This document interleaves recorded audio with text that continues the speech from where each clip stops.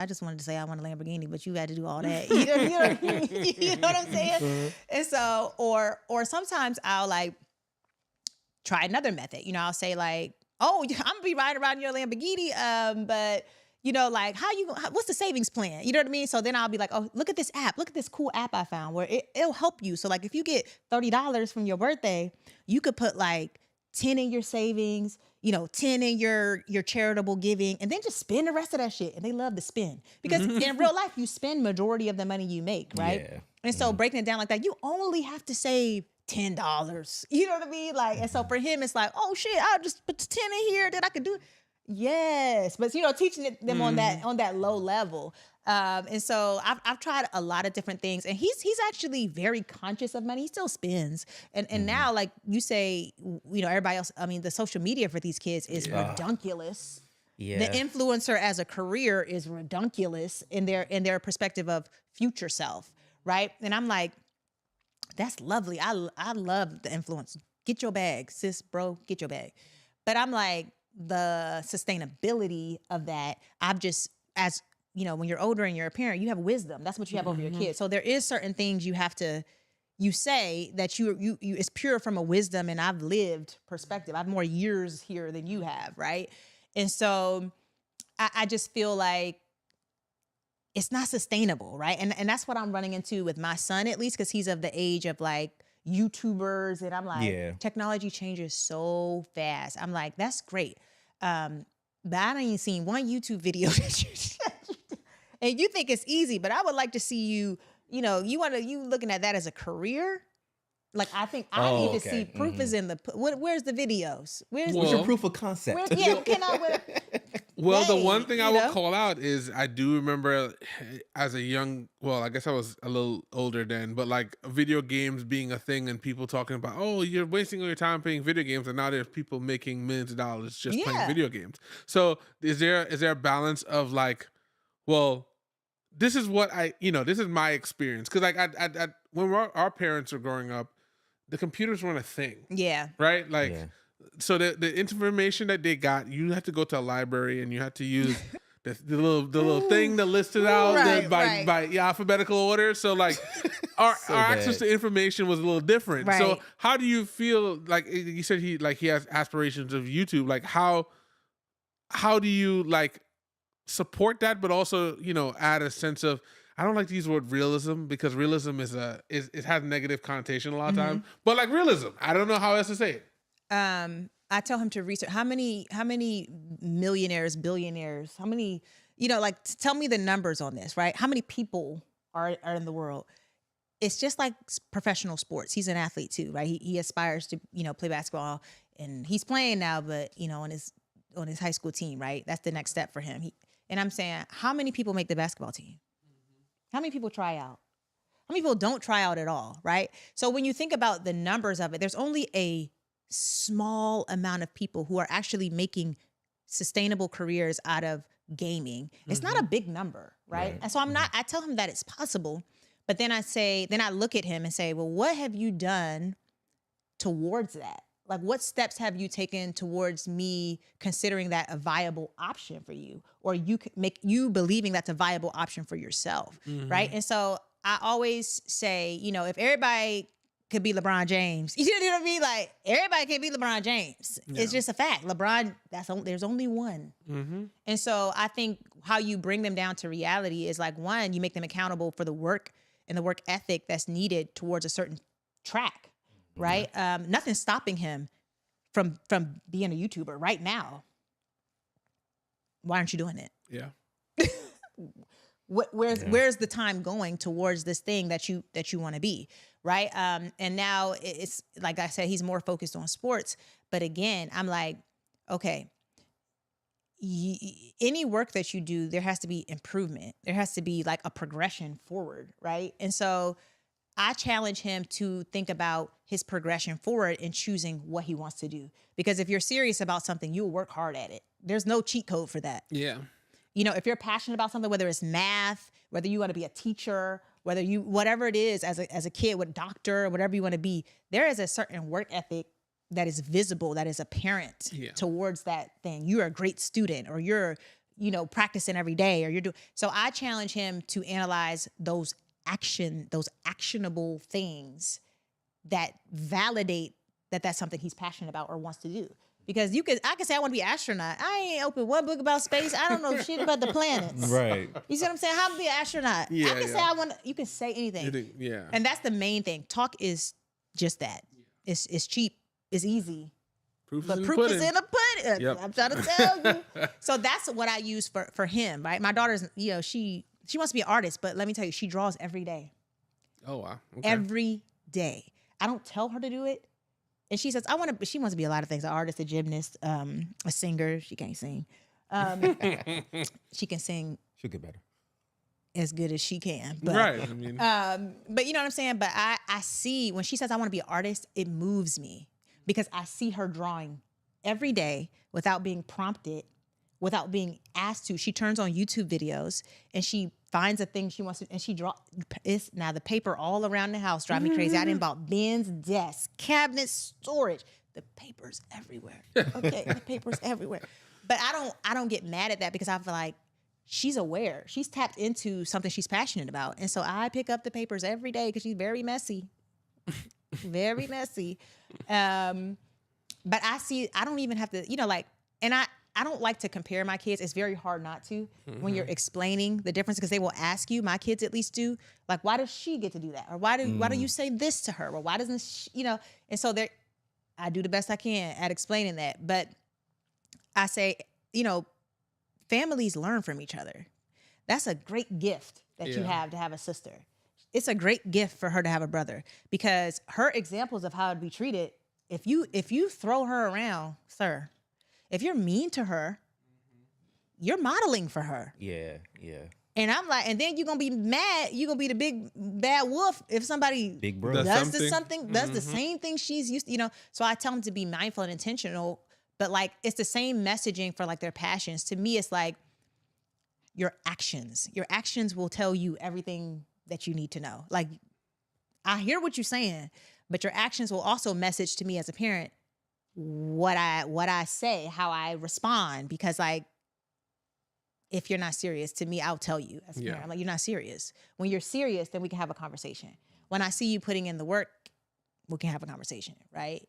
And so I say the comparison thing because he'll be like, well, Harper does this or Harper does that, and you don't say this. And I'm like, but I see her activate. I talk to her and I respond to her in a certain way because I see her activation around something. And I'm trying to help you understand that I see you activate too, but this is what you're communicating you want to do. And the activation around that thing ain't activating. Yeah.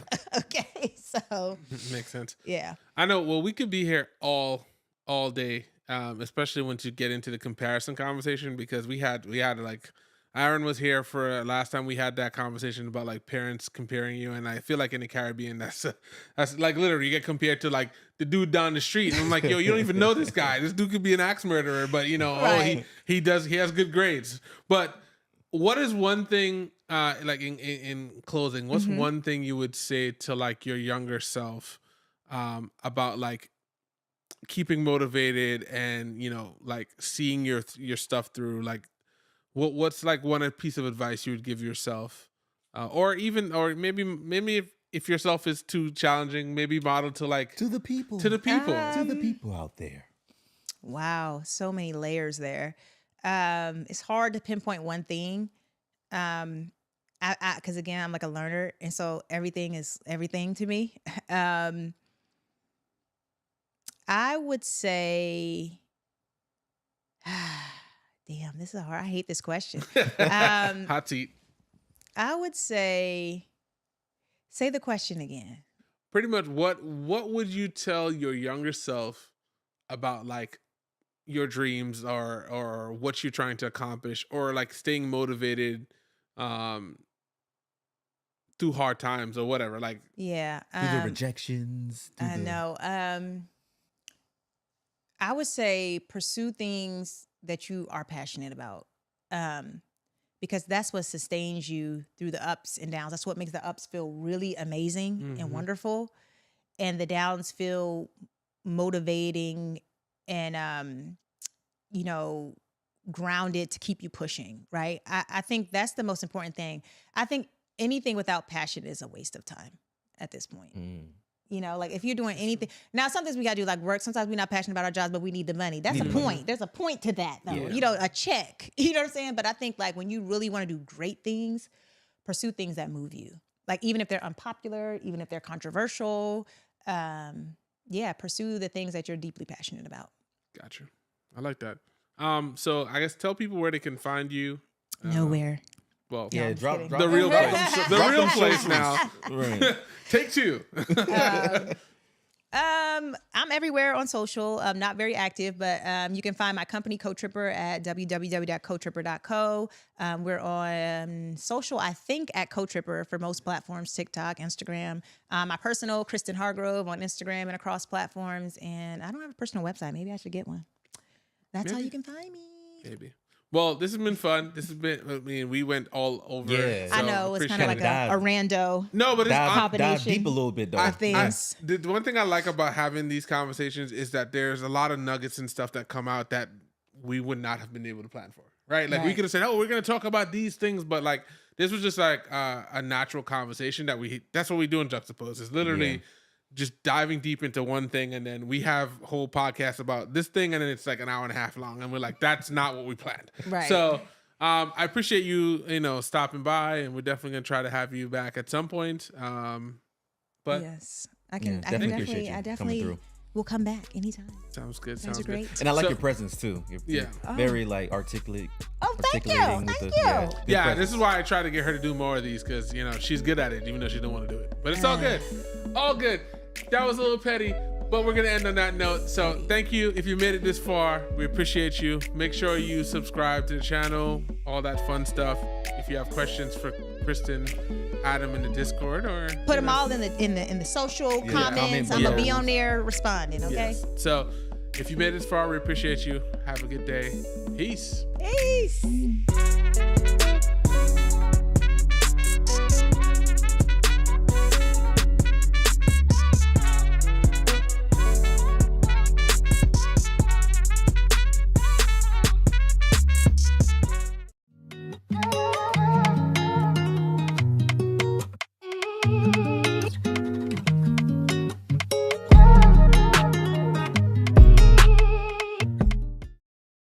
What's up, y'all? This is MVP with Juxtapose, and today we're going to talk about setting boundaries with friends. Stay tuned.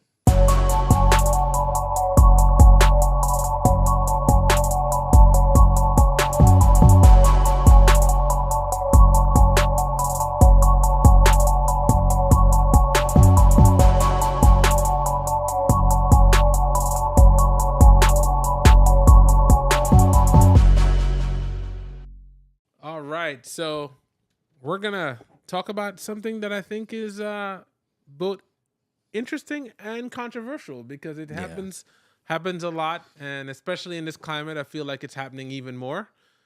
So we're gonna jump into it. Yeah. My name is K Styles. I'm here with MVP. Whoop, whoop. This is Juxtapose. I feel like I just signed off, so We're signing in. We're clocking in. yeah. But this is something that's interesting, and we're gonna play a clip, kind of talking about cutting people off that we actually both did for Wrapped when we started the year. It was related to more a political thing about like cutting people off based on who they voted for. We got we got a lot of comments on the TikTok, and even somebody reposted it and was like, talking about it. So we're gonna play that clip and then get back to it. People from disowning someone based on who they vote. You caution people against disowning family because of who they voted for. Why? Why do you caution against that? The person who disowned the other party, they didn't lose anything. So the person who did the disowning is not really concerned because, hey, your problem, out of sight, out of mind. But the person being disowned because of their action, because of their decision, because of their opinion, I don't have to like you or love you. Why are you confused? All right, so it was quite the strong response from something that I feel like shouldn't have been that strong. I mean, you're the one that said it, but I said the same thing pretty much. So what are your thoughts on just starting off? So one of the things I noticed she said was, why are you so concerned for the person you cut off, right? And I think she missed what I was saying, where I'm like, hey, just be cautious of cutting someone off so quickly because y'all have a disagreement, right? Yeah. And a lot of people in the comments were like, hey, it's not about disagreement. It's about morals and what's wrong and what's right and da-da-da-da. And I'm like, yeah, but you taking that stance of, hey, anybody who voted the way I didn't vote, they're no longer a part of my life, or I'm no longer going to associate with them. I went back in the comment section and I said, hey, if that's the case, are you going to do a survey and say, hey, whoever cooks my food, whoever picks me up in an Uber, whoever... The Uber one's a good one too. If you have voted the way I didn't vote, I'm getting out of your car. I'm not eating your food. I'm not visiting your restaurant. And I just don't think that's a realistic way to go about life. Yeah. And so I still stand on what I'm saying. Hey, be cautious of cutting people off. You haven't had the conversation. You don't know what information they had to cause them to, make that decision. And I'm not saying that this decision is a good decision or a bad decision. But if this is your, and I like to compare it to, not compare it, but use like, hey, this is your friend, maybe your best friend, someone that you really care about, and they voted the way you don't think it should have been, right? And people are really passionate about it because of the state of the world. And I'm like, I get that, but this is your man's, and they made a mistake in your mind, right? Because some people might say, hey, they didn't make a mistake. Right. But in your mind, they made a mistake. And a lot of times, people don't even have the conversation. They just like, oh, this is what you did? Yeah. Boom. I'm done with you. So I guess the question, and as we develop it more, we'll talk about actual boundaries, because I do think that, this is one of the cases where people are they're setting a boundary, right? They're saying, I don't want to talk to this person anymore because of their voting. But how much of that is people using that boundary to not work through their issues, or not talk to the person, or even have the discourse that's needed, right? Like, how much of that do you think is going on versus like people actually really setting boundaries? I think there's two parts, right? I love having two parts to a conversation. You do. You absolutely do. So the first part, I think you could say, and I'm not saying this is everyone, but sometimes people look for a boundary they need to set to cut you off, right? Like, so we'll use the voting for a little bit, then I want to move away from the voting, but it's a great example because it's like, hey, you could say, oh, I always knew you wasn't a good one, right? This finally solidified those deep, dark thoughts of like, oh, this person probably ain't the best person in the world. And so they could use that as a stepping stone to justify them cutting you off, right?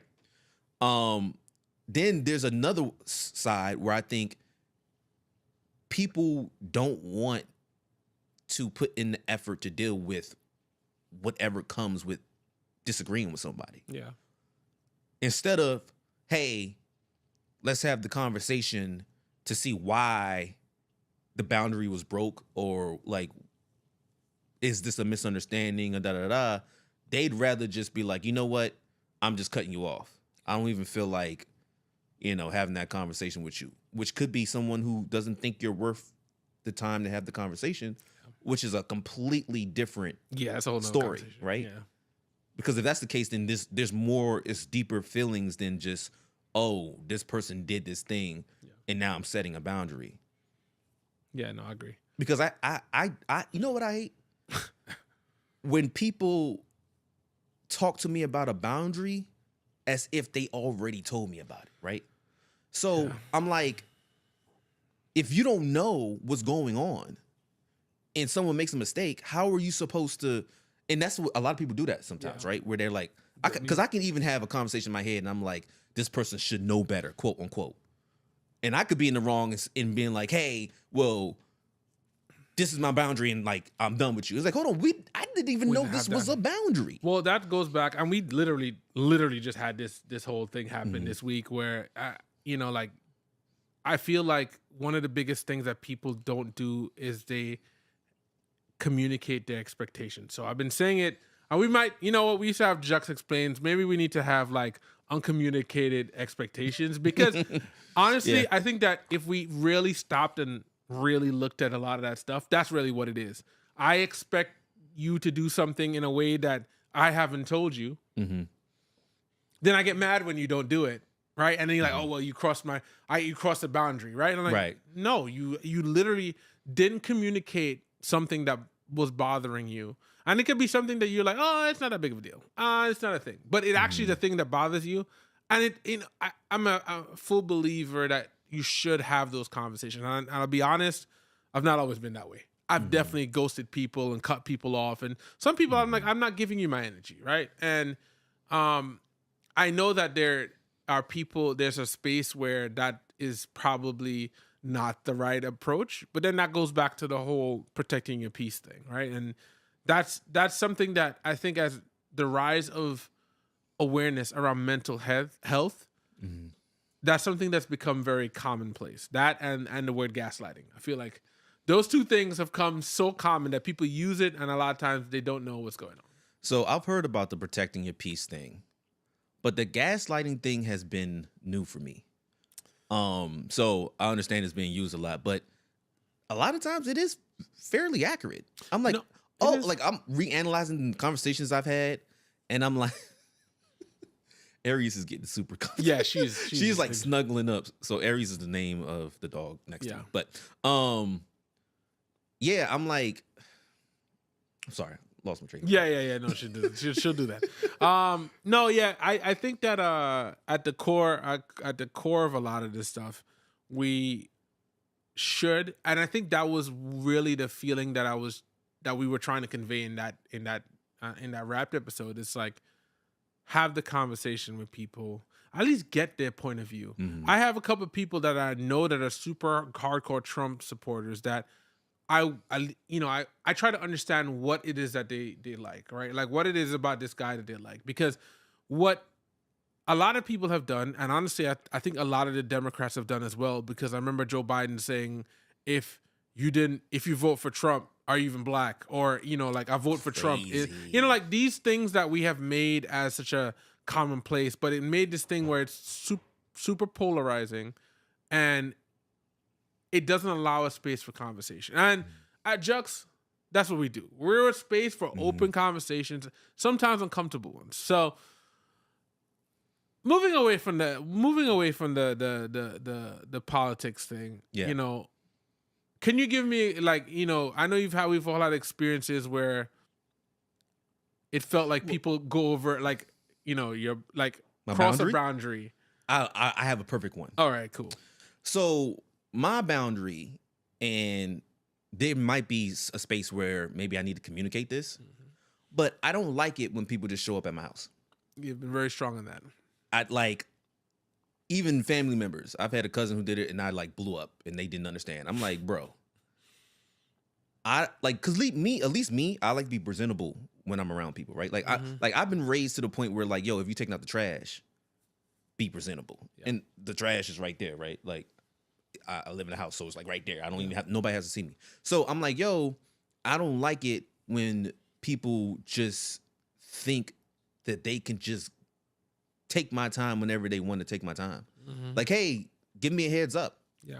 Because I might be like, cool, come through, or I might not be able to, I might not want you to come through. I've even had a woman do it, and she was like, and she's friends with one of my other friends, and she was like, oh, I just wanted to surprise you. I'm like, no. That's not the kind of surprise. That's not this kind of surprise. And we literally stopped talking after that. Really? Yeah. I set the boundary and ended the relationship at the same time, bro. That is one thing I'll say with me, MVP. Do not show up at my place. Do not show up at my job. Do not show up anywhere where you're not supposed to be at and I'm at, unless you let me know. How much time do they need to let you know beforehand? You can hit me up. 20 minutes, 30 minutes, 40 minutes, or whatever. So there's if it's 5 to 10 minutes, that's not enough time. No, that's not enough time. Like, yo, hey, if I'm around the way, are you free? And then I either say yes or no. Yeah. Right? but you don't even give me that option when you show up at my door, and now I have to answer the door, or I can act like I'm not home. But then somebody be like, "Yo, MVP, I see your car. See you. I know. I see you looking out the window, bro." I'm like, "Bro, I'm not home. I see you. I can see your dreads." Damn. That's not me. That's the other guy. That's my cousin that's staying with us for a couple days. To talk about that for a while, because I felt like technology has changed that. And to, I guess, date myself, but back in the day, people just used to show up at your house. No, they did not. At least for me. Maybe maybe that's a different, and it's a cultural thing. Because I know for me, for one, like, especially around Christmas time, people just show up at your house and ring the doorbell. That's always been a thing for me. So I know you're talking about past, but what is your reaction when anybody rings your doorbell now? currently, not good. Yo, where the strap at? Like, I'm Currently. telling you, at my house too, they're like, Who is this? who ring the? You shouldn't even need to ring the doorbell I know because you're of coming. technology. Yeah, I also know you're coming. Yeah, I know you're coming. I might, open the door for you and be Yeah. like, "Yo, waiting on you," or, you call nowadays it's call me when you're outside. Yeah. So the ringing the doorbell thing, I automatically think Jehovah Witness, or someone selling a solar panel. Yeah, Someone's selling a solar panel for the roof. Yeah, you know what I the solar mean? panel one is annoying because So- yeah, interesting. So I guess going back to the boundaries part, do we feel like the boundaries are becoming more prevalent? I guess what do you think is do you think technology is playing a part in that? And are we just hearing people talking, like, how they've just coined terms now that become a thing, like cancel culture and a lot of other things? Do we feel like it's just technology doing this, or like what's your thoughts on that? I think I'm gonna take it a different way. I think it is technology, but I'm gonna take it from a different perspective. I think that because everyone is so accessible now, that you actually are not concerned if you cut someone off, right? Interesting. Because Yeah. the internet gives a lot of attention, right? So if I'm in a small, like, and we can talk about back in my day, right? Yeah. If you cut someone off, I hope you got more friends.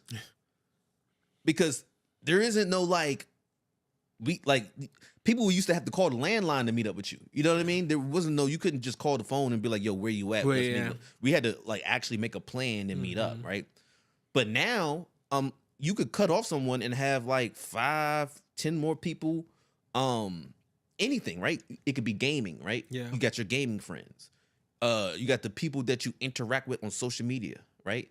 You might be watching YouTube and you're in a community on Reddit. There's so many avenues to create communities and actually feel, because I think one human thing, I'll probably get one too deep, but one human thing is that we want to feel a part of whatever, right? Whether it's a community or feel like the in crowd, wink, wink. You know what I mean? So I think from a human standpoint, we always want that, right? Yeah. And I think it's easier to get that now because of technology.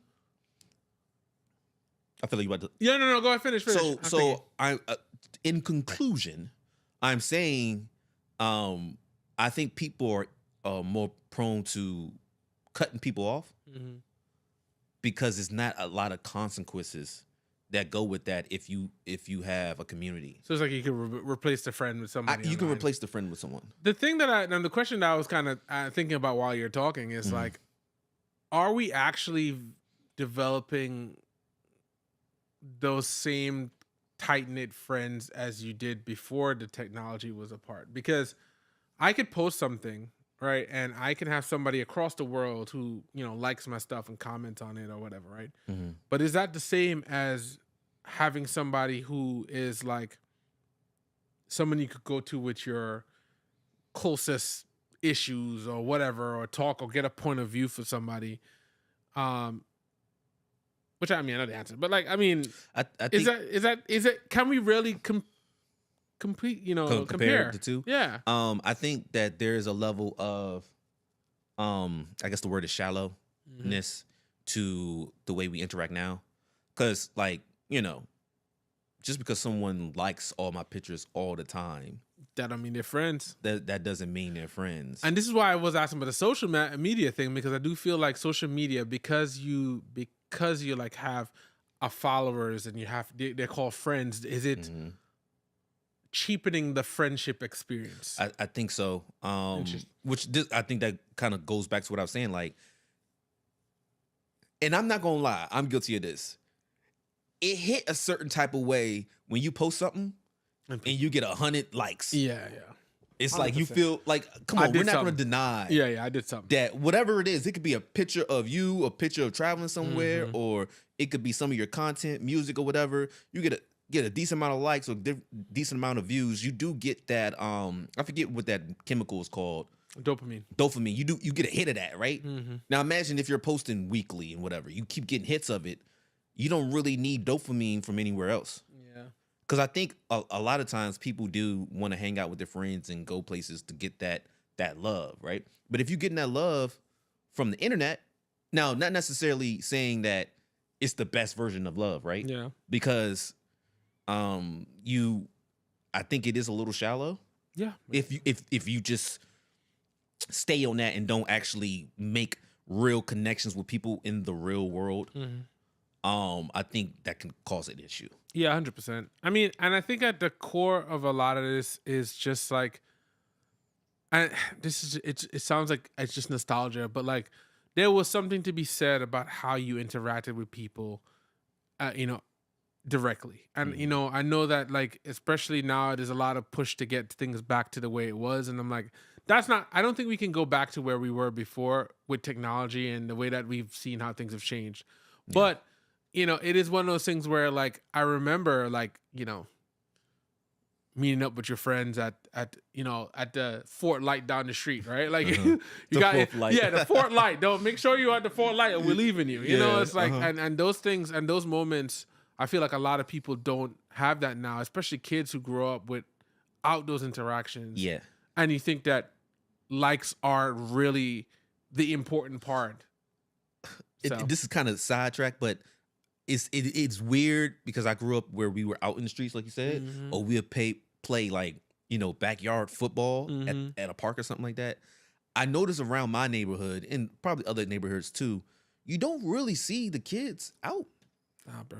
Jump double dutch or running around screaming and all the other stuff. Like, you don't see that anymore. Yeah. And that used to be like, when I was younger, couldn't wait to go outside. Those were the can moments. I go outside yet? Those were the moments. Yeah, those Mom, were the moments. Dad, can I go outside? And now, which I don't know, it's not that safe out here in the world, but still, I'm like, it does take a little bit of like, dang man, like, what is the state of the world, right? To go back to boundaries. Hey, my boundary is my kids can't go out, which I think is so crazy. On the street, right? Yeah. They gotta. Hey, you got to go to a specific place. I need your what's the location? The location. Yeah. Right. Speaking of that, sorry, we're all over the place. Yeah. But this is intriguing to me. So you're married now, but how do you feel about sharing your location if it was someone that you were kind of just getting to know? Like, I know guys who share it off the first, hey, I get your number and I share my location. Nah, that's ridiculous. See, that's ridiculous. I do, for me, from a very early phase, once I realized that my situation was real, I was like, yeah, I'm sharing. Also, it's something that my family, we did already. We had an app that we literally, I can tell you where either my cousins are or my aunt. So, and that was something I found to relinquish the stress with my aunt, because she was like, where are you at? And I'm never in the same, I'll go somewhere and I'll end up somewhere else. And so it was like, in order to relinquish the stress from her, like what's going on, I was like, yeah, you could see, because it's like, I'm not doing anything wrong. And if something is irregular, you at least have a place to start looking. Right. And I remember one time my cousin, we lived together, and he disappeared and didn't come home. And I'm like, okay, what's up, sir? And then normally comes home. And then I realized, okay, well, he's over here. So to me, the sharing a location thing is one of the tools that makes it easier for people that you care about, because there's a lot of times when people go missing, and they have to recreate your whole like 24, 48 hours, you gotta right? backtrack. Yeah. And at least if I could say, okay, well, their phone was active at this point, it gives everybody an ability. That could be the difference between life and death. And I know that's a little bit of a stretch, but like truthfully, that's the thing. So with relationships, I think honestly, if we're in a relationship, like I have no problem because I'm not doing anything. I'm not doing anything that needs to be hidden.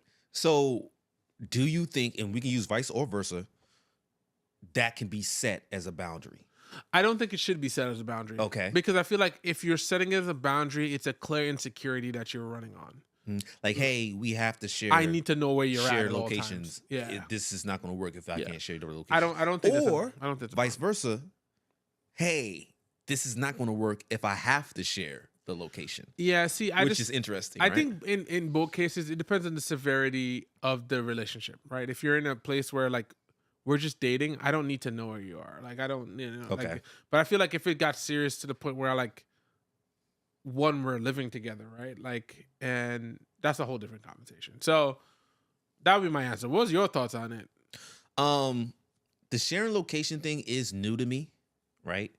I am not an iPhone user into recent years because I don't think that was a. Yeah, you can do a Google Maps. That's Google Maps was doing that. Yeah, I mean, that's on your phone on Droid. Mm-hmm. Oh, well, I've always known it to be like an iPhone thing. Right? Yeah, it's just definitely. But their branding is ridiculous because they just make it sound like they come up with everything. But yeah. Google Maps could do that first. Yeah. So because even to find my device thing, I was like, oh, Droid has this. Yeah. So but anyway, so that's a whole other conversation, right? Yeah. So for me personally, I wouldn't set it as a boundary because if I was to set it as a boundary, I would set it as I'm not sharing my location.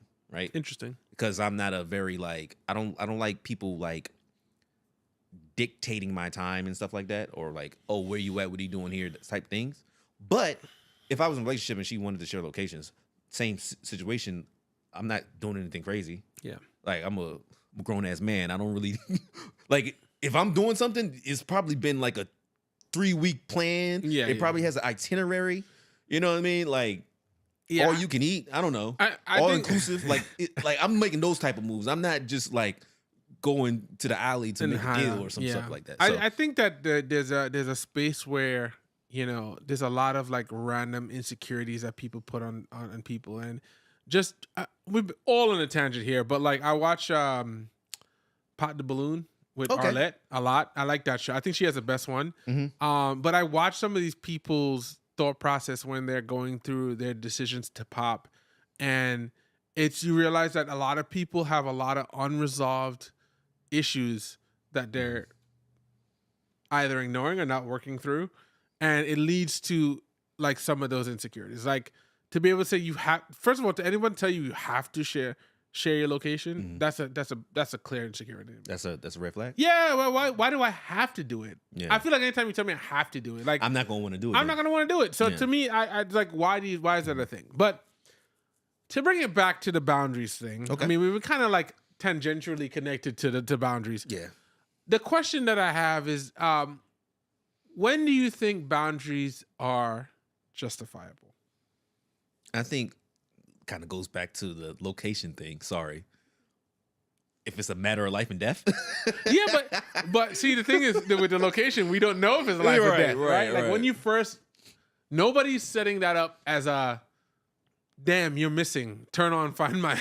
Right. Like it's a little too late now. It's like getting insurance after the accident. But I think if I had a kid, I probably, that's a boundary I'm going to enforce. Like, yo, I know it, and it might be enforced until 18, 19, if you still living in the house. Bro, I am damn near 40. My aunt still could tell you where I'm at. So it's a weird thing to me because I don't understand why people have such an aversion to it. Like, you willingly tag stuff on Instagram and Facebook. You willingly give your information to websites. Every time you say accept cookies, it could tell you exactly where it is. So it's such a weird thing that you wouldn't want somebody that actually cares about you to know where you are. I think it's a privacy thing. Privacy is a farce. Right. Like at this point, think most things are not private, right? Literally. Like the cookies itself, right? You were just talking about and people just check it. Listen, like you don't realize they're just logging all the things you're doing and looking at, right? But I've been told I'm a little too politically charged now, but like Elon Musk and his cronies are going through all our social security information. well, what are we talking about privacy, right? You know what I'm saying? Like the idea of privacy is it feels like not a real thing anymore based on the fact that we're privatizing the government and everything has. So that's a boundary. We need to limit our political conversations because it's very easy to fall into them. Well, boundaries could include like religion and like conversations about religion and politics and stuff like that because people get worked up about it, right? But, to a certain extent. Yeah, I agree. I do think that there's one of the ones that caused the most issue because I mean we started a whole conversation on that, but like I do think that people they draw lines in the sand and they don't communicate it. So I think that majority of the problems with boundaries are uncommunicated boundaries. And we said it already here. Yeah. But I think to go back to the question, I think you can justify them if it's like, I don't know, we're not going to use protect peace, but from a protection layer, right? I think or something that, and I want to use this like carefully, but like something that makes you uncomfortable. Mm-hmm. You know what I'm saying? Because when you're around, you want people to be comfortable when you're around them, right? So if it's something like that makes them feel some type of way uncomfortably, I think it's justifiable. But if it's something like, hey, I don't like the way when we're at restaurants you're cutting your meat and chewing, like that's a silly boundary. I need you to chew this way when you chew around me. Like that's not I don't think that's a real thing. Yeah, I think that there's a space where we definitely need to communicate them because like we all do the trainings at work when they talk about like sexual harassment, right? Yeah. Mm-hmm. And I think that some of those things seem like they should just be commonplace and known for people, right? Like don't touch people without their consent. Don't like all of these things. And I think those are a good set of boundaries to have because it's like, hey, you know what? I don't like. There's certain people that like I'm a hugger, so I'll hug people. And some people are like, I'm not really a hugger. I'm not, okay, cool. I'm not going to come in. I'm not, because there's a space where people feel uncomfortable when you initiate a hug. And now they're like, nah. Because now they're like, oh, well, I'm making them feel weird. So now I'm kind of forcing them into a situation where they're doing something not to make me feel weird, but they feel weird. Okay. And I'm like, that's why I was like, the communication is important. And I know sometimes it's one of those things that we assume that everybody just knows. Mm-hmm. So if I'm going to say, justifiable ones, stuff like that is definitely a thing. And like your don't come over to my house without announcing is a very valid one too. It's like, I don't want people to just show up, pop up on me. You don't know what I'm doing. Yeah. I'm walking around no drawers on. Like, you have no idea. So, well, and we can even make it even simpler. Like, there was something that was going on where Fabio Foreign went over this streamer's Airbnb, and the streamer said, "Hey, you can't smoke in here," and a whole thing came up because, and this is afterwards or whatever, but they were saying Fabio Foreign and Lil TJ felt like he was picking on them because they said other people were smoking, and he said something to them, right? And I don't know how true that is.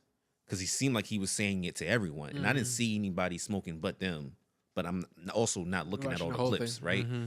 But my thing is, hey, he's talking to you.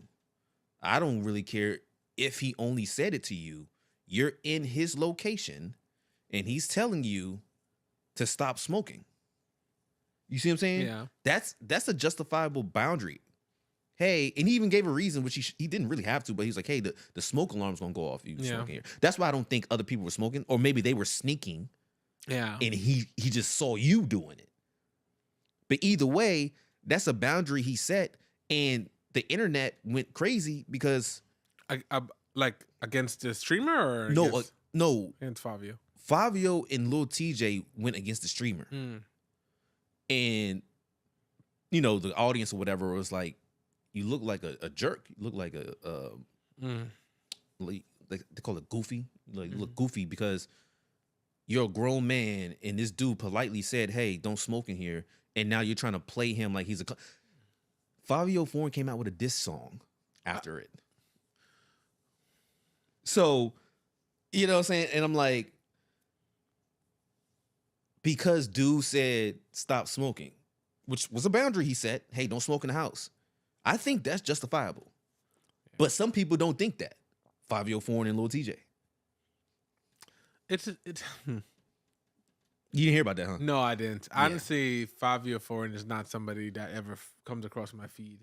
So I don't really ever. I'm checking for him, but that interesting. Like, what do you do in this situation? Because it's like, I'm sure, especially if it's an Airbnb, they're very strict on certain things. So it's one thing if it's his own house, which but even in the house, even in his own house, right? Even in the house, but this is not even my house. I'm renting this out. So so that's the level of disrespect I feel from Fabio and them. When imagine if that was his house. Yeah. This is not even his house, and you're like, oh, well, I don't care. And he had to tell him repeatedly too. He told him more than once. I think that is one of those areas where people are just insensitive and they're not aware of their surroundings because, like it's even like one thing. It's like, we have like my wife is like, don't wear shoes in the house, right? I was just thinking about what is okay. That's the boundary, right? I mean, it's a loose one because currently we're in the house wearing shoes, but I mean, we generally try not to because there's a component of trying to keep the house clean, right? You know, and walking around with shoes from outside, you pick up stuff and track it. So I think the solution to that, outside of when we're shooting, is literally I have like Crocs on. So I have indoor Crocs, outdoor Crocs. And I thought I saw y'all had like house shoes for guests or something like that. Yeah. So I think that's one of those areas where like that's a perfect one. Is that justifiable?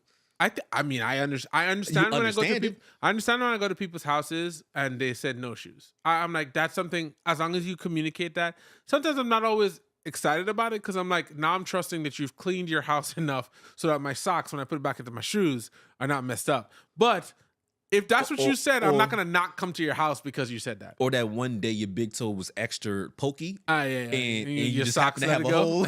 It's like, that actually happened to me before, yo. I swear, yo. On everything I love, I did not have holes in my socks.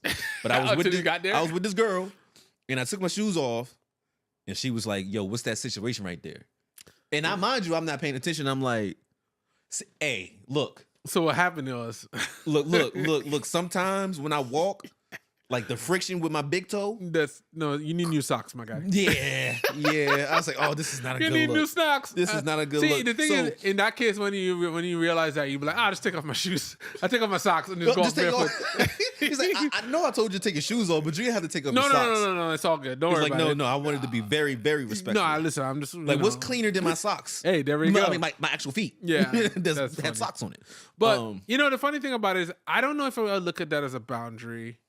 Because there's a space to compromise. Because if people come over, and some people are not always comfortable taking off their shoes, right? I'm not gonna be like, oh, you have to take off your shoes. I feel like that's some people are. But some, and and it's also a cultural thing in certain cases. Because in certain Asian cultures, there's a sign of respect. You have to take it. So that's different. But once again, it's communicated and you expect it, right? Like I think that there's a lot of spaces where like people get into whole fights over this, and that's when it gets interesting. Another one that I saw a clip on, there's a couple clips on it where two friends, like a friend and the girlfriend, get invited to a wedding. The main friend, not the girlfriend, is the person who's connected to the relationship that's getting the wife and the so wife and groom are getting married. The friend is a friend of the wife or the groom. The groom. Okay, so the guys, let's say Charles is a friend. Charles getting married. Charles' friend Jim and his girlfriend they hang out all the time. Okay. So when Charles is getting married and they set up their wedding, they uninvite Jim's girlfriend because they're not married. And they're like, well, if this marriage is happening, we wanted to have it with people who are in a serious relationship. And I was like, those are one of the ones where I'm like, it just feels mean, first of all. But two, it's like, that's a weird boundary to create, especially since you guys were been friends the whole time.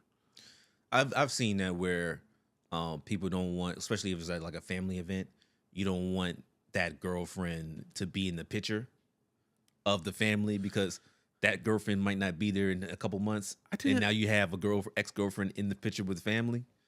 I've heard of that. So that sounds like the marriage thing sounds like a even more extreme because they're friends too, right? But I think, I mean, that's one of the areas where when I saw that, I was like, I don't think you guys were friends. Because if you cut out and then you still want, if I'm not mistaken, Jim was part of the wedding. Like he was actually in like a groomsman or something. He was. So he was like a part of the wedding. Well, it's weird to think that you can you can dictate someone's plus one. That's what I'm saying. Unless you're saying no plus ones, which is also kind of. I mean, you can. I've heard of that, right? It can do, but that's also kind of a weird and it's like what's happening in corporate culture now, where like the company parties are just the people at work, and I'm like, I don't want to hang out with y'all. I want to at least when I was bringing my partner, it was like, or bringing somebody with me. It's like, hey, look, there's Oscar over there.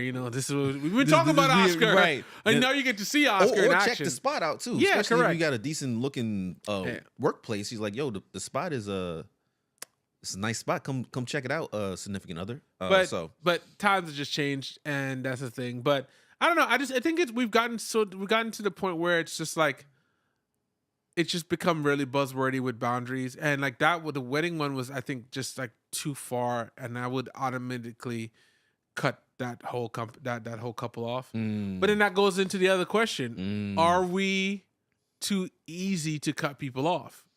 Because I do feel like there are spaces where, like I used my example in the past. I've had friends that I cut off, like even from like our initial friend group from when we used to work. Like I was a point I don't talk to a lot of people, right? Right. And then I realized I'm like, why did I cut them off, right? Like we had issues or whatever, and we were able to have conversation. And like one of them I am very cool with now. When I had stopped talking to her I had cut her all the way off. I would see her in the streets and pass it straight, right? And now I think our relationship is closer than everybody else that was around at that time. Right. And truthfully, I don't think I was real. My focus on communication was different at that point. And it was a space where I was like, I just don't want to deal with it. And the not wanting to deal with it is a key component. Yeah. If you cut someone off, right? Yeah, I just don't want to deal with it. And for reasons that may or may not be valid to other people, I don't want to deal with it. And I guess the one thing I could have done was had the conversation with her about it. Because when we did actually have a conversation, it was completely spawned off a misunderstanding. And that took us to the point where like we didn't talk for like 2 years. Right? So, but then at the time when you're in that space, which goes back to the whole protecting your peace thing, do I really want to entertain any conversation from this person or not? And so, as I say it I asked a question in what sounds like a very hypocritical context. Are we cutting people off too easy? Because I think I've been guilty of it. Well, I like that you went with that perspective because I'm coming from a different perspective, right? And so my issue growing up is I think that I wasn't cutting people off quick enough, right? So I would spend years, 3-4 years, and these people would give me signs that they don't really bang with me like that, right? But because I'm a give that person a shadow of a doubt type of person, I kept giving them space to pretty much shit on me.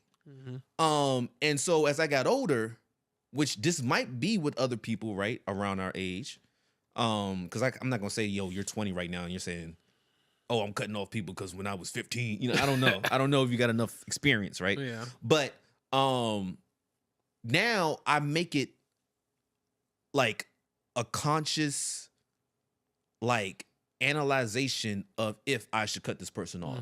Because I used to just, especially as you grow up too, you're kind of just around the people you're around. Yeah. So even the friends that you might make, you weren't really thinking like, yo, is this a good person? Yeah. Is this a person I want to be friends with?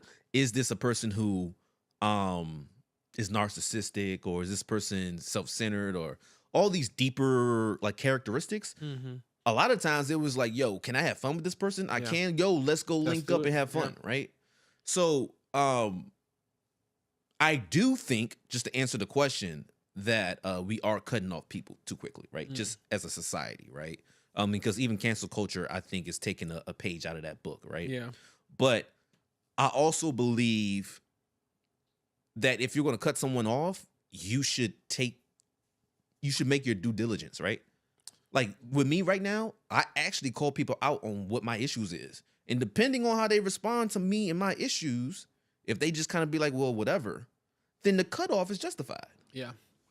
Well, I that's a valid point. But then again, I guess the argument always is whatever points that you decided to choose as like your parameters, something that people understand and are willing to accept, which truthfully is their business, right? Right. But you can't control it. you can't tell me what I should or shouldn't do. But if we're talking about cutting people off too soon, what are some of the parameters that you've used now to say, you know what, I don't want to.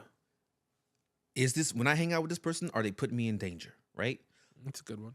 We don't use danger a lot because I think some people will give people chances even though they put them in danger, right? But hey, if I go out with you every time and you always put me in a situation where we got to defend ourselves against a group of people or whatever, or hey, every time we go out, let's say something slight, you're always fighting with your girl, you're always fighting with your guy. Making it uncomfortable. Every time we go out, you and your girl is getting into it, right? I can see, okay, probably going to have to cut you off. Yeah. And I don't even, and then especially when it comes to like that example of like a relationship, it ain't really much you could do to be like, hey, y'all shouldn't have a relationship like that. And then they both attack you now. Like, yo, mind your business. I'm like, yo, but you out here with the group and you creating negative energy. Yeah. I don't like being around negative energy. So what do? You cut the negative energy off. But is that one of those areas where you jumped? Should you jumped? And I'm not. One again, because I feel like it's imperative to say this, because people think that somehow by having these opinions, we're telling people what to do, or like the woman from the original clip who's like, why, why you, like it felt like there was a space where we're telling them that you shouldn't. Yeah, do like it. why should I care about it's like, cutting someone off? In this case, are we like? Is that one of the areas where you can apply a different approach before cutting them off? Like, hey, you know what? Maybe you don't get invited to the large group things, right? Like, or maybe we hang out one-on-one. Or do you go to like cutting them off? Just this is what I do, because I remember I told you I had an issue of not cutting people off. So because I had that issue, I probably did more than most people would do. I took the time to sit them to the side and say, hey, I don't like that this keeps happening. Every time I hang out with you, we're in danger. If this keeps happening, which it sounds like an ultimatum, but if this keeps happening, I'm going to have issues hanging out with you. Yeah. I don't want to be in danger every time I hang out with you. And then I apply that. Now, I haven't been in a situation yet where I'm like, I think it's that drastic where I don't even communicate. Like, because usually the boundary or the reason why you're cutting someone off is because you have an issue. Yeah. You know what I mean? Yeah. Unless you did something like shave my dog when I wasn't looking to make it look like the naked cats or whatever. Nah, dog. I'm like, all right, we probably fight, because don't listen. Don't. John Wick's thing was all about a dog. I get it. I've seen situations where, a kid between two parents, and one of the parent gets the kid a haircut without talking to the other parent, and they beef. I can understand those things. Like, hey, talk to me before you make a decision for our child, right? Yeah. So I'm like, I can see a space where, some things need to be talked about, and then some things don't need to be addressed. But I think to go back to, are we cutting people off too easy? I think people are like, hey, every time you buy me a drink, it's fruit punch. And you know what? I already told you, stop buying me fruit punch. And you keep buying me fruit punch. You know what? You're cut off. I think that would be I don't know why you. Yeah, the fruit punch one is just like, it's a wild one. And I'm like, could you imagine someone telling you that? And like, or they don't tell you. Yeah. And they be like, yo, and y'all link up 2 years, 3 years from now. I was like, yo, man, like, what happened to us? Man, every time I was with you, you had fruit punch. And I don't bang with fruit punch. So I had a problem with it. So I don't know. That one that's funny to me. You said something that reminded me that we actually didn't include it here is when you have a boundary, like what's the separation between a boundary and an ultimatum? Yeah. Because ultimatums is something that I feel like at the core gets used a lot and it's labeled as a boundary. That's tough. Yeah, it's a hard one. That's tough. I think intent might be a word we want to use there. Like, what is the intent of this ultimatum, right? Are you trying to force me to do something that I don't want to do? Like, I'm gonna keep using the same example. Hey, if I say, hey, you don't keep bring up the fruit punch. No, sorry. No. But hey, if I say, hey, every time I hang out with you, I feel like I'm in danger. Yeah. And I say, hey, I'm not gonna hang out with you, you keep putting me in danger. That sounds like an ultimatum, but what's the intent?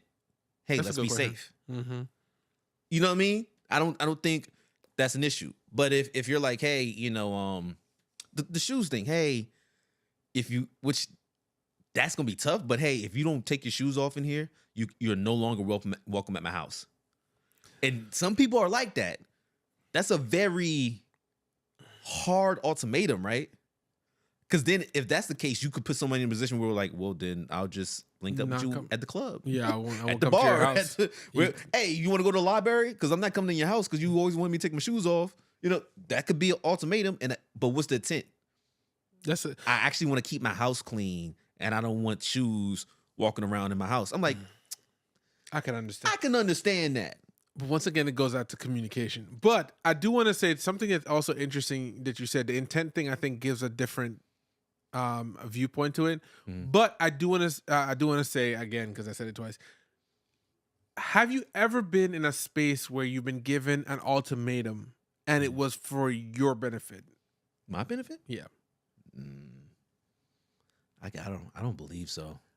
It's always been you got to like do conform something to whatever they want you to do. The only place that I feel like ultimatums are important and should be used is in a doctor-patient relationship. Oh, okay. If you don't put the fries down, you're gonna die. Okay.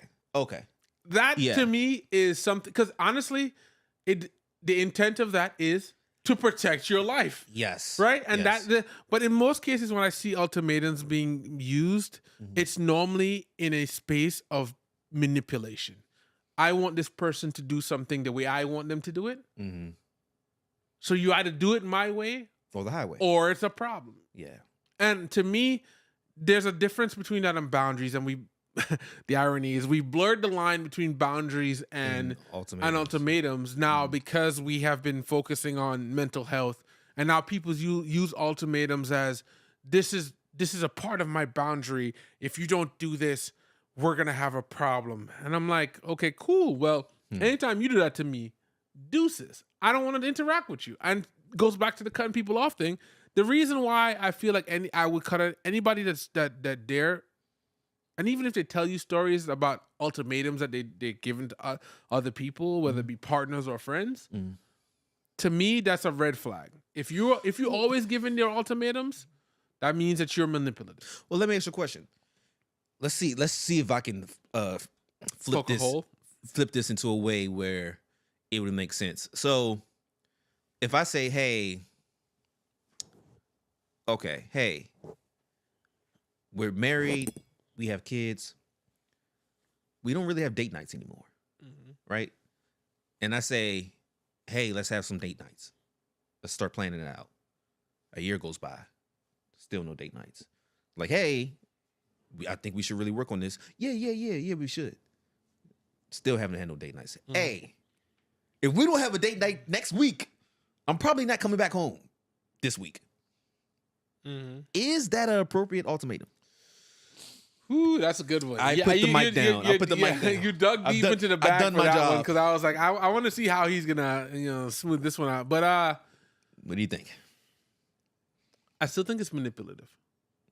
Okay. I could understand, but the intent is different, right? Because it's not just about them having a date night. Like if it was like, oh, if you don't buy me a purse or whatever, right? I'm gonna leave you. Mm-hmm. That's like that high extent of manipulation. Yeah. I do think in this case, it's actually mutually beneficial, right? Because the idea is that by pushing for this date night, we're trying to rekindle or build up, keep that connection going. So I would say that's it's an ultimatum, though. It's an acceptable ultimatum, but it's for the benefit of us, unless you're in some delusional state where you're like, yo, we're good. Yeah, we don't need date night. What Yeah. she keep talking about date night? We're good. And I'm like, all right, you think you're good? Like, listen to your partner. They're saying, hey, and I wanted to use the year, 2 year thing because I think it's a harder conversation if you do that in a couple weeks. Like, hey, you know, we need to have a date night or else. And it's like, hold on, what? Yeah, We've never talked about this, and there's already a or else. I think is a badly placed ultimatum. Yeah. So I guess you just proven there are times when the ultimatum is. Hold on, did I just get a point? Yeah, I'll give you that. A whole point. Huh? I get a whole point. Yeah, that's the whole point. Wonderful. I do think that is a good example of a time when it's needed. Because also too, in a partnership like that, sometimes one person is not seeing areas where they're weak or not seeing areas where they're failing. Mm-hmm. But I think the biggest thing that the one thing that's stuck in my head from everything you said is intent. It's important. The intent is important, and even communicate. The one thing I'll take on that and layer on is the communicating the intent, because by communicating that intent, then if they don't continue if they're not considering any of that, then it justifies the ultimatum, right? Because you also don't want to make an ultimatum and then not do exactly what you said you're going to do. I've done that.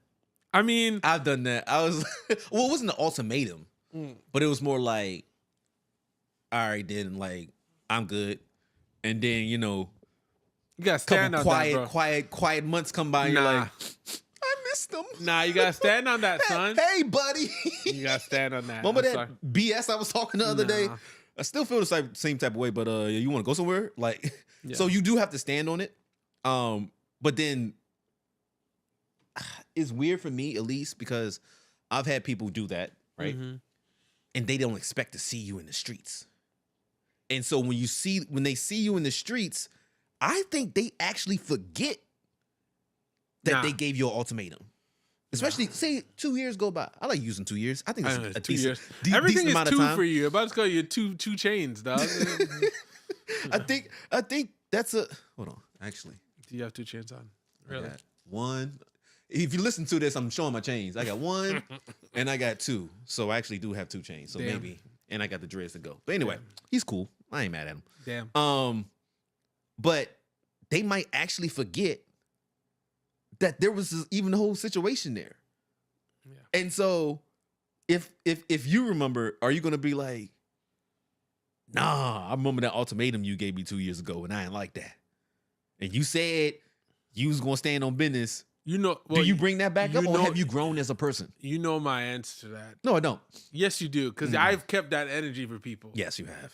Yes, you have. And honestly, but tell us, they don't know your energy. But the biggest thing is, it depends on the severity of the thing. I live my life on a 3 on the strike. edge.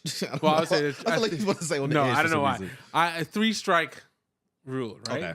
And sometimes I inappropriately assign the 3rd strike, right? So sometimes you might do something and like, ooh, maybe, you know, like the friend I discussed before, she went straight to 3 strikes after the first infraction. Some infractions are worth 3 points. It wasn't worth 3 points. Okay. And I'm willing to accept that. Yeah. And that's why we're cool now, right? Okay.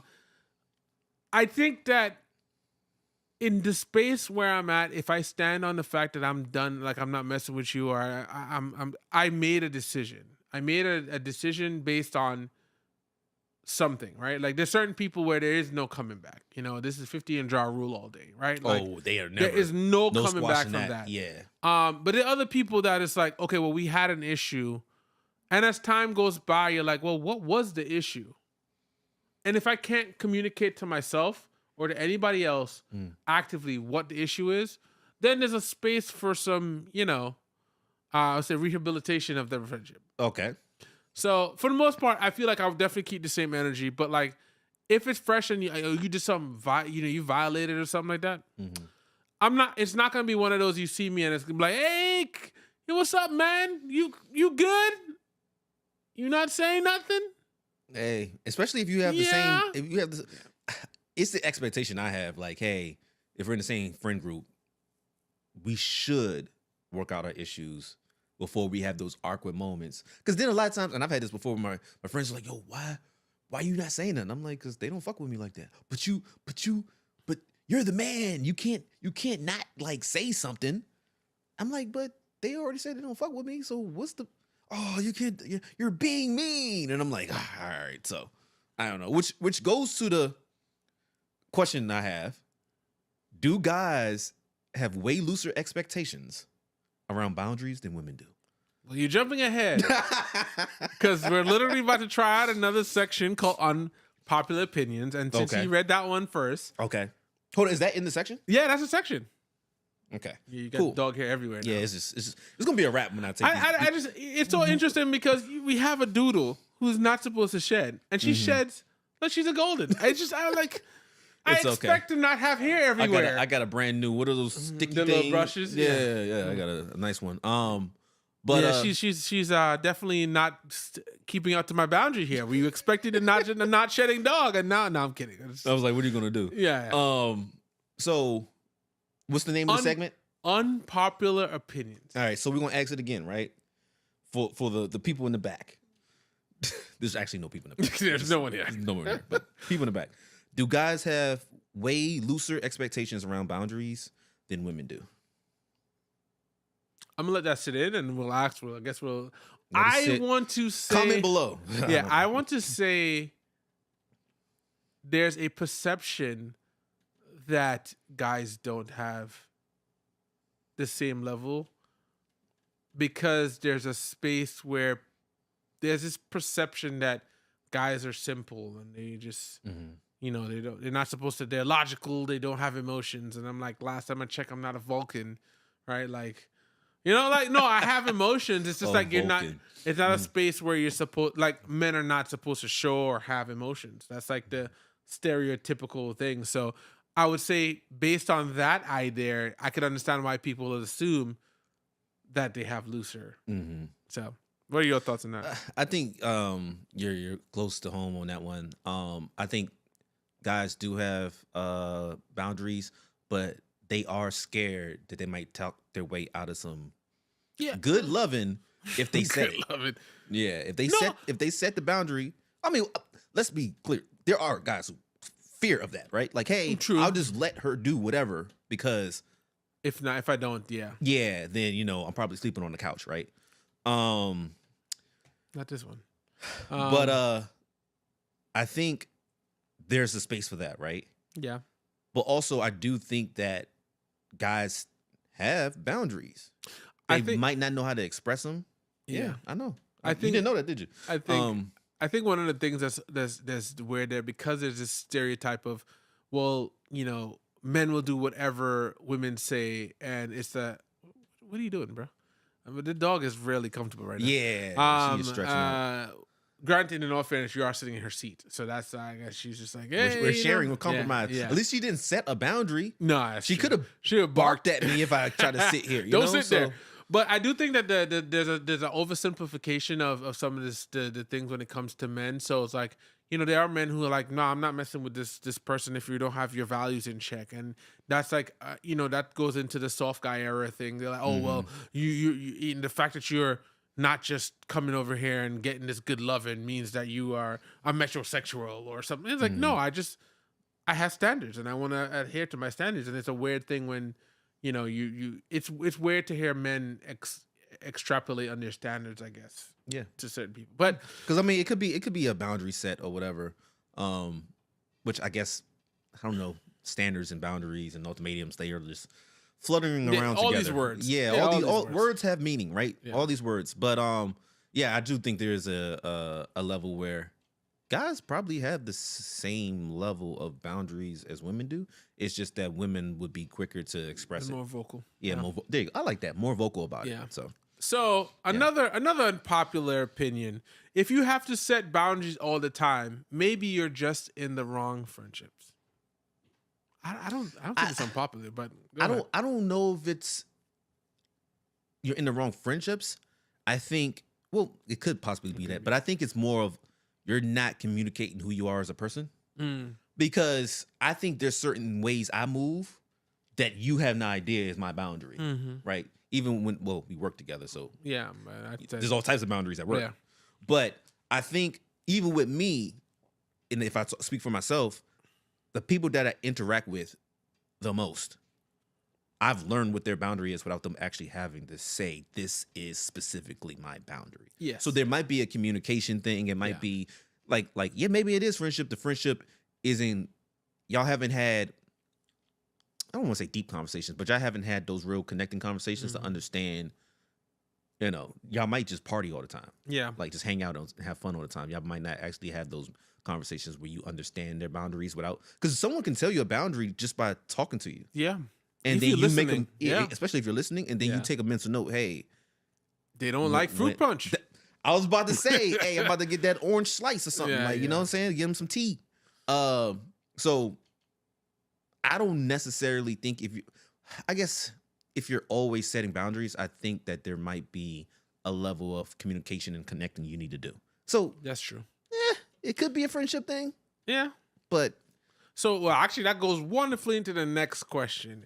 If you've been cut off by multiple friends, are you the problem? Yes. Damn, you need to let me finish. Yeah, hold on. I already knew the answer to the test, right? Like I know this one. But no, I think that there is some type of self analyzation that you need to do, right? If everyone is cutting you off, so everybody is either, hey, you're not linking with the right people. Yeah. Or 2, there's some issues that you need to work out on yourself. Yeah. Or it could be both. It could be both. Or 3, everybody's crazy and you are sane. I remember one thing my aunt used to say to me all the time. It's like, if everybody's telling you a story about something about you and they're all saying the same thing, then it's probably you. Right? Like, if it multiple sucks people to say that, but it's tough. It's a hard thing to accept. Yeah. But it's the truth. I think it's tough, but yeah. On another you got another one? Yeah, I got 2 more. I got 2 more. People cut friends off for the smallest things. Our parents' generation wouldn't. Mm-hmm. And I think that is accurate because I don't remember. Like, you remember growing up and seeing your parents have the same friends for as long as I can remember. Yo, my pops, he been banging with his homies for a long time. So like, my pops is in like his 70s or something like that, and he's known these dudes since he was like in his 20s or something. So I inspired to, 1, live that long, and 2, keep connections like that. So yeah, that's an interesting one. I agree with that one too. Because even from a relationship standpoint, I think that there was a space where, and I've read up on this too, actually. There was a space where the family would stay together for the family. Yeah. Right? Like, even if the parents had issues, they would work it out. But now, I think there's a space where you should work it out, but you don't necessarily have to. Like, for example, women back then didn't have jobs like that, right? Like, and we're talking way back, right? The man was the job and the woman was at home. And so they worked together, and they kind of had to work together. Yeah. Because he was always at work. So, and she was at home taking care of the kids. But now, women could be at work. The men could be at home taking care of the kids. Mm-hmm. So there's a space where it's like there is some independence where you might start thinking, hey, I don't have to rely on this other person. Do I really have to work this out? I'll probably be good on my own. So, the interesting thing about that too, and this is probably a whole nother conversation that we don't need to get into, but I do think that there was a lot of spaces where you saw them stay together because it's what you were supposed to do. Okay. And Death till you part. Yeah. Huh? Death till you part. Yeah, death till you part. Yeah. And I think that as a result of that, there were a lot of people in unhappy relationships. That's possible. I mean, well, not actually possible. That's I think it's likely. Actually. I think it was very likely, and they were just like, "Well, we're staying together for the kids." Abusive relationships, all cheating of this relationships, stuff, you and know, they still stick together. Yeah, and so it is the perfect example of that is like, you know, working from home thing, right? Like, you know, before COVID, everybody went to the office 5 days a week. It wasn't a question if you worked from home. It was like a luxury that was mostly given to like tech people, right? And then everybody had to do it. And going back to the idea of doing it 5 now sounds crazy. And I think that's the same thing that's happened in this, where it's like people saw their parents and their grandparents in relationships that were unhealthy in a lot of cases, and they don't want to go back to that idea. So I don't know. I mean, that's just it's a whole other conversation. That we could get into. Lastly, I think the last unpopular opinion: ghosting is fine if someone is toxic. Like I think I told my story of someone being toxic, and I didn't ghost them, right? Because obviously, this person was a big part of my life. But once, I guess, kind of ghosted them. I told them what would happen.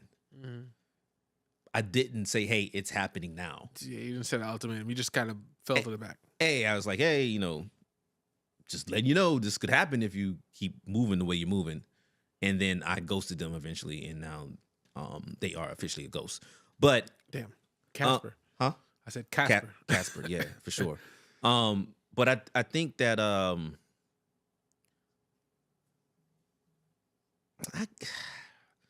everybody's version of toxic is different too. Yeah. Right? Toxic is another one of those words that are just being overused. So are they toxic, you know, or is it there's a misunderstanding? So that's a good question. I mean, but that, you know, to get to that question is so far from me because people be ghosting for nothing. That's another thing. So I'm like, is ghosting fine in general? I'm like, yo, I don't think ghosting is fine in general. Yeah. But it's like one of those things where I'm like, well, if everybody's doing it, yeah, like, should you be that one ray of hope? Like, hey, I'm not going to be the one to ghost people. I'm going to do better than that. So, well, we can definitely keep going on about this conversation. Yeah, Aries is ready. And you know, the dog has said to she said, like, you guys are done here. She's a real producer. Yeah. When we're time to go, she gets up and leave. But no, I think this is a very important question, and we're probably gonna do a part 2 with this, because I do think that as we try to balance through, you know, all the stresses of life and everything that's going on, the idea of these things, it's very likely that this is something that you'll have to deal with, right? Like setting the boundaries and whether or not you're going about it in the appropriate way or not. Like that's legitimately going to be one of those things that comes up again. But yeah, because I think we should have another part with this where we bring some more people on. Yeah, 100%. And discuss their boundaries. So in closing, you know, we appreciate everybody for making it this long, because this is we definitely went in on this one, but I think you know, this is one of those things that is so commonplace now that it's worth talking about. For sure. Yeah. So definitely appreciate y'all making it this far. If you haven't already, or you have any questions, or you disagree with everything we said, drop it in the comments, and we'll literally this whole conversation was sparked on somebody's response to one of our comments. So we listen to them and we try to respond and interact. So if you made it this far, we appreciate you. Definitely do all the fun things that you like.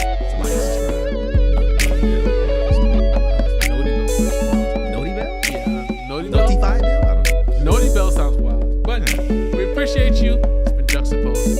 Peace.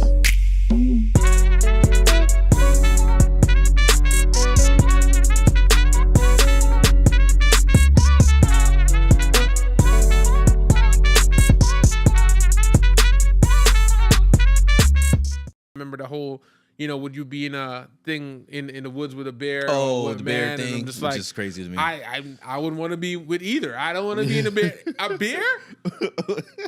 I don't know why you thought the bear was just gonna let you slide. See, like, the problem is cartoons have screwed things up. You know, you're thinking Winnie the Pooh. Yeah, you know, like no, know, I mean, smoking even beer, him, like, was kind of creepy because he ain't had no pants on.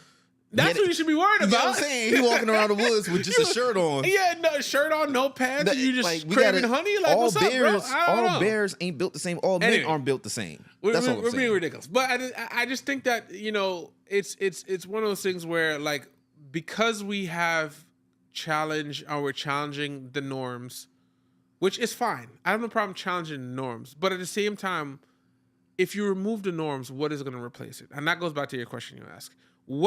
If you're saying what Anthony Mackie said is wrong, then how should he raise his sons?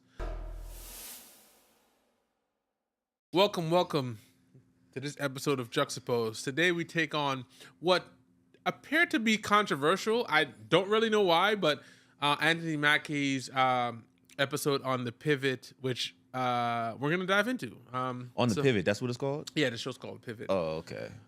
Which, man, salute them brothers, man, because they're making quality content, and I love to see it. But guess what was I'm K Styles. I forgot. I jumped in because it seems like it was just one of those episodes where the content is so interesting that people feel so strongly that it's concerning. Yeah. So I'm all over the place. So I'm here with MVP. Whoop whoop. And we're gonna jump into this. What's your thoughts on your initial thoughts, and then we're gonna play the clip. Okay. So my initial thoughts was I was happy to hear him express certain things that I've been thinking about. Yeah. Like, because I'm always thinking about how I was raised when I was younger, and if I was to have kids, single and ready to mingle. Okay. All right. Out there. But anyway, if I was to have kids, how would I go about raising them? Yeah. So the fact that there's controversy, because based on what I heard him saying, we're gonna play it. Yeah. But based on what I heard him say, he said some good things of like how I would want to raise my kids. Yeah, it's how we were raised, and granted, in the way that we were all raised, there may have been things that were outdated or not, but the stuff that he mentioned, I don't think that was a thing. So my thoughts too is just like I have nothing wrong with this, like the way he approached it. Yeah. I don't see anything wrong. And honestly, if someone can point out, let us know in the comments. You want to flame us in the comments? Let us do that. Let's have the conversation, because I think once we start to have the conversation, at least it moves us in the direction we need to be. So, we jump right into the clip. Let's do it. That's where we came from. I keep my boys humble. Like, my boys have never had a pair of Jordans. My boys don't do all that internet fly shit. I'm like your kids. And no, I don't give a I could be the biggest star in the world. Do not let me catch you being stupid. Mm-hmm. Do not. And my oldest gets it. My 15-year-old, he tell the other ones, he's like, yo, don't make dad mad. Because once you get one that's right, he gonna straighten the other ones out. Mm-hmm. So it's just that thing of, in the past 20 years, we've been living through the death of the American male. They have literally killed masculinity in our homes and our communities, for one reason or another.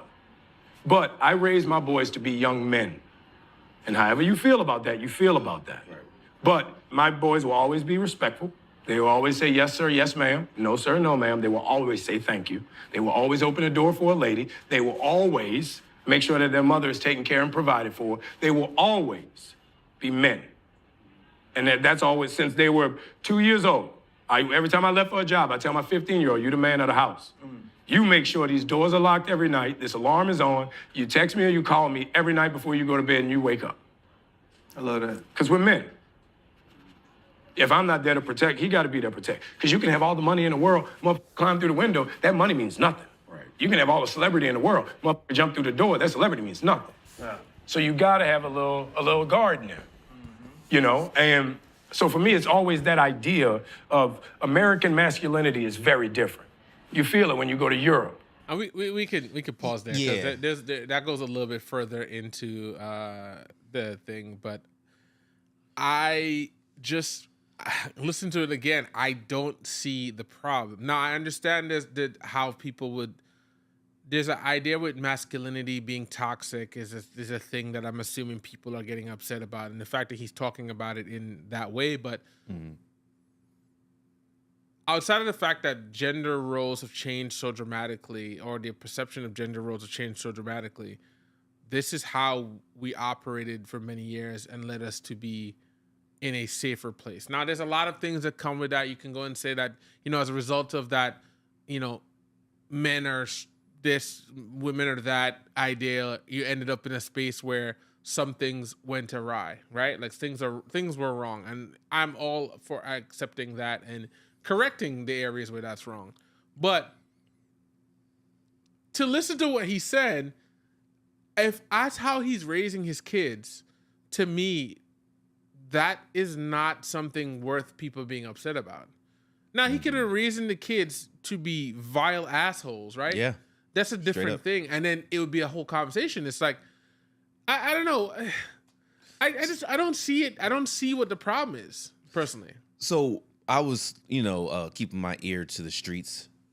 And basically some of the people were saying that, like you said, the gender role thing, they're saying, hey, what he's saying isn't about being a man. It's just about being a good person. Like him mentioning, hey, he teaches them to make sure the doors are locked and da-da-da-da. They're saying that, a woman can do that, right? Or, hey, him opening the doors and saying, yes, ma'am, and yes, sir. They're saying, hey, a woman can do that.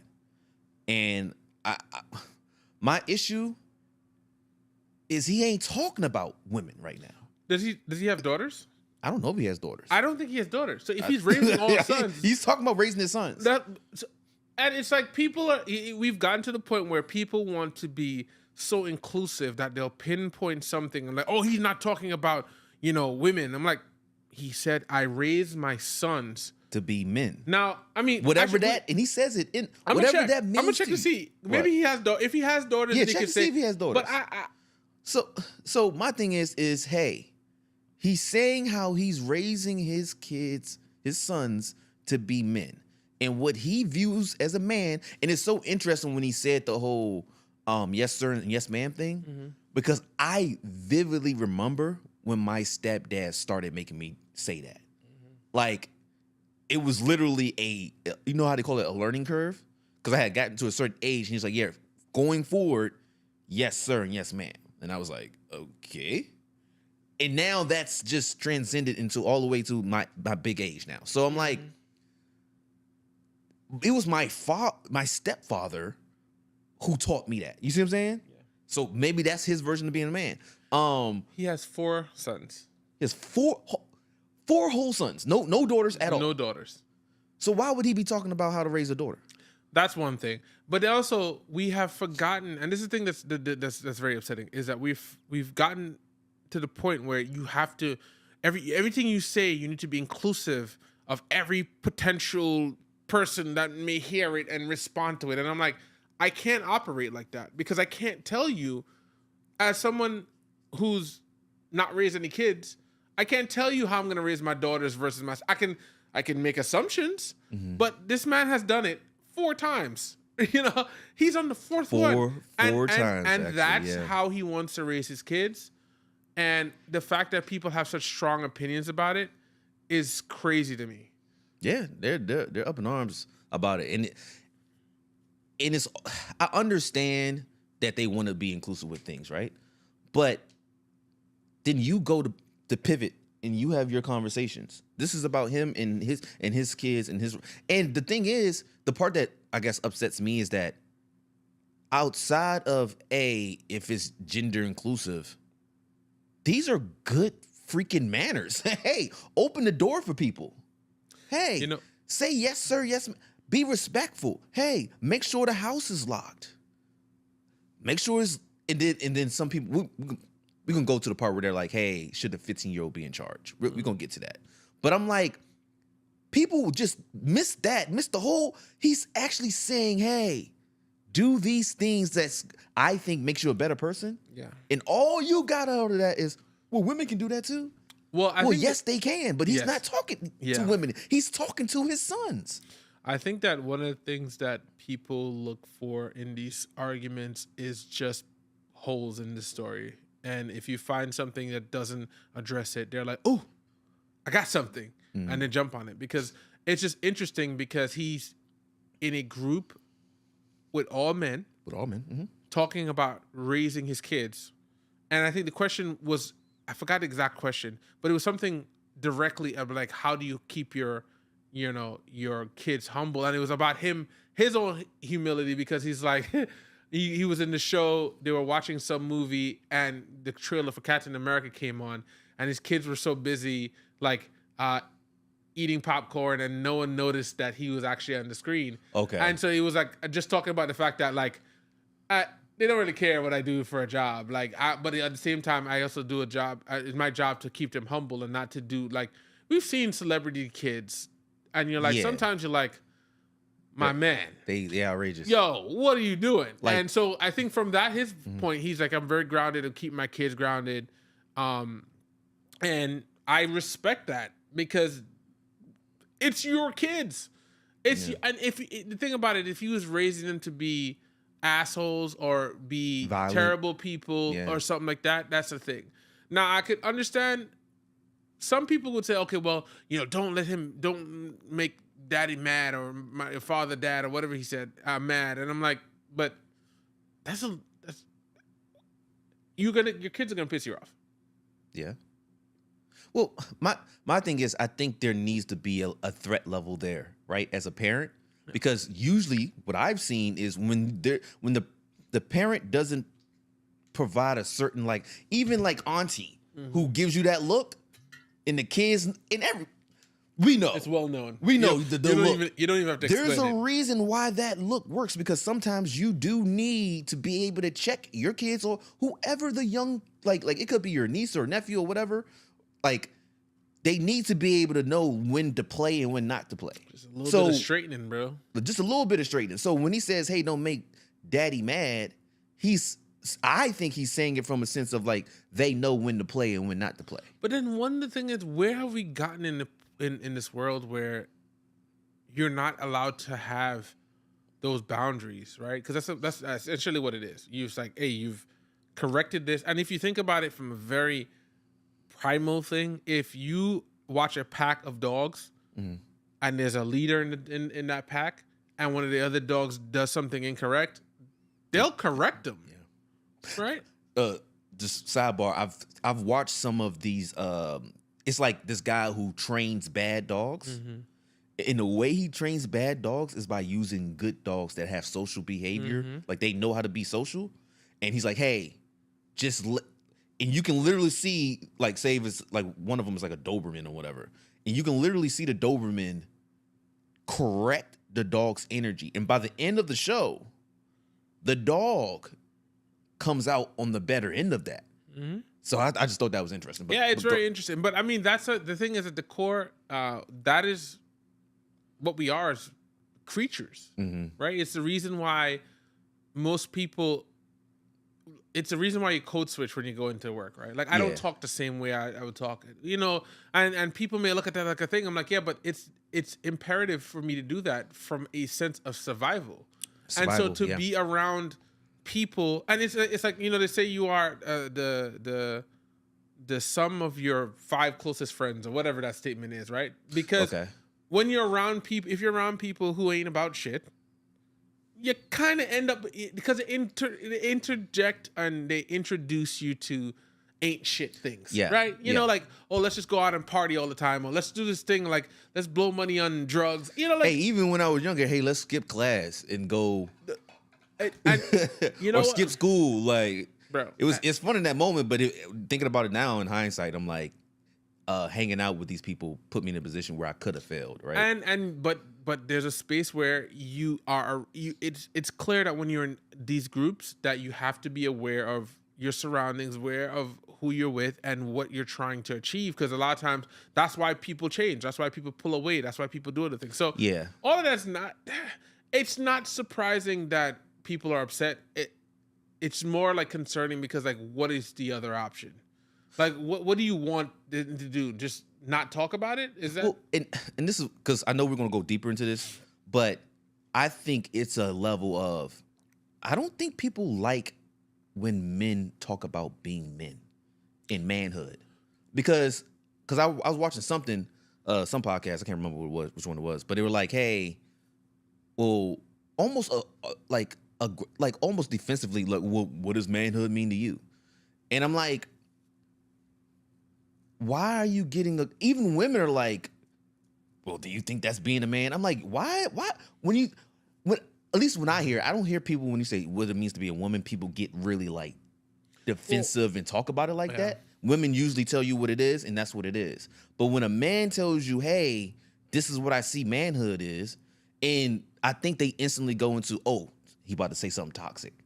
Well, that's the thing. We've gotten to the point where it's polarizing to identify with anything that's manly because automatically it's toxic. It's like or it like the whole equality, inclusion and stuff like that. I think when you do that, it makes other people feel like you automatically are taking them out of the equation, right? But that is one of the things that bothers me with humans in general. It's like, I remember we had talked about this a while ago, and it was a study on, it was talking about the fact that if everyone in the class, the teacher said everyone in the class agrees to it, that he'll pass the whole class, right? And he said every year he did that experiment, and most cases, no, they never got to everybody to agree because there's always someone who felt like someone else shouldn't get a chance because of them. Yeah, and that goes going back to the equality part, and I'm trying to land that because of bringing it all together.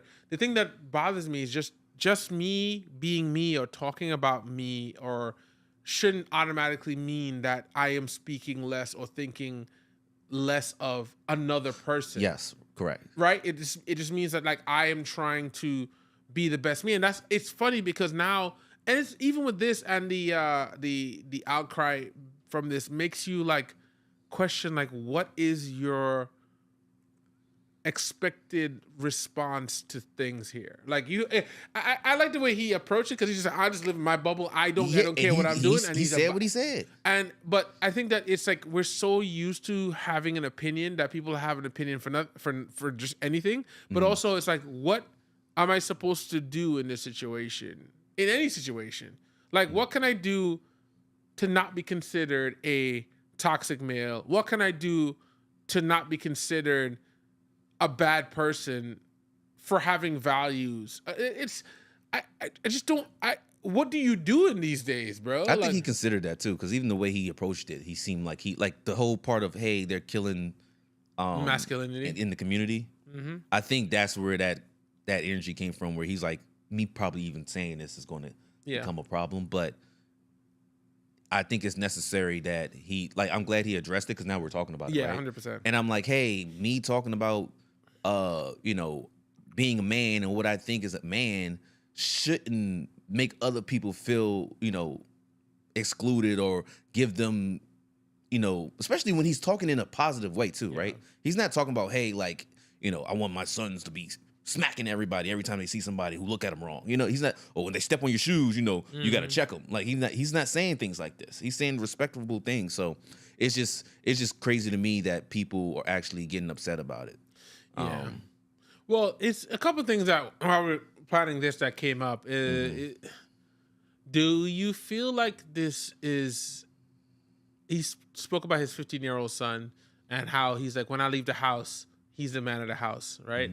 Do you feel like that is like discipline, or is it putting too much pressure on the son? Which I think is a wild question, but we're gonna ask it anyway.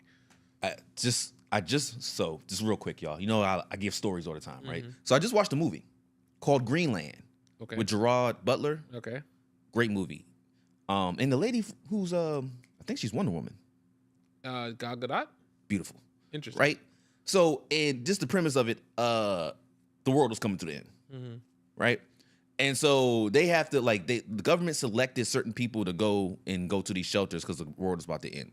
And they have to get on these planes and go to the shelter, right? But they get separated. So it's the mother and the son is like maybe 8, 9, young. And then Gerard, he's the father, and he's off somewhere, right? So the whole movie goes on, a whole bunch of crazy stuff happens, and they finally get back together. and he looks at his son and say, hey, did you take care of your mother? And the son's like, yeah.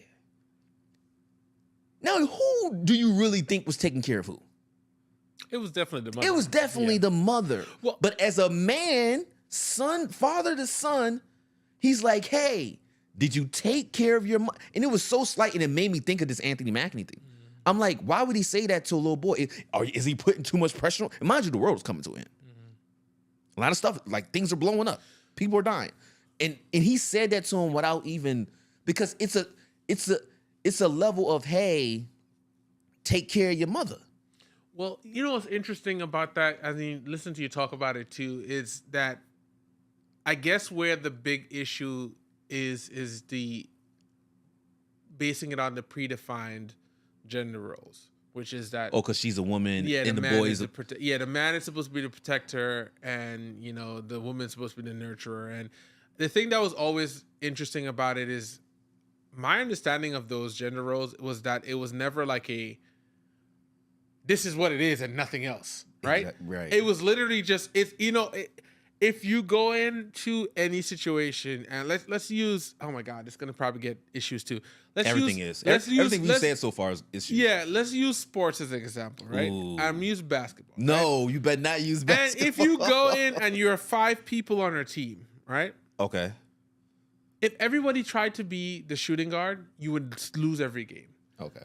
By having and you see the game change now, where you see a lot of the bigger players, the centers, being able to shoot, which opens things up. But by having your at least predefined roles, right? Because you're center, point guard, small forward, whatever. You know the roles. You know what to do. Yeah. You have a baseline to say this is where we start from. And I understand that people right now, based on all the stuff that's going on, and especially looking at the I'm trying not to do the politics thing, but looking at what is happening, where they're trying to remove a lot of the things that they're labeling as woke ideology, I can understand why people are super sensitive about this in general. But I do think that we need to be reasonable with some of this stuff, because by having this, what he said in this and what Gerard Butler said is a thing that we're trying to raise men to be men. And let me ask you a question. If this is such a problem, right? What's the opposite of that? In my mind, in the same breath, the same people who say this stuff will shit on a guy who's living in his mama's basement. He don't got no job. He ain't doing nothing but probably playing video games. That's probably a guy who was not even, I don't know if the dad's in life, but his dad probably didn't say, hey, you got to get off and take care of the family. He might have never said, hey, make sure the doors is locked. make sure to do these things. But the thing about that, and sorry to jump in, the thing that bothers me is like, there's this part of being aware of your surroundings. And we talked about this with Boundaries and Friends. Being aware of your surroundings,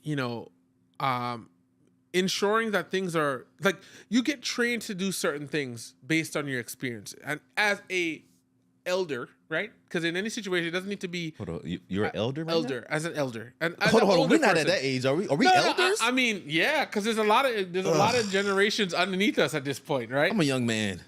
In heart, elder. In heart, I'm just okay. Elder, I feel like it's like 30 years old. Maybe I got flowing white locks. You're going to an old stereotype. Okay. Am I being? Am I part of the problem? But at the end of the day, we are looking at things based on the roles that were defined, and so you want to be at least to have a framework to start from. Yeah, right. And right now, what I feel like we have is that we have a lot of people being very loud about stuff, and you remove that space for people to work in, and so what you end up in is just a very confusing space. It's very confusing, and that. I mean, to sidebar, this was supposed to be later, but this goes perfectly into the whole like straight men are red flag thing that Dochi said. And I understand just even bringing it up means that we're probably toxic males because we're upset about it, whatever. But I think that it's very odd to be in a space where I am essentially being singled out as a red flag just for existing. And it's Pretty weird. much. It's weird to have that conversation come from another black person. That's the only thing I'm gonna say on that, because to me, I know race is a very touchy subject, but this is juxtaposed where we're supposed to have these conversations. Yeah. It's weird to have a space where you're singling out somebody just because of this thing. And I understand all of the potential things, like how men may have treated you, some of the things that a lot of things men have done. I remember the whole, would you be in a thing in the woods with a bear or with the a bear man? thing, And I'm just which like, is crazy to me. I wouldn't want to be with either. I don't want to be in a bear. A bear? I don't know why you thought the bear was just gonna let you slide. See, the problem is cartoons have screwed things up. You're thinking thinking Winnie the Pooh. Winnie the Pooh. Yeah, no. I mean, even beer, him was kind of creepy because he didn't have no pants on. That's what you should be worried about. You know what I'm saying? He walking around the woods with just a shirt on. Yeah, no shirt on, no pants. And you just craving honey. Like, what's up, bro? All bears ain't built the same. All men aren't built the same. That's all I'm saying. We're being ridiculous. But I just think that it's one of those things where, like, because we have we're challenging the norms, which is fine. I have no problem challenging the norms. But at the same time, if you remove the norms, what is going to replace it? And that goes back to your question you asked. If you're saying what Anthony Mackie said is wrong, then how should he raise his sons? We're not getting anybody saying, okay, this is how you should do it. This is how you should do it. It's just like, oh my God, you said it. And I'm like, well, that's for everybody. Everybody should just do that like that. And I'm like, so if everybody's supposed to just do it, then nobody needs to say anything, right? Because everybody just knows how that's supposed to happen. And that's why we're watching the Gen Z people not know how to interact. The people who just came out of college and went into the workforce, and we're seeing what that looks like. There's a study on it. The things that you learned as a first year and a second year employee, that you go to meetings late, you realize that's a big deal. Like how to interact with people. A lot of that stuff is missing because we had COVID to thank for that, and so people were remote. So certain things you just don't know how to do. I know my wife was telling me like a couple times.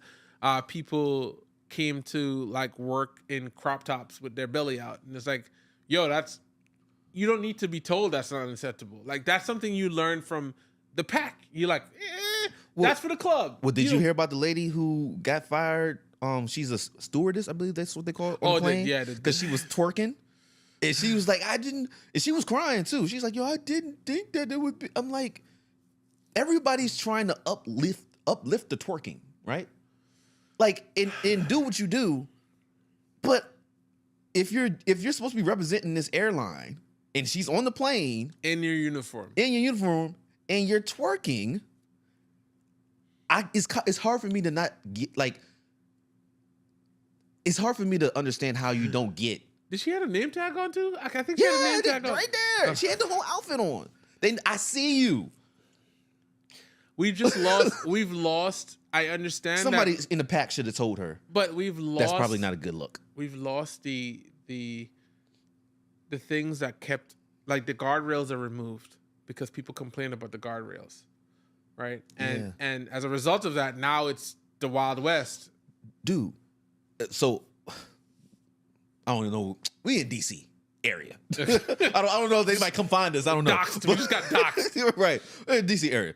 And the kids that are like 15, around 15, 16, they are going crazy. They're stealing cars. They're just like doing brazen things in public, like during the daytime. And I'm like, there has to be some type of connection with, hey, you're telling men not to be men. Or, maybe there's not a male in the family. Or whatever it is, something's going on where when I was growing up, I was taught not to be in these things. And this different thing with gang life. These are not kids that's in gang life. Yeah. They just a group of friends that's into doing bad stuff. Well, the one thing I would say and my rebuttal to that is I feel like as a result of the internet and being more connected and the fact that you could see you have a lot of readily available access to just all the shenanigans. It's I feel like we're just in a space where that's a thing, and then you're connecting with people all over the world, and not the people right in front of you. So like for me, So you think it's more of a exposure to all this stuff on the internet than having, and mind you, a woman can do this too, right? yeah, having an But- active parent. Having an active parent that's actually, like putting in that work, or do you think it's more the internet stuff? I think it's a combination of both. I think we have gotten to the place where the devices are allowed to parent the kids a lot more. Where they're untethered time with the devices is a thing. But on top of that too, I don't think that there's a space where we have been in a easy life situation for a long time, especially as Americans, where I mean, we're feeling it now because of inflation and all that stuff, but even that is not that bad. Like, think of back, in our parents' time when, there were world wars and shit like that. And we've gotten very soft as a thing. And as a result of that, There's been rumblings of the softness. Yeah. I mean, hey, we got DoorDash that brings you food. You don't even have to go out and survive, right? You can just be in the house and get food So delivered to you. So we've gotten to the place where it's just really soft, and it goes back to like why the things like are said about like raising your kids a certain way and raising to be men is gonna feel jarring, because you're like, well, that's so old school, which is one of the things that the people we had here. It's an old way of moving, and I'm like, yeah, but just because it's older doesn't make it bad. yeah, right. There's certain things that work for a reason, right? And which is crazy to me, because I just have to say it. It's amazing to me that the Dolce thing happened, right? And the men got like, oh, what's going on with this? And everybody's like, yo, chill out. She didn't mean it like that, or you're not understanding it. And then when Mackie says what he says, everybody's like, oh, cancel him. And I'm like, so this person said straight men are a red flag. And if you don't know what a red flag is, then maybe that's why you don't understand why guys have concern. Yeah. But then this other guy, Mackie, says, hey, be respectful, check on things, be right, be humble. I'm not buying you a bunch of Jordans. Don't act silly out here. You got to represent the family. Oh, what's he talking about? That's outdated. I'm like, well, I mean, it make sense for me. They both come from the same ideology, which is that, what happened in the past is connected to a certain level of toxicity. And, that's why, if like what fed the Me Too movement and a lot of stuff like that, which is like, there were a lot of bad things that were happening, and people should have been held accountable. Yes, facts. Like, without a question. And the thing about it that I think that we struggle here, because we've become a this or that society, which is either you support this or you support that. And if you do anything on the opposite side, you're automatically that. And I know this is going to make people just feel some type of way, but they feel like, hey, you're either Kendrick or you're Drake. Yeah.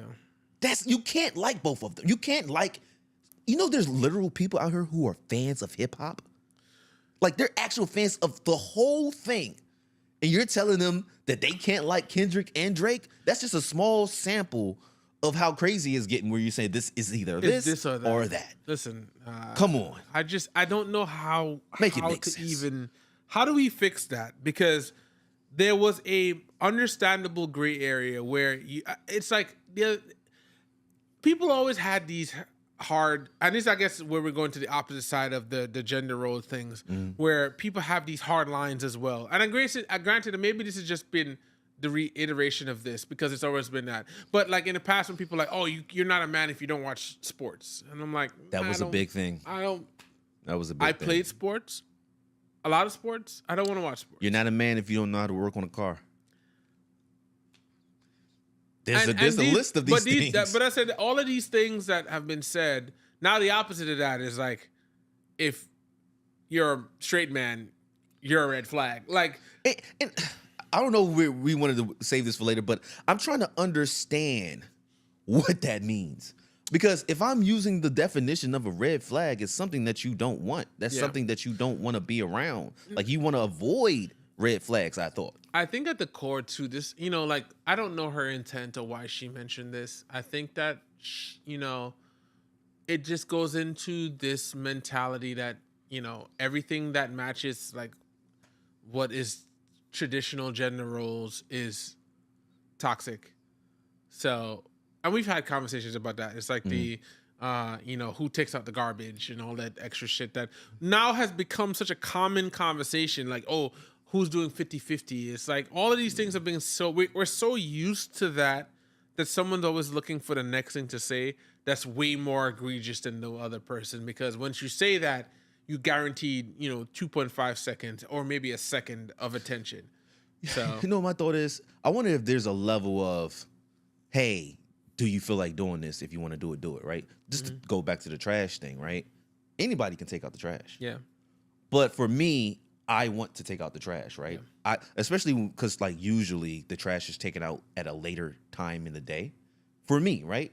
But if my lady wants to take out the trash, she can take out the fucking, like, it's not like I'm saying you can't do this. But goes back to this or that thing, because it's like either you take out the trash or she takes out the trash. And I'm like, but We can. why does it need to, what do you want to do? who came home last? Right? Stuff like those are the real questions. We don't operate, and if you think about it, in society anymore, we don't operate in those like realistic standpoints right now. It's like nothing is like, if you do this, then this means you're this type of person, right? Like if you, like the funny one is the if you drive a Tesla, now you're, you know, a Elon Musk sympathizer. I'm not speaking on that. And it's like people were buying the car scratching before. off the emblem, like they trying to cover it up, like it's like going crazy out I there. could understand it because, you know, you're in a space where like you won't really want to be too close to that guy right now. But at the same time, did they go out and buy the car today or after? Because the people who own them majority of them are not Republicans or Elon's. They just like they the like car. the car, but. Yeah. But that is kind of politics now, and I don't know how the level is, because that's kind of where it is, where it's like I think we're more bought into the person now than the brand itself. Yeah, you know what I mean, like. And I don't know what level you're supposed to meet that with, because it's, you know, like you said, we're way more connected now. Yeah. But back in the day, for me, I didn't really know about the people who like made these things. I just liked the brand or whatever. So, I mean, I think that is a part of the woke situation. Where I just don't like now. I hate the way you use woke as a Hey, now I know who's running this. I know who owns this. And it doesn't take a lot of effort to find out who it is. He's too available. Yeah. I mean, but I guess to bring it back. Yeah. What you thinking? Do you feel like the respectability thing also is a toxic? I mean, I know your answer, but I'm gonna ask anyway. Mm-hmm. Do you still feel like that's a toxic thing as well, like the yes ma'am, no ma'am thing? Because I told y'all about how I felt when I was younger. I thought it was extra, right? Mm-hmm. I'm not in the military, right? But it does provide a level of, I hate to use the word respect because we're talking about respect, yeah. But discipline. There we go. Yeah.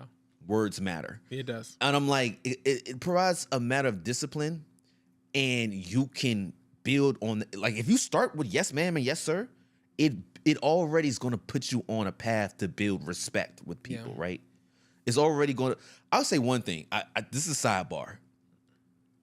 But we went out last night, and the crowd that we were in was around our age. And I'm not going, maybe it's just I haven't been out in a while, but the respect level was so clean. Oh, bump. Oh, excuse me. Hey. Like there was no mean mugging. There was no, I stepped on a guy's shoe. In all fairness, I stepped on a guy's shoe accidentally. He said, my bad. I said, you said my bad. I stepped on your shoe. Yo, what?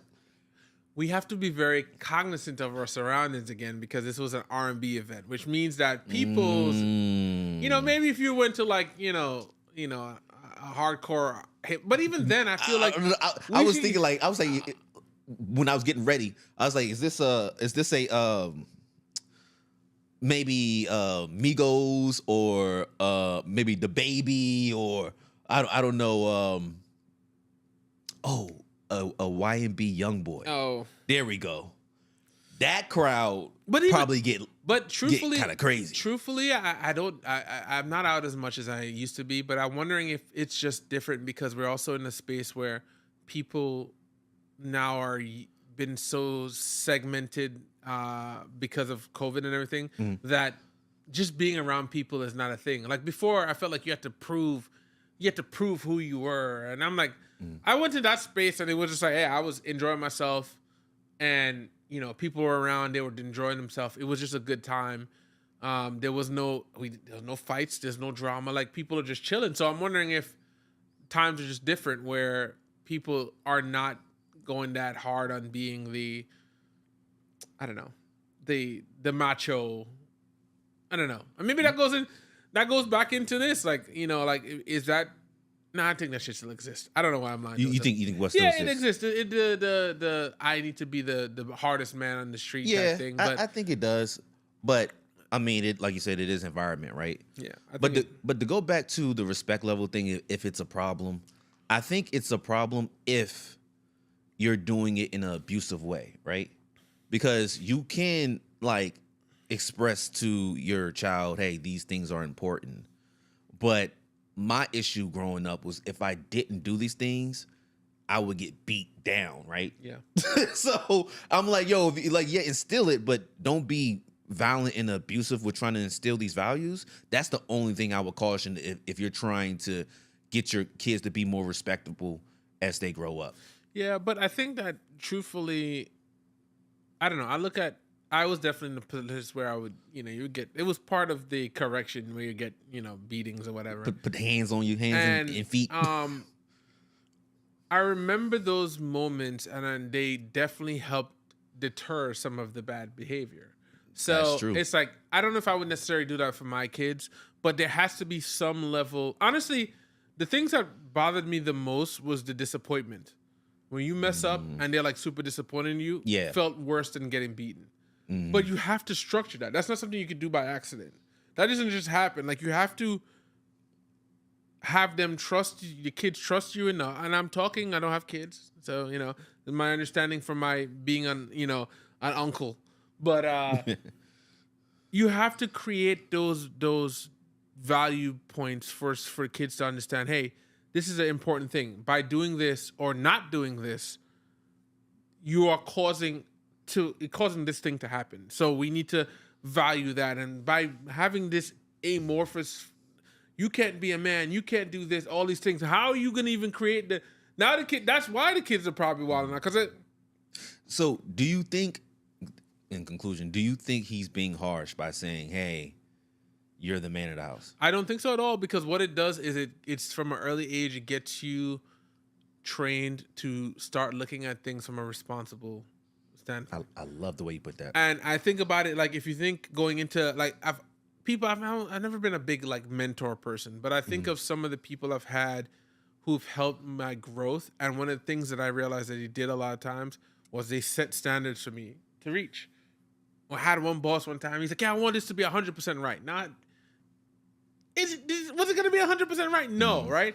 But it set up for me an understanding. Yeah, it set up a clear, defined expectation. I want you to hit the top, right? And that's something that actually still, a part of how I operate, how I manage, how I go. Because I'm like, I want us to do well. And you doing well means I'm doing well. And I expect that you're going to deliver on what you say you're going to deliver on. Now, some people might take, even the way you're saying it, might take it as you're being aggressive. Okay. Which is crazy to me, right? Like, it's like, yo, me telling you the expectation that's going to benefit, like, whatever we're aiming for is a problem now. And I'm like, so then what are you supposed to do? But it's the thing that that obsesses me the most is because all we have done is eroded the rules and said, we shouldn't do this as a thing. And it's like, okay, cool. Well, I just want to let you know, these rules have been battle tested. They've been around for a long time. If we're going to remove them, then what are we going to put in their place? It's the same thing with the, like, I'm so politically, connected now. Everything is that. But watching them remove, like, the DEI stuff and remove that stuff. And you're like, okay, cool. Well, are you going to replace it with something? No. You're just going to remove it, and then everything is going to be good. Yeah, and to me, that's the problem. It's like we have eroded a lot of the, I said guardrails, because guardrails is just an easier way to say it. But you remove the things that, for all intents and purposes, allowed us to be decent, moral people. What do you think is going to happen? Yeah, like and luckily, someone like Anthony Mackie is going to keep doing it. Yeah, right? But somebody else might watch that and be like, "Oh, so maybe I shouldn't tell my kid to make sure he locks the door." Like it's so funny. Me even watching this, I was like, "Am I doing my part? Hold on." Because there's more than one guy in my house. So I'm like, hold on, let me check the door, check the windows and stuff like that. So maybe I need to get a little bit more more serious about my security. But it's just like, in this day and age, even just by saying that, you could be considered toxic. And I'm just like, at some point, what's going to happen is we're going to flip to the other side. Like, there's when things are pushed too far one direction and it course corrects, it goes the complete opposite. Now, I don't want to go back to draconian times when, it was just like, king and queens and everybody else. Hunter and I didn't want to go that far back. That's too far. But but at the same time, it's like, it's got to balance out a little bit. And that's, unfortunately, was what I think the Trump administration harnessed, because they're like, oh, we're tired of a lot of this extra stuff. It's like, if you're this and you're super woke ideologies, and I'm like, no, let's be clear. Like, there's a lot of loud people. There's a loud minority that leads to everyone feeling that's how everybody feels. I don't agree with Trump and how he's doing his stuff, but some of the stuff that they're pointing on, I can understand why that's a thing that they're doing, and that might be controversial, but it's the truth. I can understand why, because people are feeling like, well, all of these people are getting advantages. Now, as the people who are supposed to get the advantages, we know that that's not us. We're not getting what they're in place for a reason. They're not getting what they're supposed to be getting. That's the whole why it happened. But even the fact that it's in place and we're not getting it is a whole nother conversation. But make it make sense. That's the thing. But I do think that there's a space where we should at least be able to have the conversations, and that's the scary part for me, because we can't have these conversations. Can't have the conversation. And honestly, it's like, even us having this conversation, I have to do like, we're done. Like mental gymnastics to not say something, because I also don't want to be the type of person that I hate on the internet that just says things just to trend on. And I don't want to be that. Right.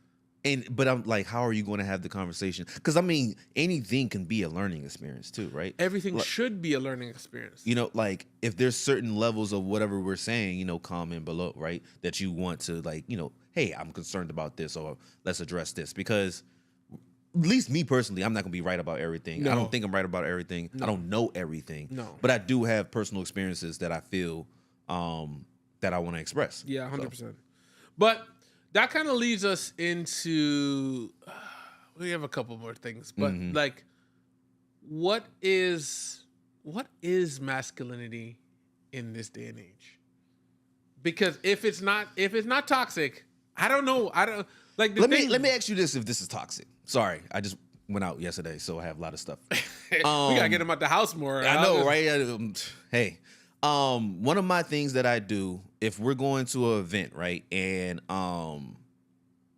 that event is like one of those crowded live music type of things, in my mind, and at this point, it's just what I do. I don't care what group I'm with.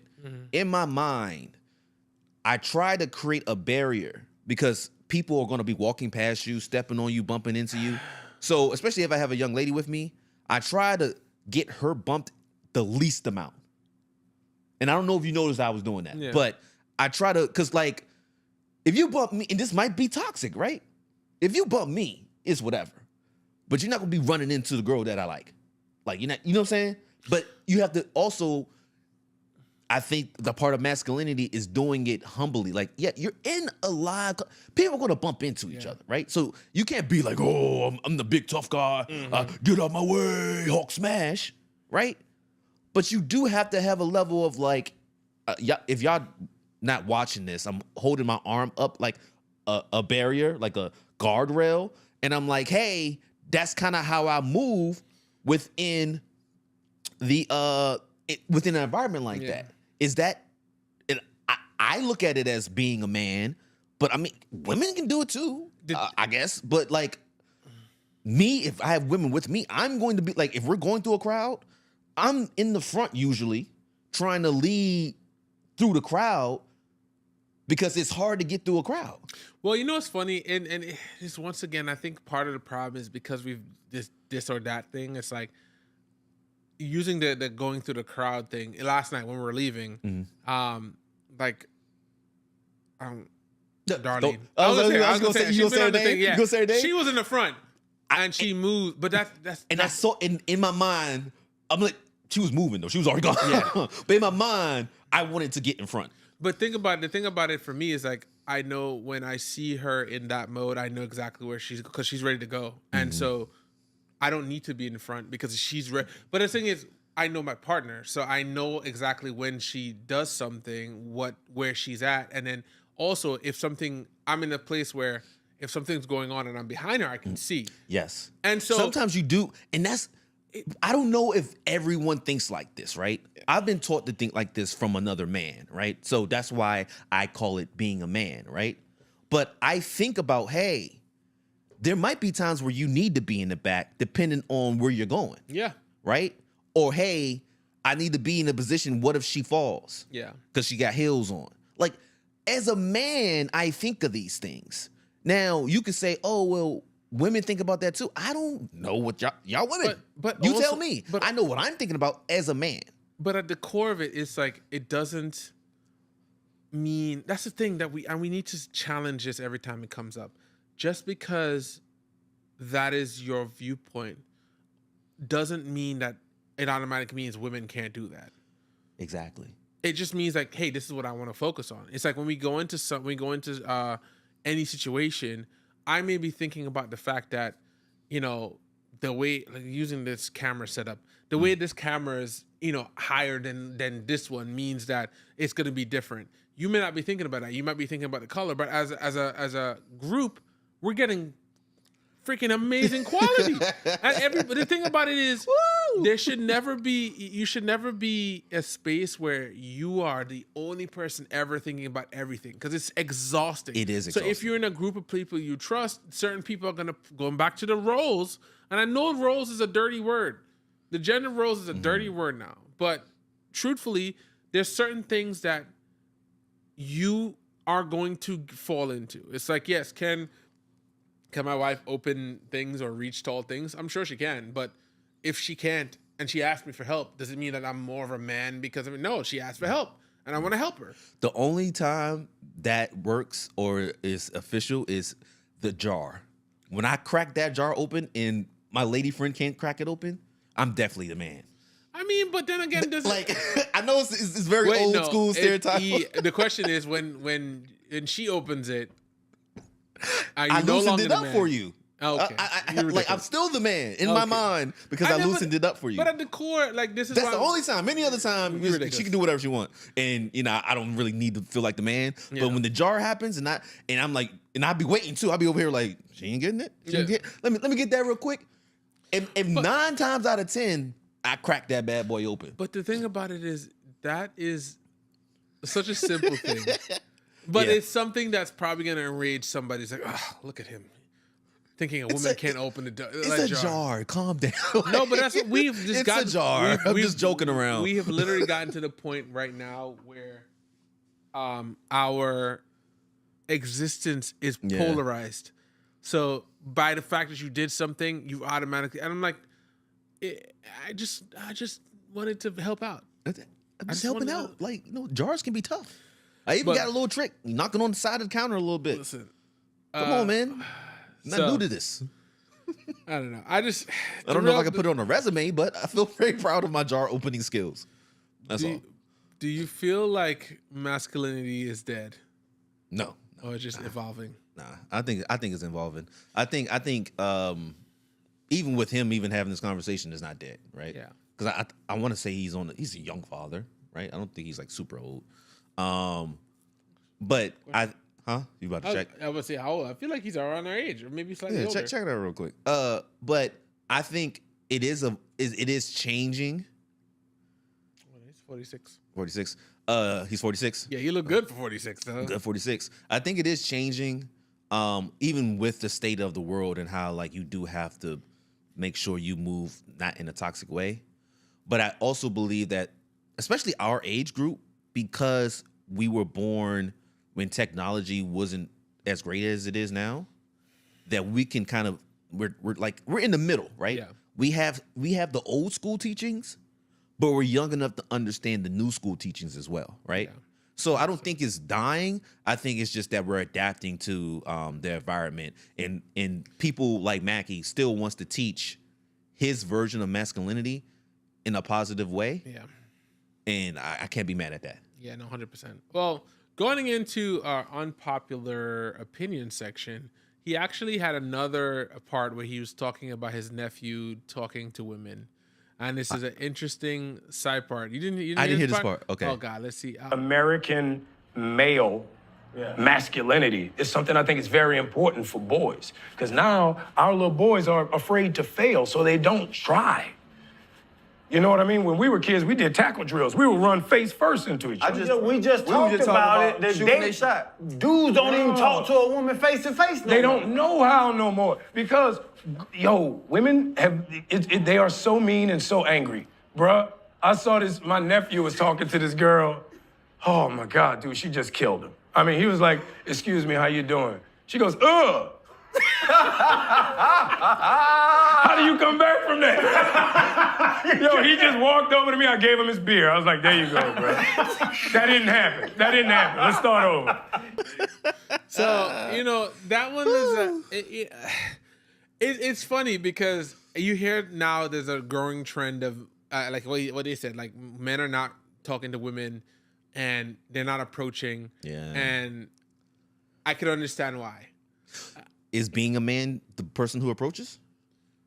Or all genders can do this? I mean, all genders can do that. I just think that there's also, as much as this story has been built up in society, there's still a space where certain women will never initiate. So you'd watch Mr. Charming, Prince whatever his name is, and walk right on by you, and you wouldn't say anything, but because you expect the man to do it. But then now the man is like, well, I'm not gonna reach out there because I don't want to be considered thirsty or to be hit with an ew. Being hit with bro. Ew. But the way he not said even it, no thank you. It was like no, ew. Hey, no thank Lord. you goes a long way. I really appreciate the no thank you because now we're not considerate, and we're not wasting each other's time. Also, I mean, I understand why women also have gotten very hard with that because you see dudes, and I think it's the corniest thing ever. That's why you ugly. I'm like, first of all, you're an idiot. You're a friggin' idiot because you are gonna holler at this person, and because of rejection, now you are acting like a little. One of asshole. my homegirls, and she's a very respectable lady. Man, she told me a story. She was walking somewhere in the area, DC, and somebody tried to holler at her, and she was like, "No, I'm good." And they started throwing rocks at her. What? I said, hold on, what? Yeah. She's like, yeah, they was throwing rocks at me. I'm like, rocks though?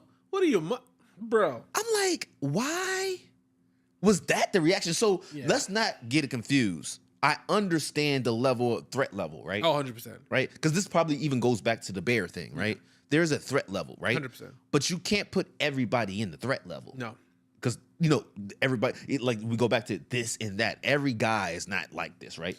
And a lot of guys have been put in categories to do things that make women feel uncomfortable. And I understand that completely. And I think we need to hold those people accountable and call them out and let them know. Because one of the things that wasn't happening is a correction of that behavior. And now I feel like the correction has gone to the point where just by being a man, you're a problem.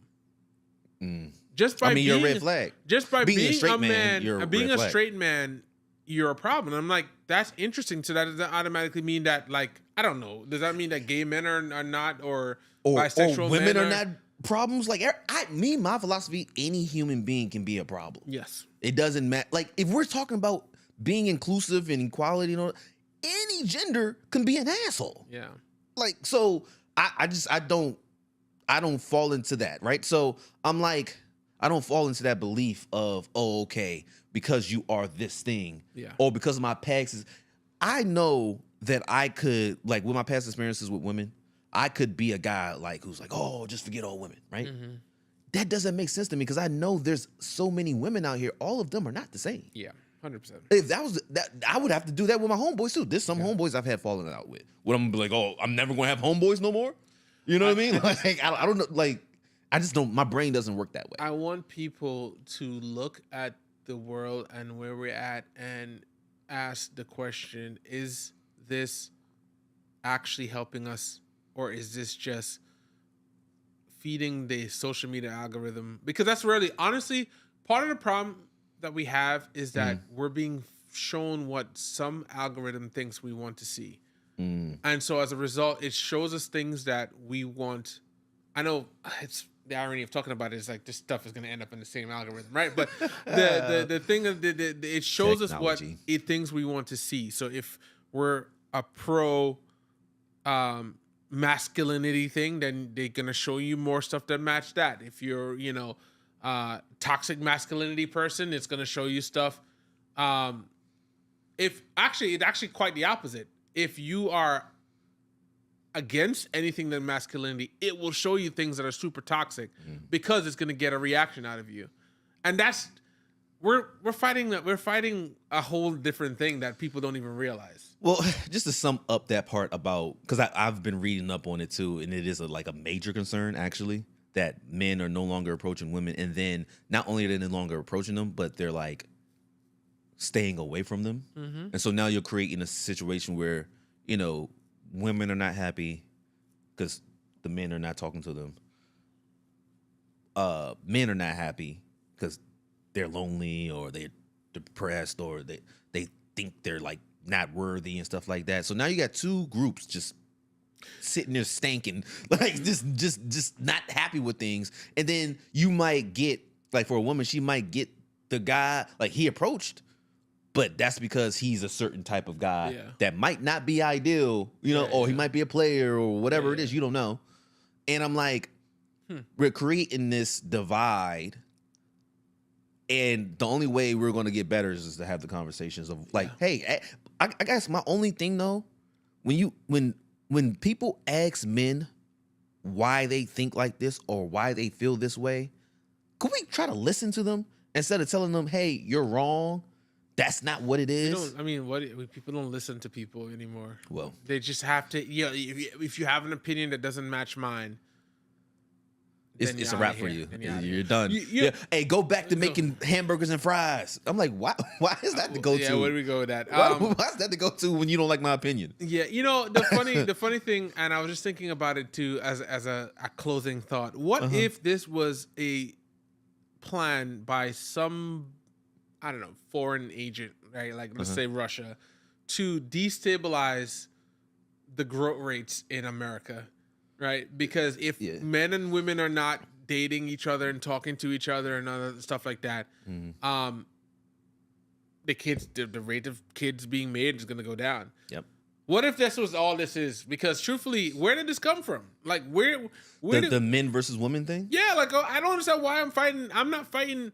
Literally, and I know that this is years and years of unjust things happening, and I get it, and I'm not devaluing that whatsoever. But at the same time, like, where are we going? Yeah, that's see, when you said the but, a lot of people would get mad. There is no but, and I'm like, so then you're just in a void. You're just in limbo somewhere because you have to get, like you said, where are we going? You have to get somewhere though. You can't just be like, okay, well, that's what it is. I'm just going to sit here and stank in that. No, you have to figure it out. You have to make these conversations. You got to have these conversations. You got to. I pray for the young men coming up because it's getting they're getting less and less social. They're getting less and less like that dog ain't there no more, in some guys, right? And it's actually studies showing that it's getting worse. Of course like, it is. Especially like guys in their 20s right now. Of course it is. And I'm like, so if it continues that trend, what's going to happen the next round of 20-something young adults, right? Yeah, 100%. So, yeah, man, it is concerning. It is definitely one of those things. But in conclusion, I still stand by the fact that I don't see what he said was wrong here, and Anthony Mackie. Right, back to the point, right? I think that if you have your kids and you're raising your kids, it's your responsibility until you're adults to bring them up in a way that matches your values. To the best that you can. And to the best that you can. It doesn't mean you're going to be right all the time. Matter of fact, if you show me a human that said they're right all the time, I'll show you someone who's delusional as hell. Mm-hmm. So I agree what he says, and that man is my Captain America. We have to end it on that note. I like that. We have to end it on that note. So if you made it this far, we appreciate the hell out of you. This was a longer one than I expected, but it was full of feels. So sure. we appreciate you. Live your life, man. Try to not the world's limiting beliefs. Try to keep them out of your sphere, and know that there's gonna come a time when we're all not here anymore. And when that time comes, you want to say you live life to the fullest. Yeah, so, for sure. On that note, it's been Juxtaposed. Peace.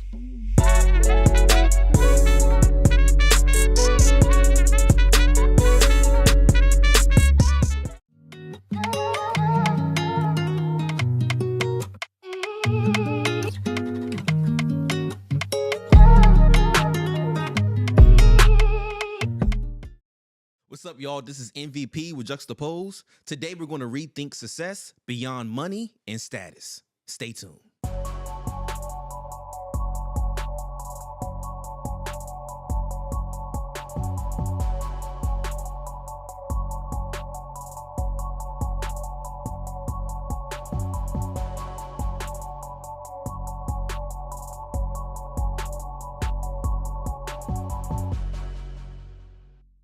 All right. What's up, K Styles? What's the word? Nothing much. This is MVP, Juxtapose. And so I came across a clip, Styles. Okay. And it was Will Smith. Remember that guy? Big Willie style? I feel like he kind of fell back after the slap that was heard across the world. Did he though? Because I feel like he came out with his music after that was very prominent, and he was big on social, so... You think so? Yeah, I think there was a couple months of silence, and then he, I feel like he started the apology campaign, and it worked out. But okay, well, go ahead. He showed up on Drink Champs, okay, and he said something that was interesting to me, and it was basically about being successful and how I think people have heard this saying, "It's lonely at the top." Mm-hmm. It based on what he was saying, it kind of made me feel like that's what he was referencing. But we have a special treat for y'all. We have the clip. Okay. And so I want us to listen to the clip, and then let's discuss exactly what he's talking about when it comes to success and money. Sounds good. I have not seen it yet, so yes. I'm intrigued to hear this. But let's go. Okay. I've said before, like people talk about rock bottom, that when you hit rock bottom is when you'll make a change. Talking about drugs? Yeah, like drugs. People say drugs life, and rock bottom. In life. Yeah, rock bottom in life. Right. Yeah, but yeah, it is like people say it in AA talking about rock bottom. Mm-hmm. But there's a corresponding place that I call cliff top. Right? Like you could be too high. Where you get so high that you realize literally none of the stuff can make you happy. Right? After you can get to the end of the material world. You get to the end of money. You get to the end of sex. You get to the end of fame. You have so much, and then you like go off of a cliff into the same kind of abyss that you'd be scared of slipping into at rock bottom. Right? Where life loses all of its ability to sustain and please you. Right. And then the only thing that's left, the same thing at rock bottom, the only thing that's left at cliff top is you have to find what you're actually looking for, and what you're actually looking for is you. You're looking for you. You're running around, right? When you like a woman and you like being with a woman, it's because you like how you feel. Right. You like what's happening inside of you.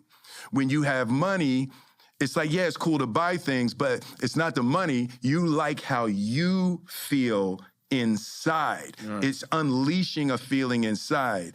And at rock bottom and at cliff top, what you have to learn how to do is generate that feeling without anything external.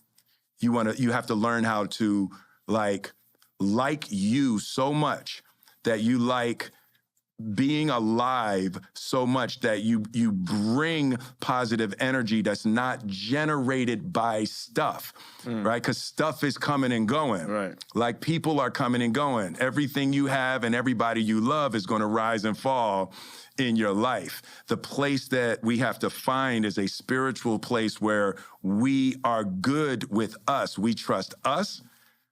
I trust myself. I trust God, and I trust life, that whatever happens, I'm going to make happy out of it. I don't need specific things to happen.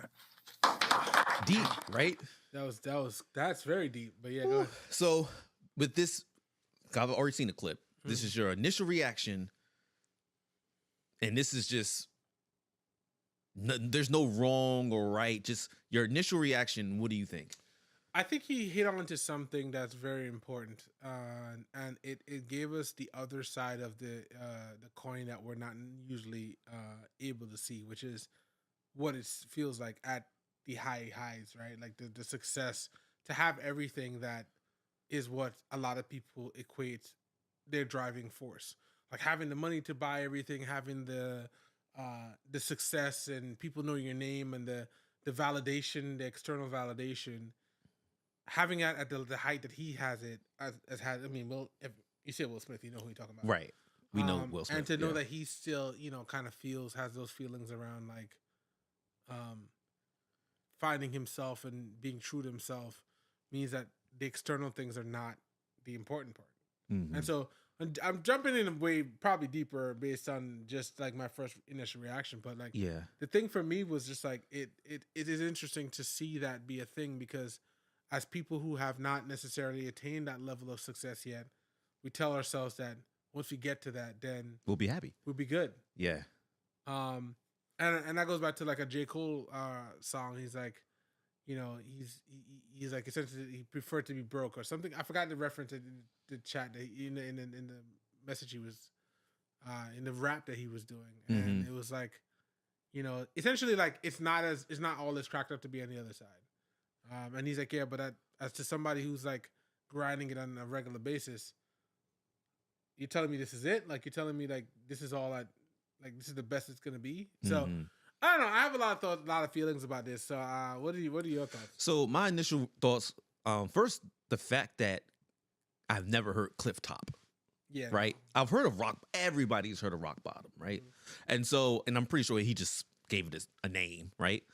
But I'm like, okay, one, I never heard of this. Second, this exists. The fact that it exists, that you can be so high up that, and like I said, the whole, is lonely at the top, but you can be so high up that if you're not grounded, which sounds crazy, right? Grounded enough with yourself, like Will was saying, that you can still feel the same way you would feel if you were rock bottom, right? So I'm like, yo, with the fact that that's an actual thing, right? And the way he's explaining it, it has me thinking, okay, maybe we need to rethink what success is. Because with Will, I'm surprised to even hear this, right? You would think, he has, family, loving family, wife, kids, the whole American dream. If, he has fame, he has money, he's able to do the things he's passionate about. I mean, I think there was moments where he was like jumping off of cliffs or something. Like, so he's living his best life, you would think. But for him to even dive into that train of thought, that tells me there's moments where all that stuff doesn't really matter if he's not grounded within himself. Yeah. And I think there's a space where he actually became grounded with himself, and that's why he's even able to articulate this with us, right? So this is how we're going to start off the conversation, right? With the Will Smith thing, keep that in the back of the mind, y'all. Why do you think traditional definition of success, like, why do you think that's like a thing right now? Like, why do you think, like, for example, wealth, job titles, or social status, like, why do you think that idea has dominated so long in society? Because it's the driving force, right? Like, it's like, I think of it like whether you grew up in a Christian or a church based religion, you are fed a certain level or for certain guidelines of morality, right? Like, thou shalt not kill, like all of these things, right? Mm-hmm. And I think that if we think about success and the drive, especially in this society that we have here, the drive for more money has always been the thing. And more money, validation. Some people want to be rich and famous. Some people want, like, there's all of these things have been the driving force, and it's defined our society. And we think about it where it's actually the focus happens because we see people like a Will Smith, how we admire them to the point where we want to be like that. And you see it all the time, and you see it in the place where you realize everybody wants some level of notoriety. In most cases, people don't want to live their lives a complete nobody. Nobody knows nobody. Like, you see that people, they really, really aspire to. And it comes back from the, like, hunter-gatherer time. You want to be part of the pack. You want to be a part of something. Mm-hmm. And I think at the core of a lot of it, the reason why this stuff has been very prominent, it's set up as a structure for us to want for more stuff, like for us to achieve stuff. I mean, think about it. We've all had friends or people, acquaintances that we saw that are just, like, for lack of a better word, bums. Like, mm-hmm. They don't do anything, they don't achieve anything, and you don't want to be like that, because you hear what people, from a very young age, you hear what people say about people who are deadbeats, deadbeat fathers, deadbeat parents, whatever, right? Or losers, like, from we've been indoctrinated with all of these things of what it means to be a valuable member of society. Yeah. And I think at the core, it leads to a lot of these conversations where it's literally, you have to provide value at all times or you're not valuable. So that's my long answer to that. I do think it's a little bit more nuanced than all the stuff I said, but I do think at the core, the reason why it's so prevalent is because it's the structure in which we have defined our value. Yeah. So yeah, because I'll contribute to that. I think it, at least for me, from a young age, I've been taught that, hey, what these things look like, right? Mm-hmm. Hey, I'm black, right? No. So if y'all can tell, I'm black. So one of the big things that I feel like you have to have as a black man is a nice car. In the hood, at least when I was growing up, having a nice car was a sign of status. Yeah. Right? I would say that. Okay, boom. You got to have the nicest shoes. Your shoes have to be some type of brand. If you came through the school with Payless shoes on, you would get cooked thoroughly.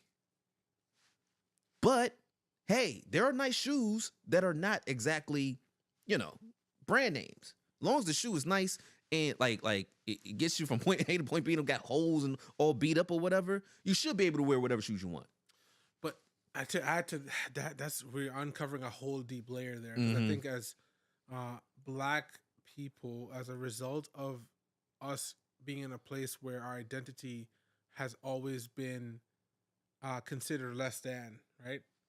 And I know people feel like, I'm not trying to play like the race card or anything like that. I'm just saying that there's a lot of things in history that have made Black people feel like they're less. So the reason why that was a thing, or you needed to have these things, is because we're using it as a space to say, look, I'm better than the average person because I have these things.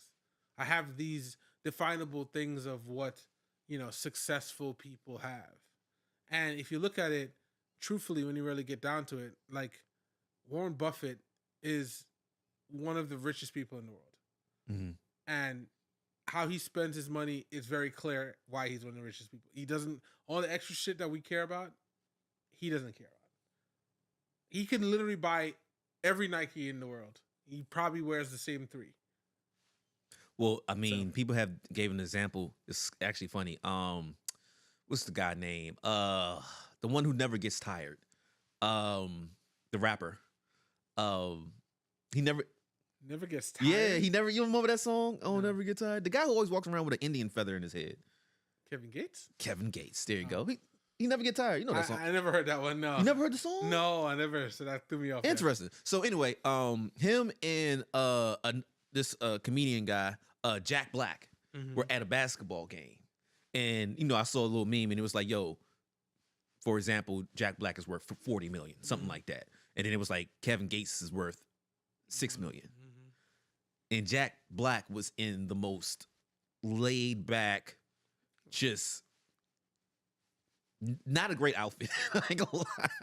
Was the great outfit, but it was him being comfortable in whatever outfit he wanted to wear. And then you see Kevin Gates, and he got all the chains and he got all the da da da da, and they're comparing it to, hey, you got someone who's rich who has so much money, but he doesn't look like he's rich. And so I'm like, yeah, there is a level. At least me growing up, I mean, even how I dress now has been influenced by me growing up, right? Like, I do like to look nice. I'm not necessarily trying to look like I have money, but I do like to look nice. And my vision of nice looking has been this, right? So it's interesting to see someone like Mark Zuckerberg wear the same 3 pairs of shorts, sandals with his toes out. Ugh. And I'm like, he's worth all this money. You would look at him and probably think he's not successful. But there's a different standard. There's a standard, and this, as we talk about like redefining success, there's a standard I feel for us that you have to be put together a certain way in order for people to actually even believe that you are what you say you are, right? Like, I think that if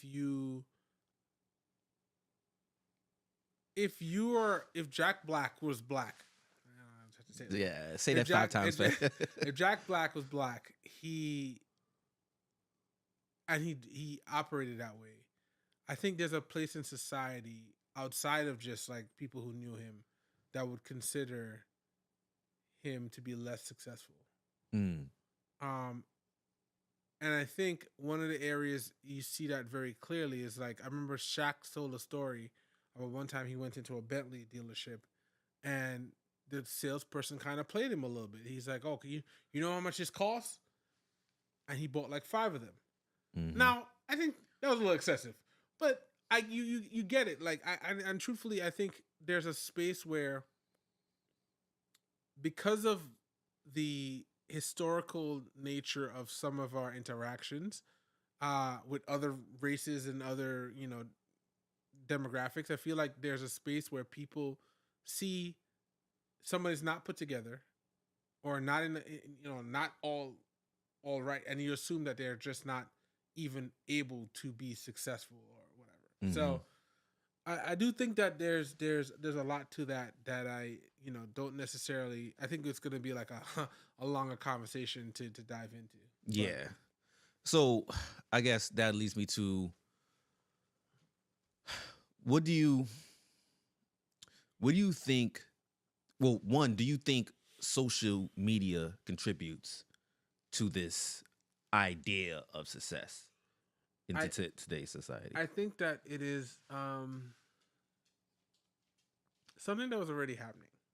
Okay. So I think it was happening already, but the success, it was the availability or the consumption of it was in controlled mediums, right? So like before it was like TV, it was in print, it was in magazines, and it was, whereas now we can consume way more stuff in the short time period. Like if you open your phone and swipe 4 times, you would see way more things and than you would at any point in history.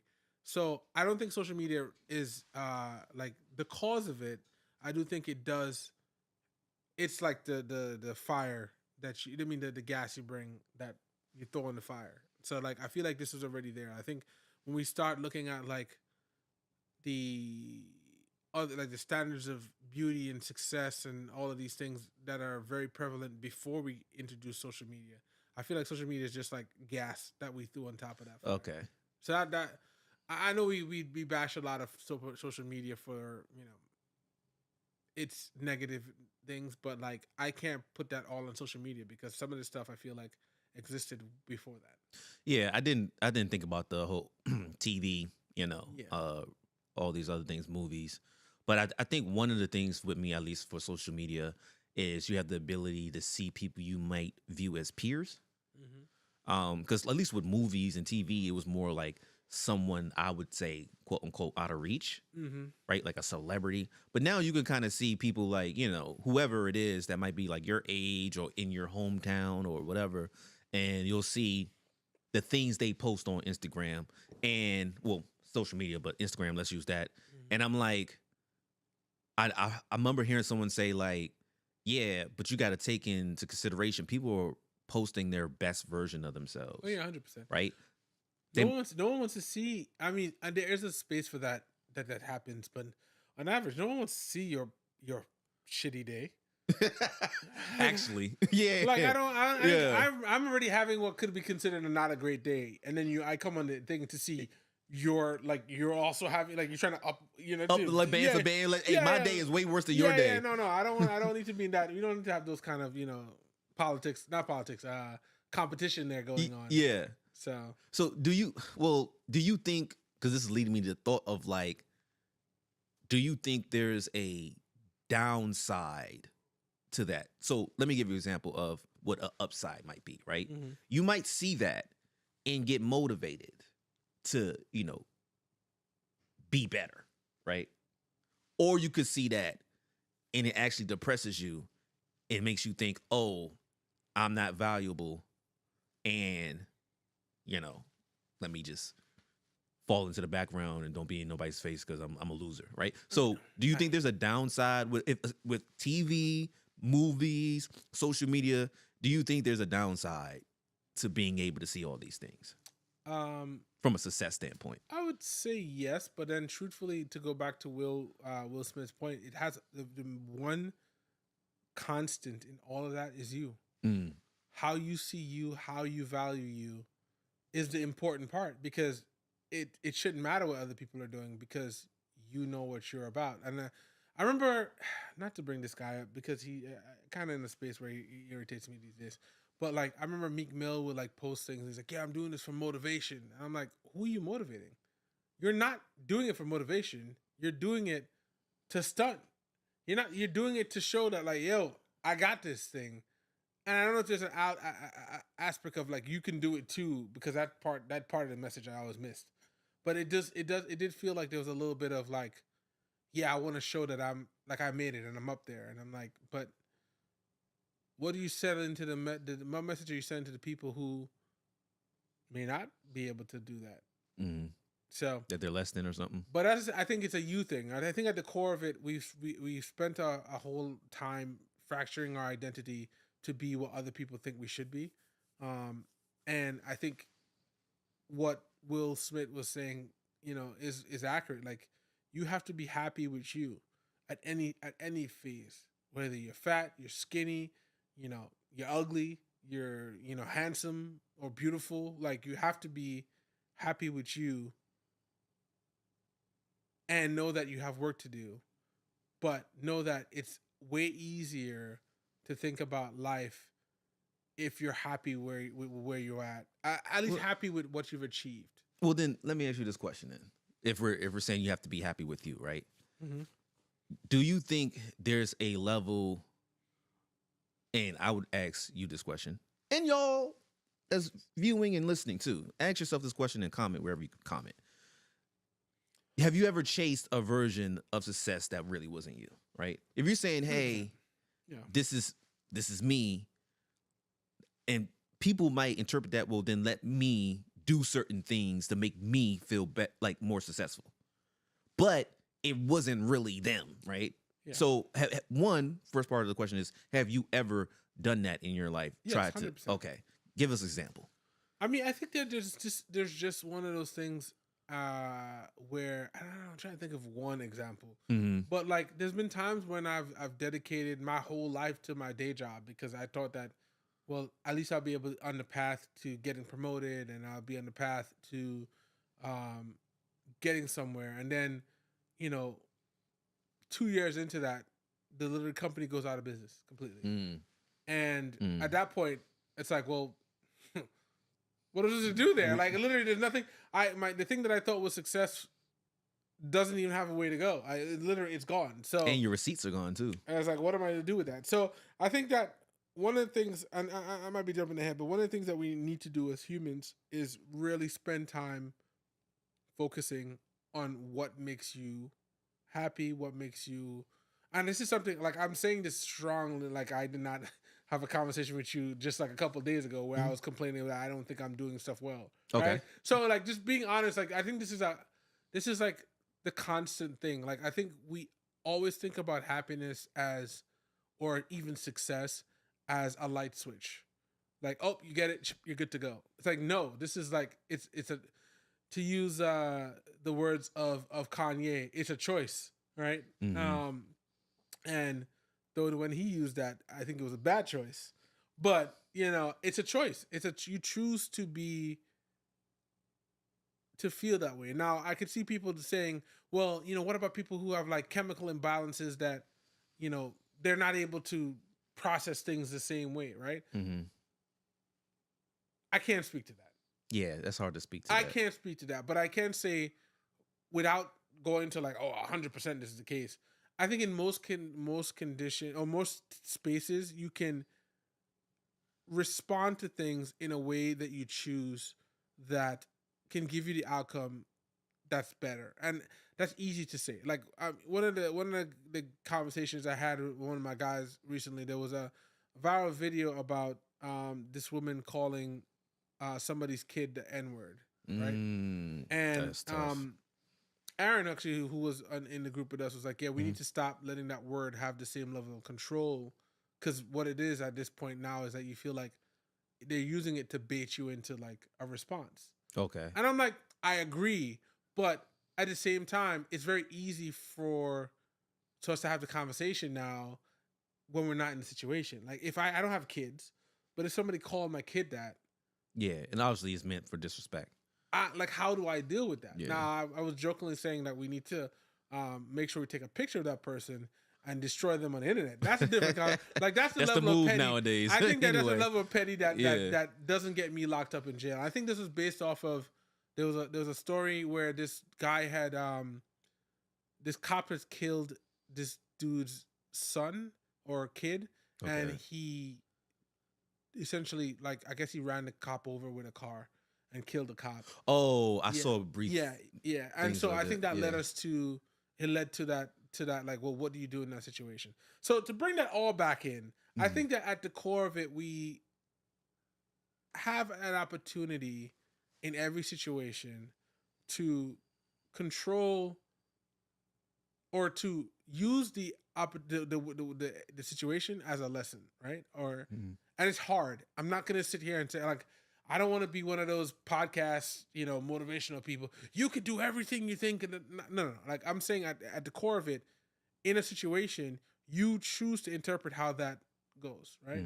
And that's why they always say it's your story, their story, and the truth, right? Like, there's your interpretation of how I said. Like, I'd be like, Nick, your shirt. He's looking me up and down right now. Yeah, I feel like he's about to go on me. I'll be like, your green is kind of green, right? Like, and if we weren't cool, you might like, yo, what's up with this dude, right? Like, Yeah. we could go somewhere, a whole different realm, and I'm just like, nah, your green is green, like, you know? Mm-hmm. And I think that's where it's like, we relinquish our control a lot of times in situations because of external motivations, external things. And it's a human thing because we do not want to be the loser. We do not want to be the person called out for something stupid. So Yeah, that goes for me. How I was when I was growing up. My version of trying to be successful, and maybe it wasn't necessarily me, was, I think, as I got older, rooted in trying to impress my friends. Because even successful, like say successful with women, right? I'm not normally the type of guy who goes out and just like go holler at everything, right? But if I'm with the fellas to impress them, I'll probably go holler at the joints, right? When I was younger. I would say that was a version of me of like, oh yeah, I'm cool. I can fit in the group. Look, watch me go talk to this girl, right? So, and some of those things going so even deeper. Like if you think about, there are people who drink because they want to show they're cool. Peer People pressure. who use drugs that like can impact their whole life because somebody did it. Smoke cigarettes. The list is long. right. Oh, you don't do shrooms? Yeah. You never did? Oh man, you got it. And then if you're not, and this goes back to what Will was saying, if you're not understanding who you are, hey, if you don't do drugs, you don't drink, you're an introvert or whatever it is, if that's the person you want to be, then be that person. But you have to develop a very thick skin for some of this stuff too, because their opinions are, they pass it out like the flyers when someone's trying to sell something all the time, right? Like I saw a clip recently. I don't know if I sent it to you. It was talking about Jaden Daniels. Jaden Daniels, okay. Yeah, and I mean, hold on. He's talking about the Commanders, so let's see where he's going with this.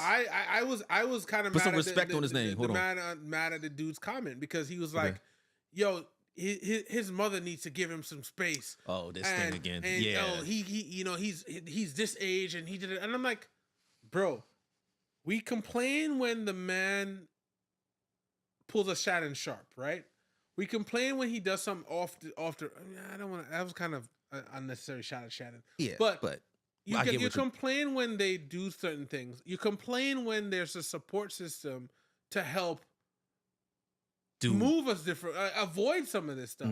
So it's like you have to, like, I was just like, what do you care? If he has his setup with his mom, where his mom controls the stuff and protects him from some of the stuff, as someone who probably invested a ton into his life, loves him, and that when you're out there and people know your name, people you can't trust majority of people. So you hit a trigger for me. It's not only that, but we've seen so many cases where guys his age, in my opinion, get taken advantage of. Now I've had some fellas tell me, well, he a grown man, he can't get taken advantage of, and I'm like, it's weird when people are like, yo, this person's a young person whose mind's still developing, but it only is that when it serves whatever argument they're trying to have, right? Yeah. Because if he was out here doing whatever and he gets caught up in some flashing guns on TV, where's his parents at? Where his parents at? Yeah. Or hey, he's messing around with these women and he gets into situations that he don't want to be in. I'm like, yo, there's an issue with that. So yeah, I feel like it's like damned if you do, damned if you don't, right? 100%. Like, yo, if his mom wasn't, or let's just say parents, if it's because his dad is involved too, right? His dad is involved in his life. If they weren't a part of it and he was doing, silly things, unacceptable things, everybody be like, where the parents at? But now that we actually have a version of parents being there for the kid, and people are upset about that. So, but I do, this go to kind of bring it back to the success thing. I think that because society has, or not just success, about social media. I think because social media has made it such an interesting thing for people to give their opinions and stuff, we're hearing way more about people's opinions on things that we wouldn't have access to.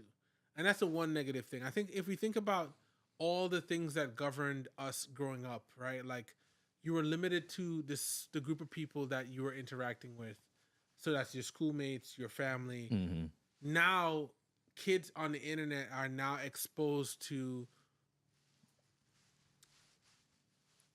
ideas from people in Wichita, right? Like Yeah. And that's a scary place, especially now too, where I feel like at the core, what we end up with is the large question is who is directing these conversations? Like how are we deriving what is successful? What is the thing that matters? How do we? Who's making that up now? Well, let's jump into that because, okay, I'm start throwing things out, right, and we can kind of real quickly put them into buckets, right. So, for example, being free, I think, is a level of success. Now, what I mean by that is, growing up, you're more under your parents, right? For people, who, everybody's situation is different, but let's just keep it like a standard general, right? So, boom, you're under your parents. One of my first like examples to myself of freedom was when I went to college, and I realized there's nobody. You're on your own now. Huh? Yeah, Right? you're on your own now. I'm on my own, right? Yeah. So, and then that can keep going up, right? I think money does give you the ability to have more freedom in a sense of like, hey, if I want to say travel, right? Sometimes you can't travel because you don't have enough money to make that happen. But if I have enough money to travel, that's a sense of freedom, I think, right? Okay, boom. They say, let's not use wealth. Let's use, because I think wealth goes into another bucket, right? So we put freedom in one bucket, wealth into another bucket. A sense of love, right? Could that be viewed as successful? Like, hey, I actually have the love, like actual core love that I know these people love me, of family, friends, maybe a significant other, your kids, or if you don't have none of that, are you not successful? Because I don't even think people even add that into the success bucket. It's usually money, status, fame, material things, right? I don't necessarily look at love as a material thing. So when I pose the question, okay, what outside of the norms, what success looks like, I can say love, freedom. What you think? Yeah. Do you have anything that like you would consider not necessarily Like me personally, or just no, you personally, not necessarily in the bucket of wealth. Material things. Like material things. Like, do you have anything cars, like do you have anything outside of that you think, okay, this is successful, but people don't talk about it a lot? Like, this is a version of success, I guess. I would say health, bro. I think a lot of people overlook that's a good one. The importance of like taking care of your health and like what that means from a longevity standpoint. Like, I think that is I mean, we always hear health is wealth, and some of these things become so buzzworthy that people don't realize. No, it's a real thing. It's a real thing, bro. Because like, there's a lot of people that are probably in a hospital somewhere, wanting to do what you can do right now, and you're taking it for granted. So that would be one that I think that I know it should always be considered success. And honestly, I think that there's a divide there too, because you could still have physical ailments or whatever and still be able to find success. I think we shouldn't look at success as a binary thing. And I think that's one of the biggest things. I think, if we changed our mentality from, I don't know, because we're talking about Jana Daniels and I want to use a sports analogy. If we took it from every time success is only being having a Super Bowl ring, to it's not just winning the games, it's every catch or everything you learn. Or if we change the game from it being like this grandiose, like, oh, you have to knock it out the park every time, to like, no, imagine you just get up every day, you get to do what you love to do without friction. Like, that's a version of success to me. I think that is success. I think a lot of people have not stopped and defined success for themselves. So as a result of that, you ever seen Italian Job? I feel like I have. I keep getting it confused with Bank Job. No. I think it's Italian Job. Okay. Where It was Matt Wahlberg and a bunch of people. They were essentially using the Mini Coopers to steal. Oh yeah, Yeah. I think So- Jason Statham was in that too, wasn't he? Statham, yeah, he was Statham? in there. Oh, Yeah, yeah. he was in there. Most deaf. It was a bunch of people. Yeah. But the reason why I bring it up is because the main villain in that story, heard what everybody else wanted to do with their money. Okay. And he went and he got one of everything from everybody because he didn't have his own dream. And I think I remember that. And they were like, "Why did you? You don't even? Why you don't did even you like this?" Yeah, But to think about it, that's what we've done from a societal perspective. We sit there and say, "Hey, success to me means doing what MVP is doing," Mm-hmm. and I'm like, "No, unless we align." And that's where you end up with a lot of jealousy too. It's like, "Oh, he's doing it, and that's something I could do better." So that actually has me thinking, right? Because we've been kind of, talking around this, but let's address the dog in the room. Say nah, JK. Address the elephant in the room. Money. Mm-hmm. Okay. So we would like to say, hey, money isn't everything. Right? I can understand that. But money is still required. Yeah. So I just want to get your initial thoughts and we can go deeper, but your initial thoughts on money and success. I think that is like anything else should be considered a tool, right? Like it should be considered a thing to get you to where you need to get to, knowing that you have to, in order to be a part of society, you have to make some, right? You have to have some of it, right? So I think that, if we think of money as the way you would think of your lawnmower, right? A lawnmower, okay. Where are you going with this? No, but think of it, your grass got to get cut. So you need, okay. you need that, to cut your grass Mm-hmm. versus it being like a personal evaluation of how well you've done. So like the way that we talk about Elon Musk, right? They talk about him like, oh, he's a genius and all of this stuff because he's a billionaire. And it's like that is not right. I'm not going to take away the fact that he did where he got to, even though he's not that nice of a person. Trying to be politically correct. Yeah. But at the end of the day, I feel like we put such a high standard on having this money or having it that people are willing to do whatever to get it. They're willing to do whatever to get it. Mm-hmm. So that's my initial thoughts. What are yours? So my thought is, and when I was younger, I always talk about when I was younger. I don't know. I feel so comfortable with y'all. But I think at the core, if you think about it, we are images or a collection of all the things that we learned when we were younger. Yeah. So, it makes sense. So when I was younger, I always thought money was the be all. Like end all be all, right? End all. Like, hey, if you got it, you're good. You don't have to worry about nothing, right?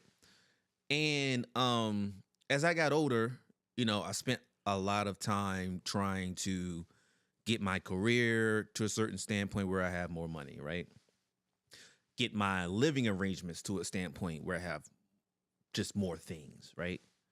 And this is probably a little too personal, but one of the things I realized is that I can have all the nice things in the world, but if you don't have nobody to share it with, it don't matter. Yeah. like, oh, we got all these nice things, we got all these nice cars, but then you're just spending all the time by yourself. And that's like no family, no friends, no significant other. You got all the money, but you ain't got no love from nobody, right? Mm-hmm. That made me realize that yes, money does contribute to things, but I think life should be based on connections, building connections. Whether that's building a connection with your family, building connection with your friends, like the same stuff over and over again. Hey, pets, pets bring love into your heart, right? And so I know that people say like money can't buy happiness. It can buy a level of it, right? Like it can, don't get me wrong.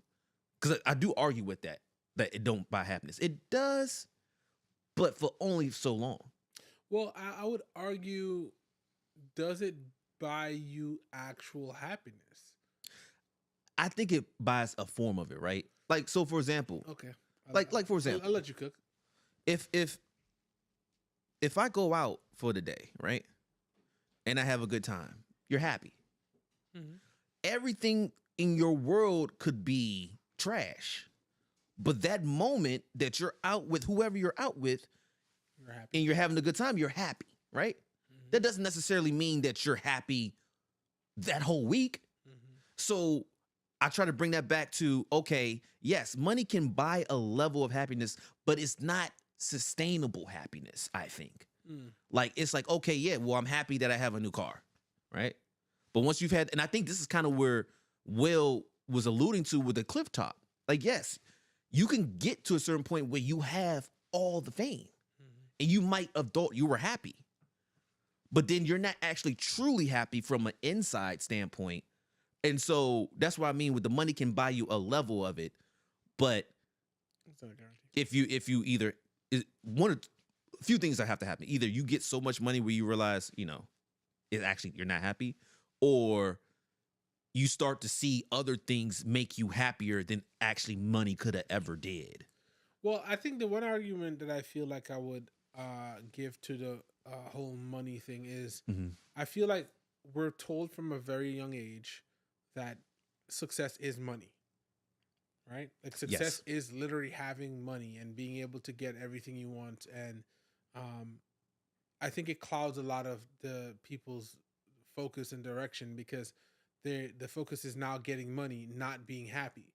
If the focus was being happy and not just the money, then you would see people make ultimately different decisions. Like I remember there was one point in our working experience where a bunch of people are like, yeah, we're going to do this job. I think you even do the class, like a class for living. Oh my God. And they were like, yeah, no, you're going to get so much money, blah, blah, blah. And it's like, I didn't do it because it's like, I don't necessarily have the drive to go into programming myself. Okay.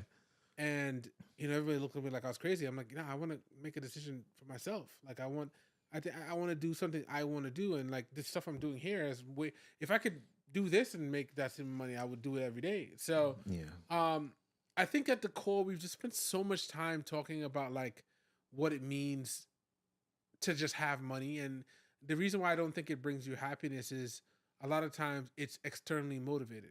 So, well, I have this new car, so this means that people know that I have money. So that means that I'm valued as an individual, right? Mm-hmm. And there's a lot of super rich people that are depressed. And you're like, well, if you're super rich, then why are you depressed? You shouldn't be, right? You have money. Why are you depressed? Mm-hmm. And I think that if we keep looking at money that way that we look at it and the way that we have been, I feel like our environment has showed us like, okay, well, having the most money means that you'll be good. You realize that that's really not it. It's and I think that's what J. Cole was referencing. He's like, the drive to have money was his main thing. And then he realized, it's more important. Your family's more important, like having people you love and trust is more important. I don't think you'll take away the flexibility to do the thing you want to, but it's like money, more problems, right? Like the more money you have, the more access you have to other issues that were caused by you having more money. Right. But I do have a rebuttal. Okay. Because I've heard this before. You can't say that to the person who's getting kicked out of their house and they have a family of 3. You can't tell them money doesn't buy happiness when they can't feed their kids. 100%. So 100%. So I'm like, okay, think of like a homeless person who wish they had money to at least have a warm night in their own bed, right? Mm-hmm. And I'm like, well, then money does serve a purpose. And that's what I said. It's a tool. It should be a tool. It should be used as a tool. It should not be a personal evaluation of how successful or how good of a person you are. I think that's the thing that we society has really pushed on us. And if you think about it, I love it. A lot of that is based on just impressing other people. Like I know people that are like in their 50s and 60s, and they just want to make sure that they look fly so that other people could see them and they'd be like, oh yeah, you look like you're doing well. Right? Yeah. And that part is that's anything you're externally motivated, I feel like you're in a place where you're at the whim of that. Which is why you see like, rich people lose all their money and then they kill themselves because they can't imagine being poor anymore. Right. And I think we're all in a space where we've been told this wonderful lie that by having more means that we'll be happier. And I don't think that's the case. Well, then let's sum this up, right? What in your mind now at this very moment for you, what does success look like for you? I think my biggest thing for success is really operating in a space where I know that the stuff that I'm doing is actually valuable. It's helping other people. It's influencing, how me and my family operates because it gives us the flexibility to live the way we want to. And that's what success is. I mean, I think, that has always been tied to money. Like, oh, well, if you have millions of dollars, this would be a thing, you'll be able to pay off these things and it won't be an issue. But for me, my success is really living a life where I get to do the things that I actually enjoy doing versus like the things that I have to do just to survive. What about yourself? More money. It's like, nah. I was going to say, we just had this whole long conversation and that's what you got. To be honest with you, success for me is learning to love myself. Crazy, right? I think I spend a lot of time, I might have brought this up to you. I spend a lot of time talking negative to myself, right? Yeah, we look away. About all types of things. Hey, MVP, you need to do better here. Hey, you disappointed this person. Hey, da-da-da-da-da. And some of those things are actually like, not on me, is on whoever that person is, perspective or environment or whatever they're going through, right? But I allow it to like beat myself up and like get borderline depressed about things about me, right? So one version of success for me would be able to, and I've been working on it, is to be able to talk to myself nicely way more often. And when I say talk to myself, I'm talking about everybody has that inner voice, right? Hey man, what are you doing here? You didn't charge your phone last night? And now all the power just randomly went off in the house and now you don't have no phone. Just happened, right? And I'm like, one of the ones, oh man, I'm supposed to put my wallet in a certain place every time I come in the house. I got somewhere I gotta go. I gotta be there in 5 minutes. I'm running late and I can't find my wallet. I would destroy myself inside about how you need to do better with placing your wallet, right? That's just a light example. So I'm like, for me, success would be, hey, being able to, and I think Will's alluding to this too, like, hey, if you're good with yourself internally, I think things will be better in the long run for you. Say if you do get more money. Yeah. Say if you do get fame. Say if all those things were taken away from you. I think if you have the love for yourself to understand, hey, sometimes I'm going to drop the ball. Sometimes I'm going to be the man or the woman if you're a woman. Like, sometimes I'm going to be that person. Like, I'm going to have everything's going to be hitting on all cylinders. Sometimes, I might be a loser in something, right? I might take an L or two.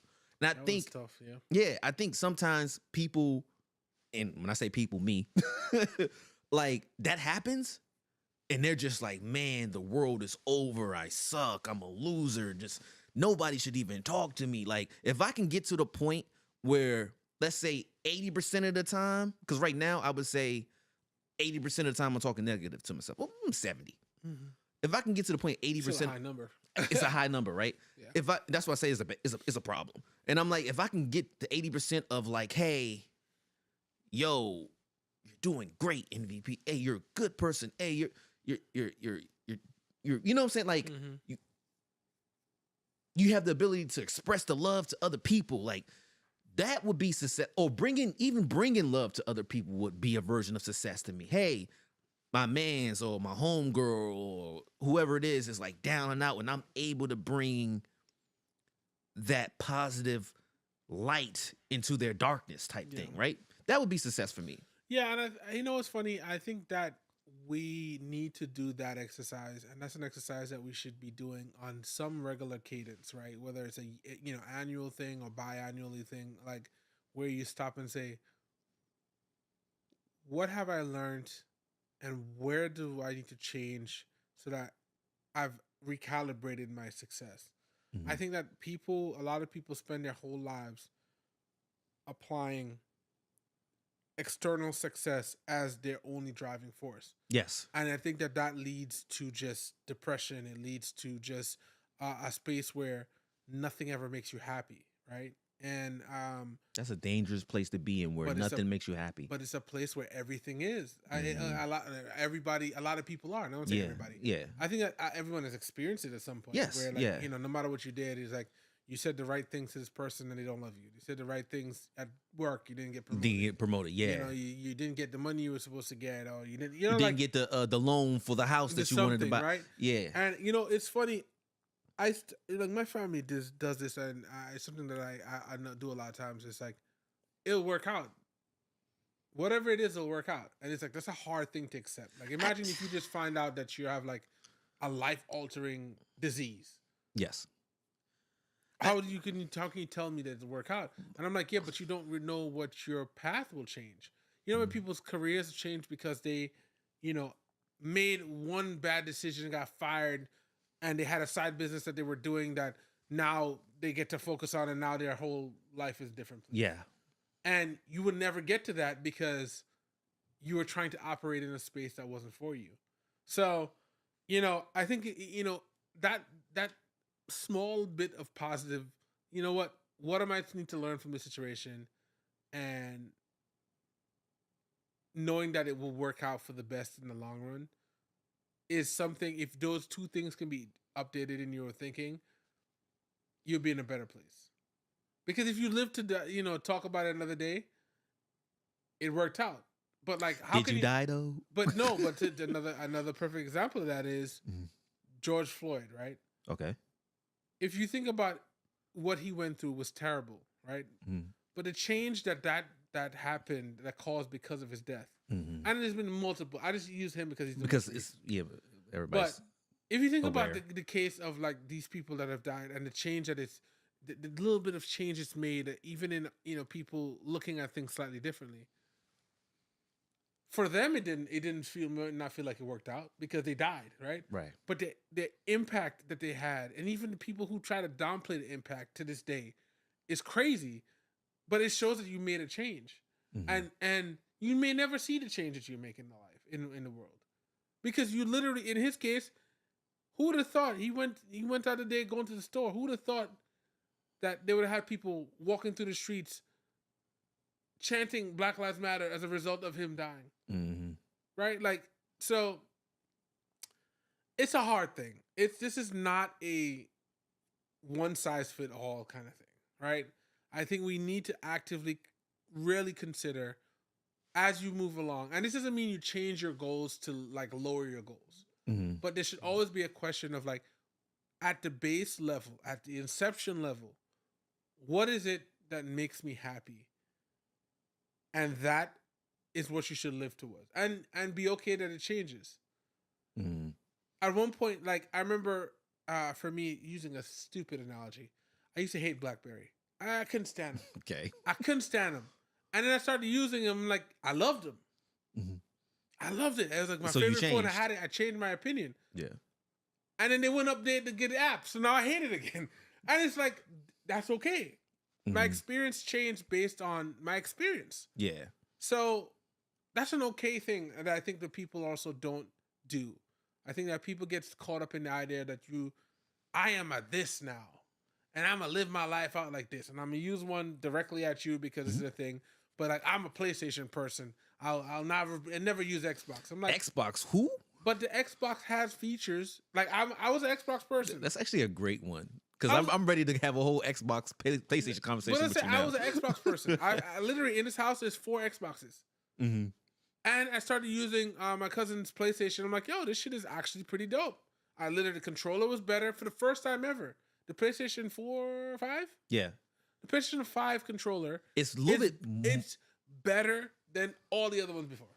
That's what I like to hear. A strong statement. That's what. No. But it's true. Stand on that. I stand with you. But it's true.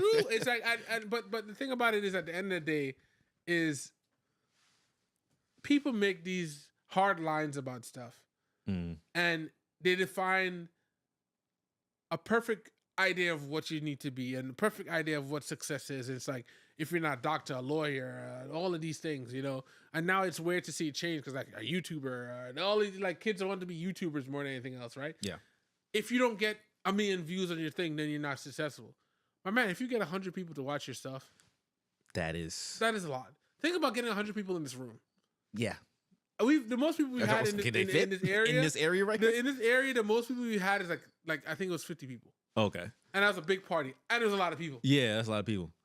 So there's a lot of attention. And so imagine if you double that to 100, right? Mm-hmm. And to sit there and think that, oh, that's minuscule. No, set your goals, constantly redefine success for you, and that's a constant thing. It's just like, you know, it's not like you learn to tie your shoe and then that's it. Mm-hmm. It's like you constantly need to be doing more. But yeah, I mean, in conclusion, I think this is a larger thing. I think we're in a space where I think COVID forced us to start sitting down and realize and reevaluating, especially our work lives. Yeah. You know, that's why you hear things like work-life balance now. And I think that at the core of a lot of this stuff is, you know, these conversations need to be had. We need to figure out whether or not this is something that we really want to do, and, you know, try it out. Be okay failing. That's a hard thing. Being okay failing. I think of like me personally with music. I've taken such a long hiatus from music that going back to music now feels like I'm gonna suck. Mm-hmm. I'm gonna suck. I'm gonna be better than starting from zero. Okay. But being okay, being terrible is a whole nother thing. Because you're like, well, no, I should already, based on my years of doing this, I should be better at this, right? Like, and I think, you know, we just have these high standards that, you know, a lot of times, like in that situation, it may stop you from even trying. Mm-hmm. And I think if we start looking at the world like we have a predefined amount of time left here. So if we're knowing that, you know, we're all going to die at some point, how do we live a life that matches what we envisioned and not spend so much time seeking external validation, whether it's money, material whether it's things, fame, whether it's, you know, that new Range Rover or that Bentley or whatever, right? You know, mm-hmm. and then the people will hear us talking about that. It's like, oh, you're saying that because you don't have it. I'm like, I might not have it now, but does it change who I am as a person? Mm-hmm. Like, are you a better person if you have a Bentley key? Well, I mean, for those people who would say that, I would just reference to Will Smith, because he has all that and more, everything. He's telling you, hey. I think the essence of what he's saying is like stay grounded. Like I said, understand what's going on with yourself. I like how you find yourself. Yeah. Because you can get lost in all that stuff. Yeah. So I think that a lot of people just they're running the predefined roles that have been set up in their lives. Like, yeah. You know, so. But yeah, this is a longer one. I think this is a conversation also to, you know, maybe have some guests at some point where we can really dive into like other people's motivations, because I feel like it is something that we don't ever stop and challenge. You don't even stop and question. And it's like, I said, once again, to see somebody at the height of Will Smith's career have these questions, it brings you to a place where you're like, well, damn, well, yeah, if he feels like that, then what's going on, right? So yeah, I mean that makes me want to say, you know, people listening and watching would love to hear like what success looks like for you. Yeah.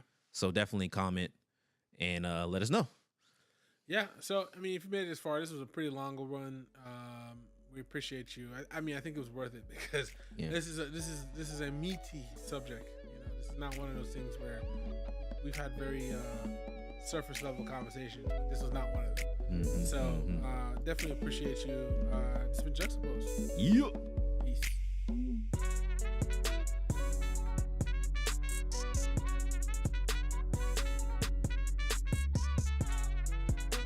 Hey, what's up, y'all? This is MVP with Juxtaposed, and today we're going to be talking about dodging exes and how to thrive while they struggle with love.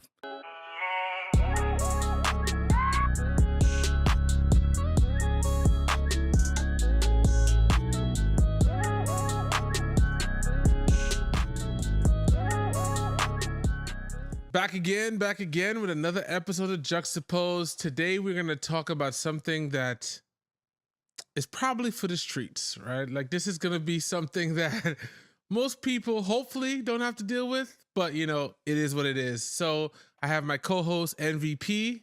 Whoop, whoop. I have Aaron from Paul River Finance. My name is K Styles. And let's take it to the place where Future is king. All right. So we all know that the for the dogs. For all the dogs, which I made a mistake on our post because I thought it was for the dogs. It's for all the dogs. It's for all the dogs. It's not for all the dogs. Because you know what? DMX was for all the dogs. This is a different type of dogs. I don't know what dogs he's referring to. He's talking to like the mini Shih Tzus or like, you know, those are the kind of dogs. Yeah. No, wait, first of all, I got a poodle mix and I don't think it was for that dog. So, you know.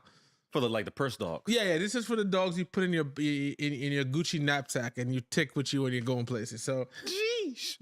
Anyway, sorry, that's not what we're here for. So just to give a little bit of context of, so the album came out and Drake made some references to the beautiful, the lovely Rihanna, who be minding her business, right? So it was interesting he was taking shots. I'm going to tell y'all what he said, just, you know, a little bit, right? So on Fear of Heights, Drake repeatedly says the word auntie. The title of Rihanna's most recent album. Okay. Okay. Putting things together. Then he says, why they make it sound like I'm still hung up on you? Okay. On Virginia Beach, which is, I assume, the title of the song, he seemingly references her new relationship, rapping, drawing conclusions like you got a Parsons degree or something, which apparently Rihanna got a degree from Parsons. So I'm like,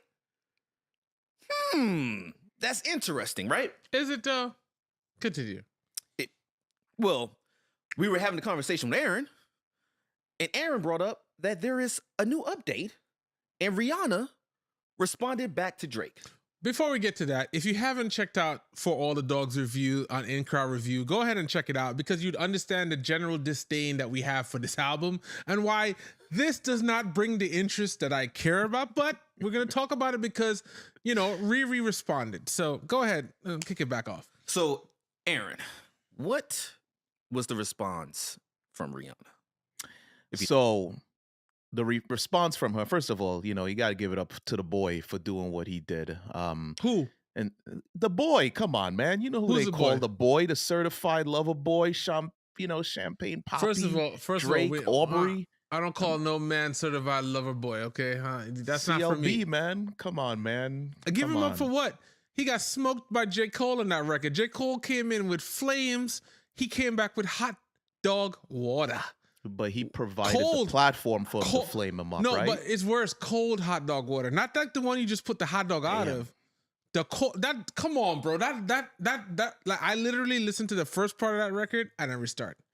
Yeah, J. Cole has been on an amazing streak, but big that boy up. That's the guy for sure. No, go ahead. Sorry, I sound like I hate Drake, but I'm normally the Drake fan. We don't hate Drake. Come on, man. Yeah. Come on. But Drake is one of the greats. You know, regardless of what he's been producing recently, Drake is one of the greats. We're not going to take away the accolades of what the man has accomplished over his entire career. It's just right now he's doing some things that are questionable, and that's the subject matter of today's episode.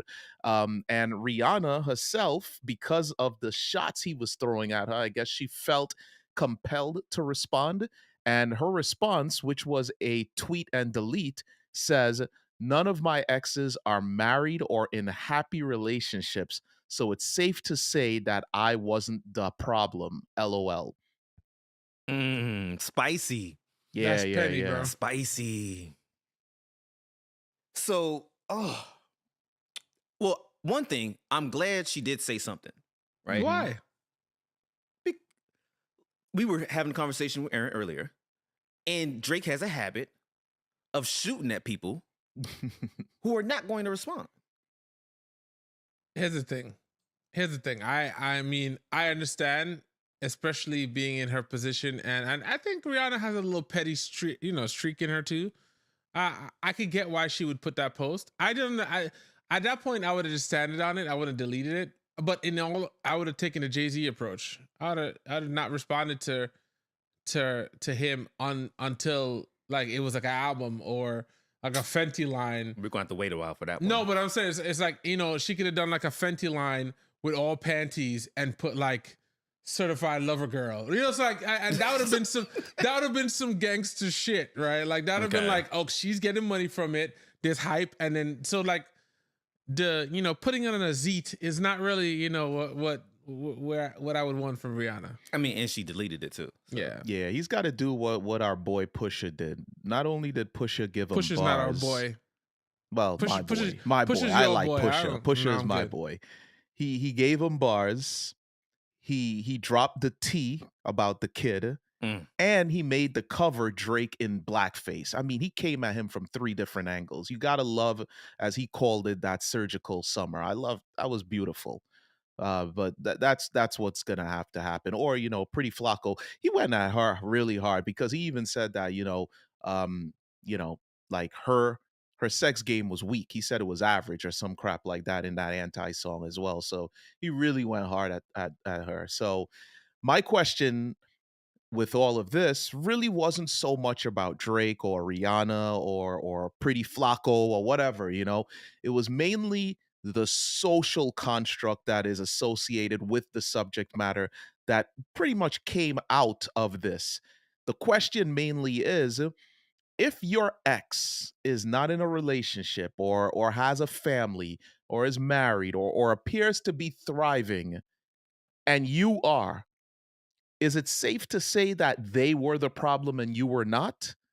Because me personally, I don't necessarily know that is an instantaneous gauge as to who was the more quote unquote problematic or toxic individual in that union that you guys had together.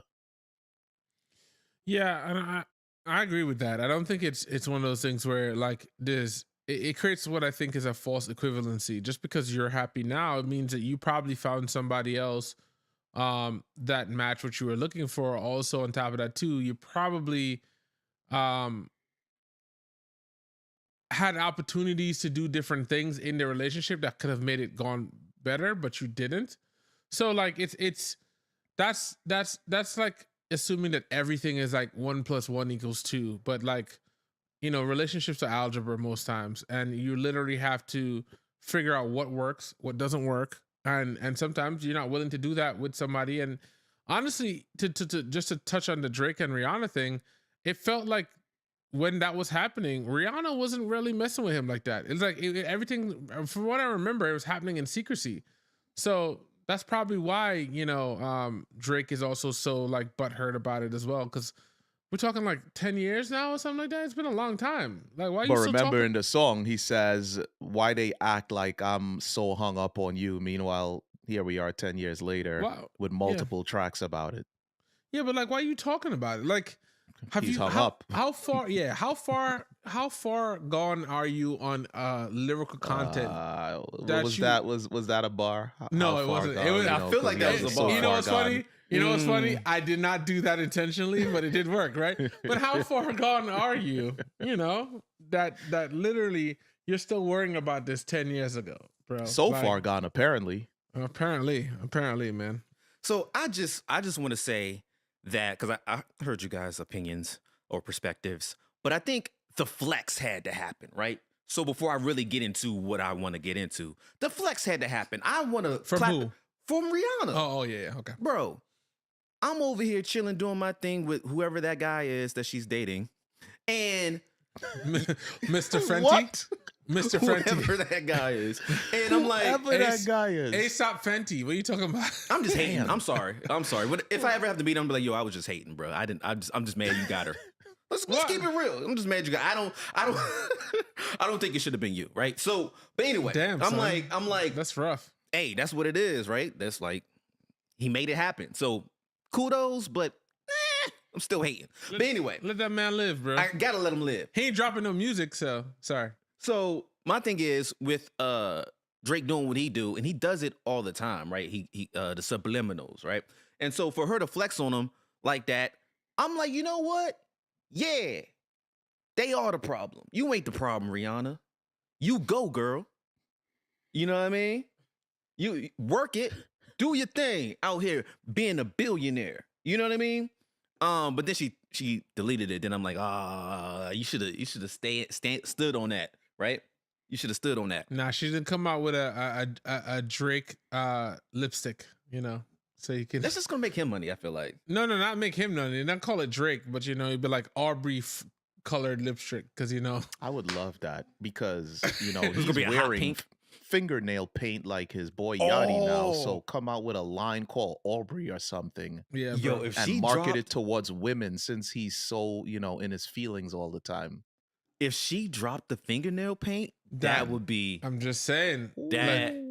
Rihanna, Yeah, that would be a Rihanna, nice- holla that would at be me, bro. cold. I can Nice hook right there. Nice I can hook. do the petty marketing strategies. This is what I do. I could do this all day. And call But it Aubrey. It sounds good too. And honestly, you can't say that's his name, because that's a common name. I think that name also, like, isn't there a color that's like Aubrey? you understand what I'm saying? Like, you got some options. But the thing, the biggest question here, like, for me is like, is it really something to be said if you look at your ex and your ex is happily married? I think that's your. I'm kind of reiterating your question. Right. Your ex is happily married and you're single. Does that mean that you were the problem?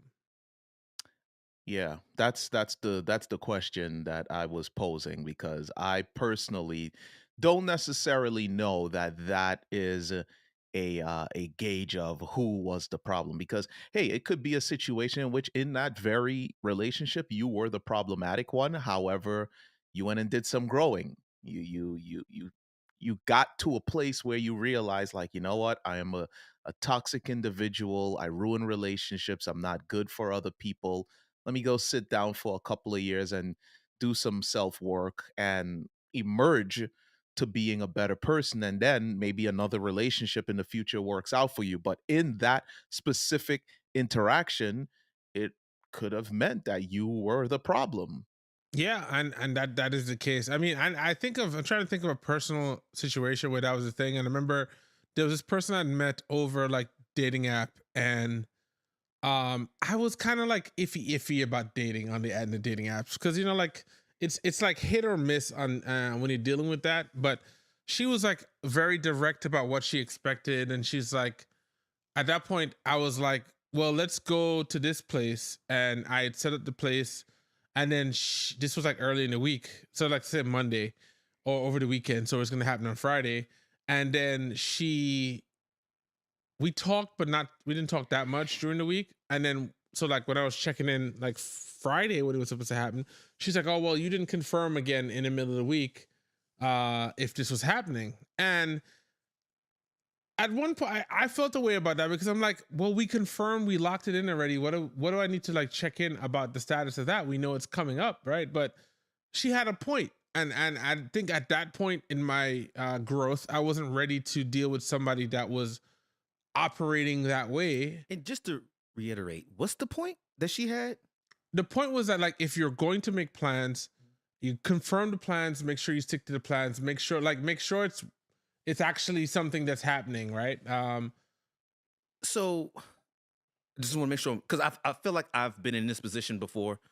So you're saying if we make plans and we've confirmed the plans on the day of, I need to hit you back up and be like, hey, are we still doing this? Just, I guess not even a day of. It's like, it's a certain level of expectation, especially if you're not using a calendar invite. Like a calendar invite solves everything, because it's like, okay, it's on the books. It's literally on the books, right? And there's a level of directness that I think she expected from a partner that I wasn't able to do. Where fast forward now, that's how I am in my relationship. So it's like, she just wasn't the one at that time, but I learned, not from her per se, but it was one of those things that opened my eyes up to, so like, you know, you're not essentially hitting somebody up in the feeling of like, hey, WID, you know, like, it's just like last minute, like, hey, we're supposed to do this, right? So I guess my thing is, who set up the date? Me. And you're supposed to come in. I guess what I'm trying to say, Aaron, is like, hey, No, I get what you're going, doesn't and it I work actually like both where you're going. ways? Like, because I've been hit with this situation too before, and I'm like, well, if I've done all the planning and I've set the date and I set the place, and it comes closer to the time, why are you waiting for me to be like, hey, are we still doing this? Are you still good? Are you going like? Why isn't she doing that too? Is my question to the world. And I'm gonna let you, Aaron. Do you have a point there to add? Because I feel No, like I was agreeing with what MVP was saying, but I was also wondering what is the let's just say, just arbitrarily speaking, we'll choose the date Monday, but the date is on Saturday. From the time that you spoke about the date, which is on Monday, is there no interaction between Monday and the day of the date? there was limited interaction. It wasn't, and I think more than anything else in that stage, what was probably expected was just constant communication. And I think the area where I failed at was confirming the stuff and making it concrete. So like that's why I said I'll take my because like yeah, let's hang out on Saturday. We're gonna go to DC. Okay. And then there was not much like, okay, well, we're gonna go to Marvin's for my old DC people. You know, RIP, RIP. But like, let's say like, oh, we're going to Marvin's at 6:00 on Saturday, right? Like that part, I don't know if it was really fully confirmed. Okay. So I think from that, I want to you know structure it in a place where I know I was doing something wrong there, whereas like I was probably very loosey goosey with the specifics. Loosey goosey. All right. So I'm giving that as an opportunity to say, okay, well, but now when you know planning stuff now, you're like, okay, cool, we're gonna do this then, and even if it doesn't happen exactly when it's supposed to, you've made that plan, and there's a strong like commitment to what's going on. So that long convoluted thing. Oh, go ahead. I just want to give you a little bit of bail. I know obviously you've done some growing and some analyzing or whatever, but I want to still give you some bail because it's two people involved in this, right? So if you're gonna take the responsibility, I just would hope that that other person takes responsibility for not adding the question, hey, you know, where are we going? Well, I what think are we gonna do? I think at the core there was just what I noticed about that situation doing the self-reflection is that it came off as somebody who was not sure if they wanted to be dating this person. And that's the key right there, because I've had conversations about this and I've been the one who didn't like confirm. And they're like, well, MVP, you probably didn't really want to meet up with her then. And I'm like, is that true? So I understand that perspective, but if that person had reached out, I probably would have met up with them. It's almost like playing chicken. It's like who's gonna show more interest first? Yeah. And if you say that, I'm okay with that. But don't just put everything on me and be like, hey, you ain't confirmed. I've had women say that, and I'm like, you playing games with me because you really didn't want to meet up with me in the first place. But you're putting it on me to be like, well, I didn't meet up with you because of you not reconfirming something that you already confirmed. Can you see how that's like? I understand. You playing with me. Some people are just poor communicators too. Yes. Okay. You know, so that really has a lot to do with it. Because I'll tell you from my own personal experiences, there was never going to be any question or any doubt that it was going to happen, because I'm the type of person where when I do something, the place we're going, a reservation is made, where I'm parking, the time, all like I'm so thorough in regards to planning things that there's just you won't have to ask me again. It is happening. The only possibility of it not happening is if you flake. And fortunately, I've never been in that position. I actually had a conversation with some of my boys here just last weekend, and they were all telling me about interactions they've had where women have ghosted them on dates. Like, what do they call it when they don't show up? Where the woman or man doesn't show up on the date, like the day of. I've never had that happen to me. Oh, they stood him up. Stood him up. Yeah, I've never had that happen. But, I don't know if that's a thing that happens due to lack of communication, because it's like on the day of, I'm kind of gonna know if you're showing up or not because again, I'm so constantly communicating that if I'm not hearing from you, there's a good chance I'm not going there. Yeah. So Well, and as I say, like I think, but thinking about it like that, the way you approach stuff is probably what this young lady was expecting, right? Like, got it. she expected it to be very direct. She expected, like, you know, me to send her some, you know, a map, an idea of where exactly we're gonna be. You are here, and we're gonna, yeah. And honestly, I wasn't at that point in my in my maturity to be like, that's where I wanted to be, right? And honestly, I was just like very cavalier with the online stuff, so it was like, I'm just, you know, throwing a feeler out there to see what happens. And it just so happens I met somebody, and we never actually met. That was kind of like the end of the conversation there, because I was like, what is your deal? Like, I just so the date didn't happen? No, it didn't happen, because literally she was like, oh, you didn't confirm, and you know, I was like, okay, cool, well, you know, have a good life. So shoot, toxic. But no. I mean, I wasn't right. I wasn't ready. And as I look back, as I dealt with other people, and I went on other dates. Like, I remember I went on this date with this girl twice, and the first time she was on the date, she was 45 minutes late. The second time on the date, she was 30 minutes late. What? And both of those, I think of everybody here, I'm probably the person to show up late all the time. But on a date, I'm there early. I was 25 minutes early to both dates. Because I want to sit down, I want to scope this. It's like if I'm doing a drug deal, right? You want to get a feel. You want to get you want to be comfortable by the time they get there, so that you can make everybody comfortable. She was late. The guy came to me, he's like, oh, you want a drink? I'm like, nah, I don't want to start. I don't want to be sloppy by the time she get there. Yeah, you gotta None wait. of that. But I remember being on that date, and I'm like, thinking about that compared to the other person. Now, granted, this is all conjecture because I don't know what type of person she was, but based on that little interaction about her wanting to make sure stuff was confirmed, I would assume this person would show up on time. And that's what I would expect, especially at the beginning, because you're like, this is where we set in the standard of what our relationship is going to look like. So, I looked at that day, those 2 dates with that person, and I was like, yeah, bro, I'm wasting my time here. And I knew it. I knew it on the last time, because I was the last date, because I was like, you know what? There was a course on Udemy that was $70 something. And I was like, damn, I don't want to spend $70 something for this right now. But I spent $70 on tacos and drinks. And once you start doing that, like, you know, that weighing your thing, you're like, this is not the right person. Because if it's the right person, you don't really, you know, I mean, unless they're trying to like take you to, you know, to buy $4,000, you know, steak or something like that. In most cases, you're not worried about the price. Yeah. You just want to have fun. You just want to make sure we have a good time. And we did. Listen, I'm sure that girl is confused as hell, because the whole time we were there, I laughing, talking to her, and I'm sitting there like, bro, I'm blowing $70 on this, bro. I could have got a course. I could have learned something. I could have done something that would make me money. But I say all that to say, because I realized we went off on a tangent. No, you're still within it, because basically you're pointing out who was problematic, vice versa.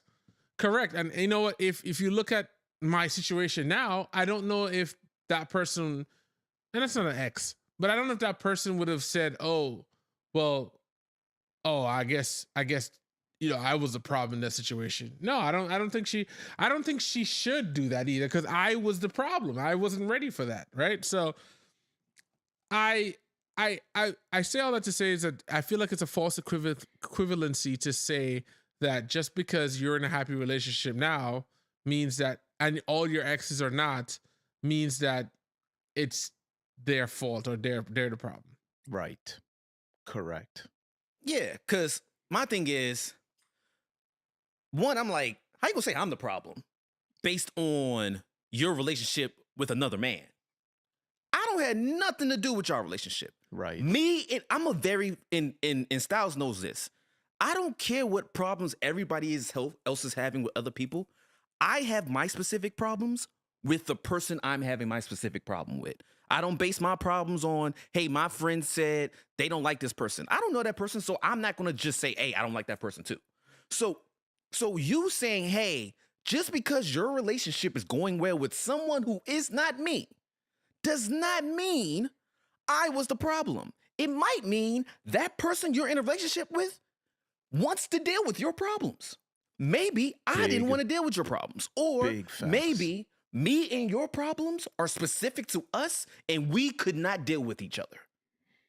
The one monkey wrench I would add to that very poignant, very accurate description of that is that in this case, Drake was a problem. What? You know why I would say Drake is a problem, and I agree with Rihanna on this. Okay. Because 10 years later, and you're dropping it in a record? Nah, son, Drake was a problem. What you got, Aaron? To this specific thing that Styles just said. I just had to drop a little grenade in there and walk away. He was the problem part is the part that I don't get because, well, first of all, we don't know anything, we right? Don't know, we're just making assumptions here. But if I'm to pay attention to the Riri around that time period, this was not so far away from the time period where her and Breezy had their issue, right? Yeah. And if you listen to the reaccount of how that night went, it kind of started with her going off on him, and he lost his marbles, and then he proceeded to put hands on her. So how do I know that at that time that version of Riri was not a very toxic, difficult person to deal with? And you can look at the boy, whatever you want to call him, Drake, Aubrey, whatever.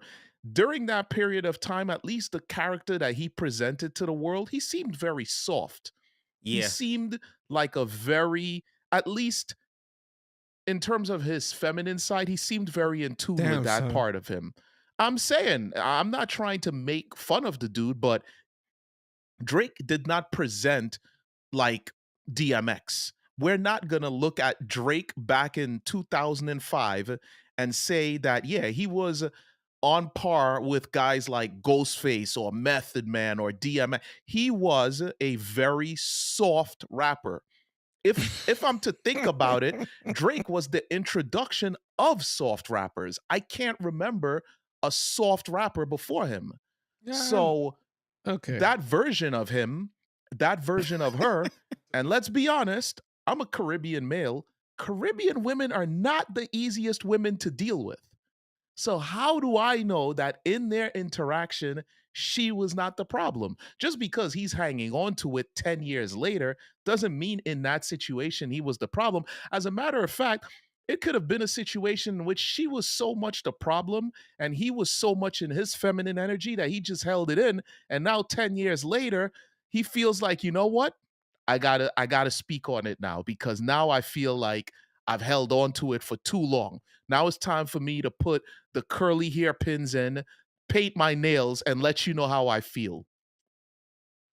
He needs a girls trip. He needs to go out, go to the spa, get his energy together, and and then he'll be good. Listen, and people are gonna be saying, "Oh, we're misogynistic and we're whatever." But I'm like, but you're talking about a dude. How could you be misogynistic towards a man? Because we're taking the toxic male approach. I always try to add these caveats to our conversations, just in case for the person who's like, oh, look at the Instagram clip. Look, these guys are making fun of oh, they are homophobic. I mean, Drake's not gay, but I'm just saying. I'm hearing soft. Listen, homosexual. I'm just saying, painted nails. Listen, Drake. I tell you this much. I know Drake gets way more girls than I do. I guarantee it. Without a question. Without a question. Of course. But maybe he should just have a girls trip. He just have a girls trip. Not a Jada type girls trip because Jada is on some other shit. But just go out with. Don't do it for the dogs. Do it for the I don't know. The house cats? I don't know. What else we gonna do? Do it for the felines? The felines is crazy. Yeah. Oh my God. You're going to get canceled for that. But no, I mean, in all seriousness, I don't know if it's worth even bringing that up. I mean, I actually was just looking at the time and you were spot on.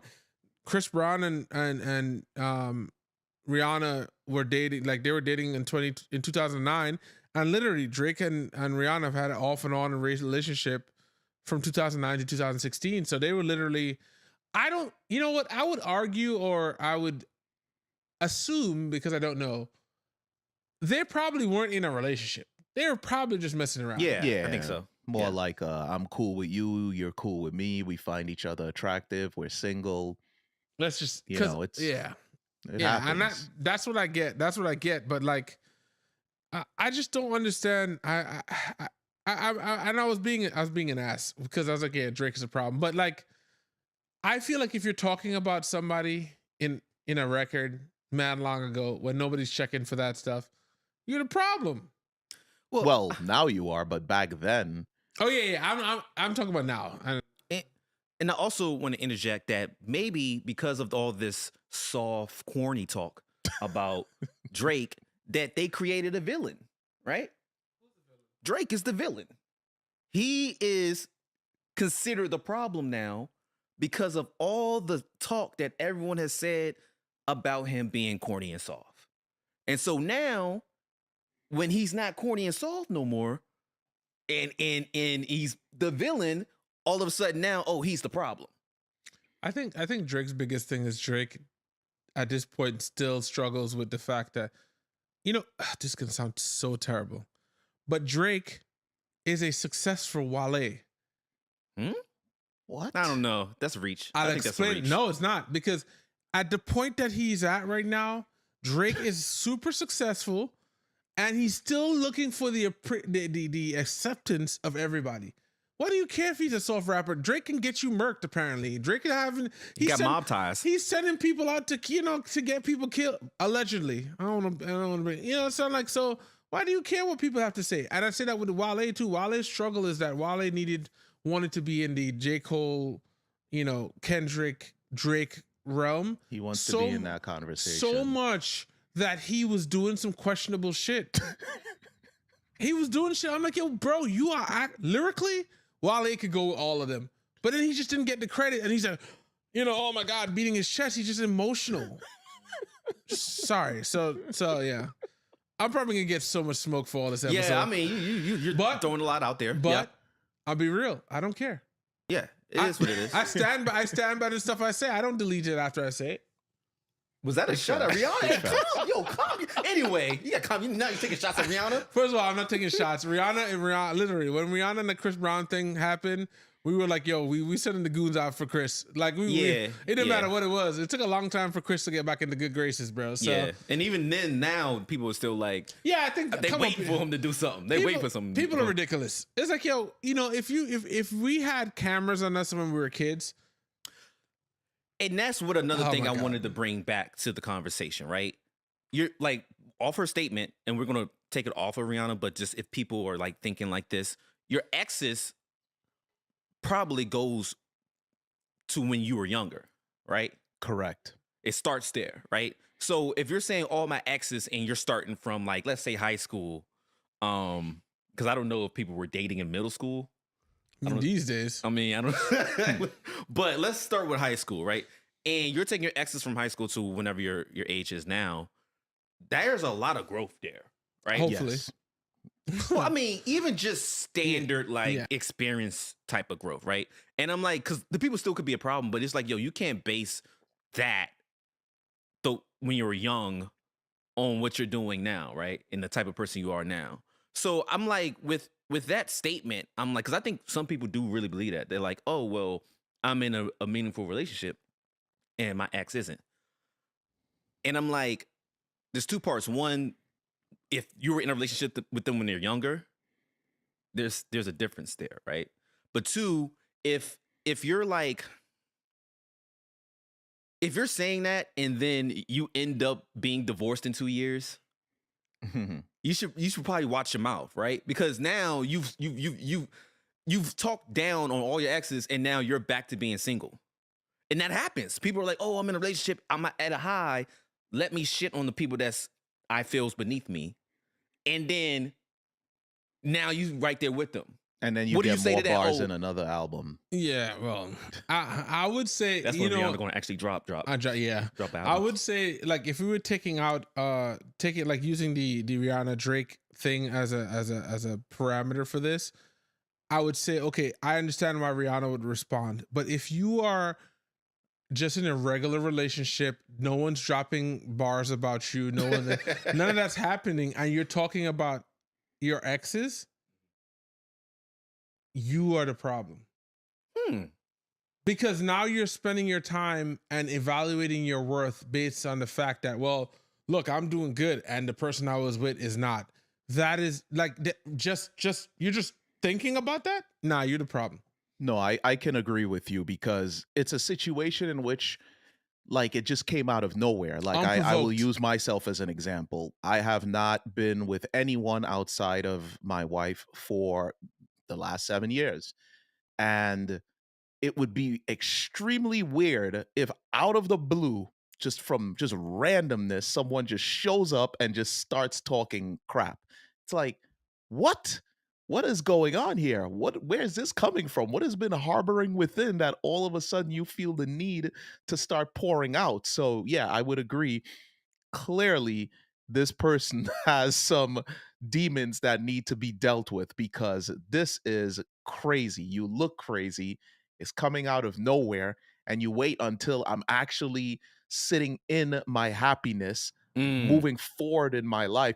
It actually says a lot about you. It might mean that you're miserable and you don't like seeing this thing that I have going on here growing and becoming fruitful. Because you have to admit, in the specific situation of Rihanna and ASAP Rocky, they're getting a lot of accolades for that. You know, they're on the second child. He's there. He protects her. She's everywhere with him. They look happy. They're the talk of the town. They are like the new Will and Jada before Will and Jada became the toxic wasteland that it is now. Who's Jada? Who's Jada? Only Jada we respect is Jada Kiss. Sorry, go ahead. Sorry. I'm talking about the Marvel arch nemesis balding Jada, man. That's what I'm talking about. I don't know what you're talking about.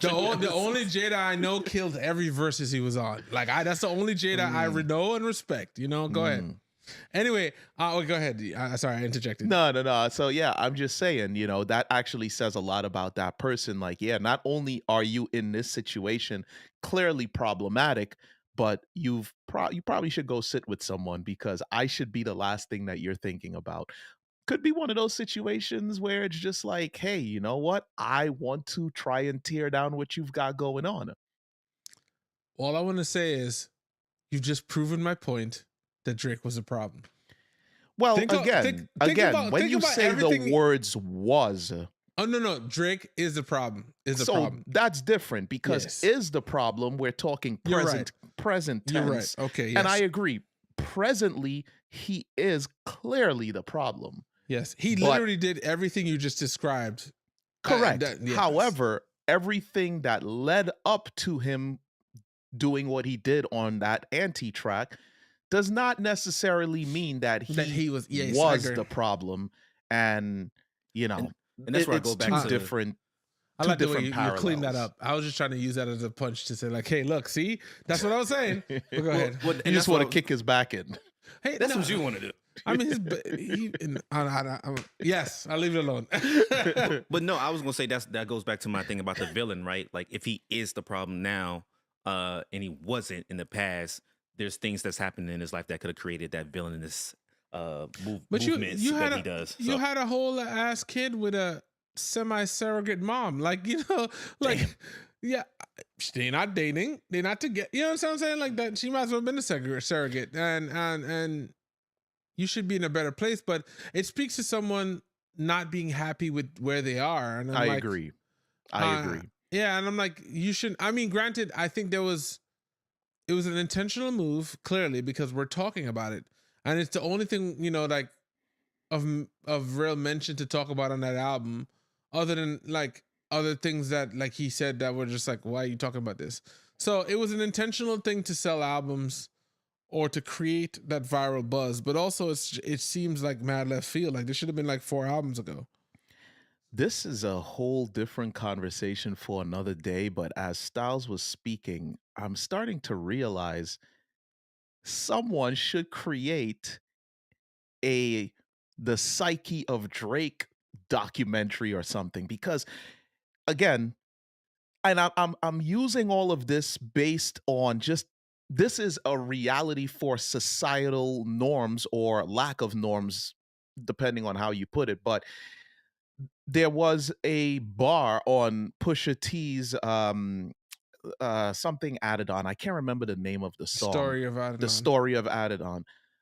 He mentioned in there that, you know, Drake basically was putting him down for the fact that he was married and had kids and stuff like that. And he was like, you know, what is the problem that you have because you've never been able to see that because you know his dad wasn't with his mom and you know so it's like it's almost as if this man has a true problem with family structure because he's talking crap about Pusha T's family. He's talking crap about Rihanna's family. And I don't know if you guys know, but he just released, well, one of his artists on OVO Sound just released an album. I got to listen to it because from what I've heard, it sounds good. But she is a she is a member of his label that just put out a record. But the way that she became a member of his label is her and her guy flew out to Drake's place, and while I guess dude was off sleeping or whatever, she was making music with Champagne Poppy, and he fed her, and you know she was accepting of the feeding, and she was engaged to this man for quite a number of years, and you know he put out a whole thing saying that he flew out with her and Drake piped his girl down and blah blah Yeah, I blah, heard so about broke that. the whole thing up. So it's like it's almost as if he has an issue watching happiness thrive. So that's something that could clearly go back to maybe he was the problem because he has a problem with relationships. He has a problem with healthy family units thriving. Well, I mean, honestly, and I said once again, it's all assumptions. I think that Drake is not in a place where that's a thing he would think about. I mean, he said in his records, it's like uh, um, I wouldn't, something about like not falling in love. I wouldn't even give it a chance, right? Like he's just in a place where he has an abundance of availability, right? Like there are people that would go out of their way to make themselves. So he's living like the basketball player life without the wife, right? And I do think that he probably does, like think like, well, why do I need to do that for, right? Like I could just get another chick, but like at some point that I would assume you get tired of that, right? Like at some point you want to, like, I mean, and maybe it is for the dogs, for all the dogs. Maybe that's just how the dogs go, right? Like, So I would say one perspective that I think to put on him is I'm gonna go back to the soft and corny thing. If you're put in, we know Drake to have his heart on his sleeve, right? When he first started. If I do that and women are like, and men are all bashing me for this, like it can create, like what Aaron said, it can create something in your mind where you might need to have a sit down because it's like, yo, fuck love, bro. I've been trying to give love for the past 15 years to people, as let's say from high school or whatever. And because I'm in tune with my emotions and because I might be a singing, rapping type of dude, I'm getting all of this like, yeah, you're not strong enough for me. So in his mind, he can be like, well, then I'm going to do something different. Oh, I'm the man now, and I'm getting all this love now. But when I was super nice to y'all and giving you my heart and telling you you're beautiful, because Drake used to put it on. Like, he would be kissing girls' hands, the hand kiss, telling them how beautiful they are. And they probably was like, look at this dude, right? This Corny. This doofus, right? Yeah. But now that he's a villain, bad guy, he's getting a lot of play. He's having stadium dinners. And I'm like, I can see that affecting someone's psyche. Go back to what Aaron's saying. I can see that affecting his psyche. Why would I do something else when it seems like I'm getting the most love when I do this thing? I pose the question. Yeah, but Why would I do that? I the one thing I would add on top of that is that I just think he's in a place where he has the resources and the notoriety and fame to do whatever he wants to. So like if he knows that he can go at somebody's wife and get them, then why would I? It's like a challenge for him. And it's like in most cases, and especially like this the artist you described, it's probably gonna be more successful for Drake than it isn't, right? Like if somebody who's less successful tried to proposition this person, they probably wouldn't have a chance. But it's Drake. So, you know, we don't even call him Drake Aubrey Graham. Like, it's just Drake. No, just Drake. It's literally just Drake. Drake? You know, so I get what you're saying. And we do probably need to have a whole nother conversation about the psyche of Drake. But go ahead. No, because I have something else, right? So, because we're going to get off Drake a little bit. Yeah, we've been talking about Drake too much, man. So my other perspective of what Rihanna said, sorry, we still on Drake and Rihanna, but my other perspective of the, hey, all my exes are da-da-da, right?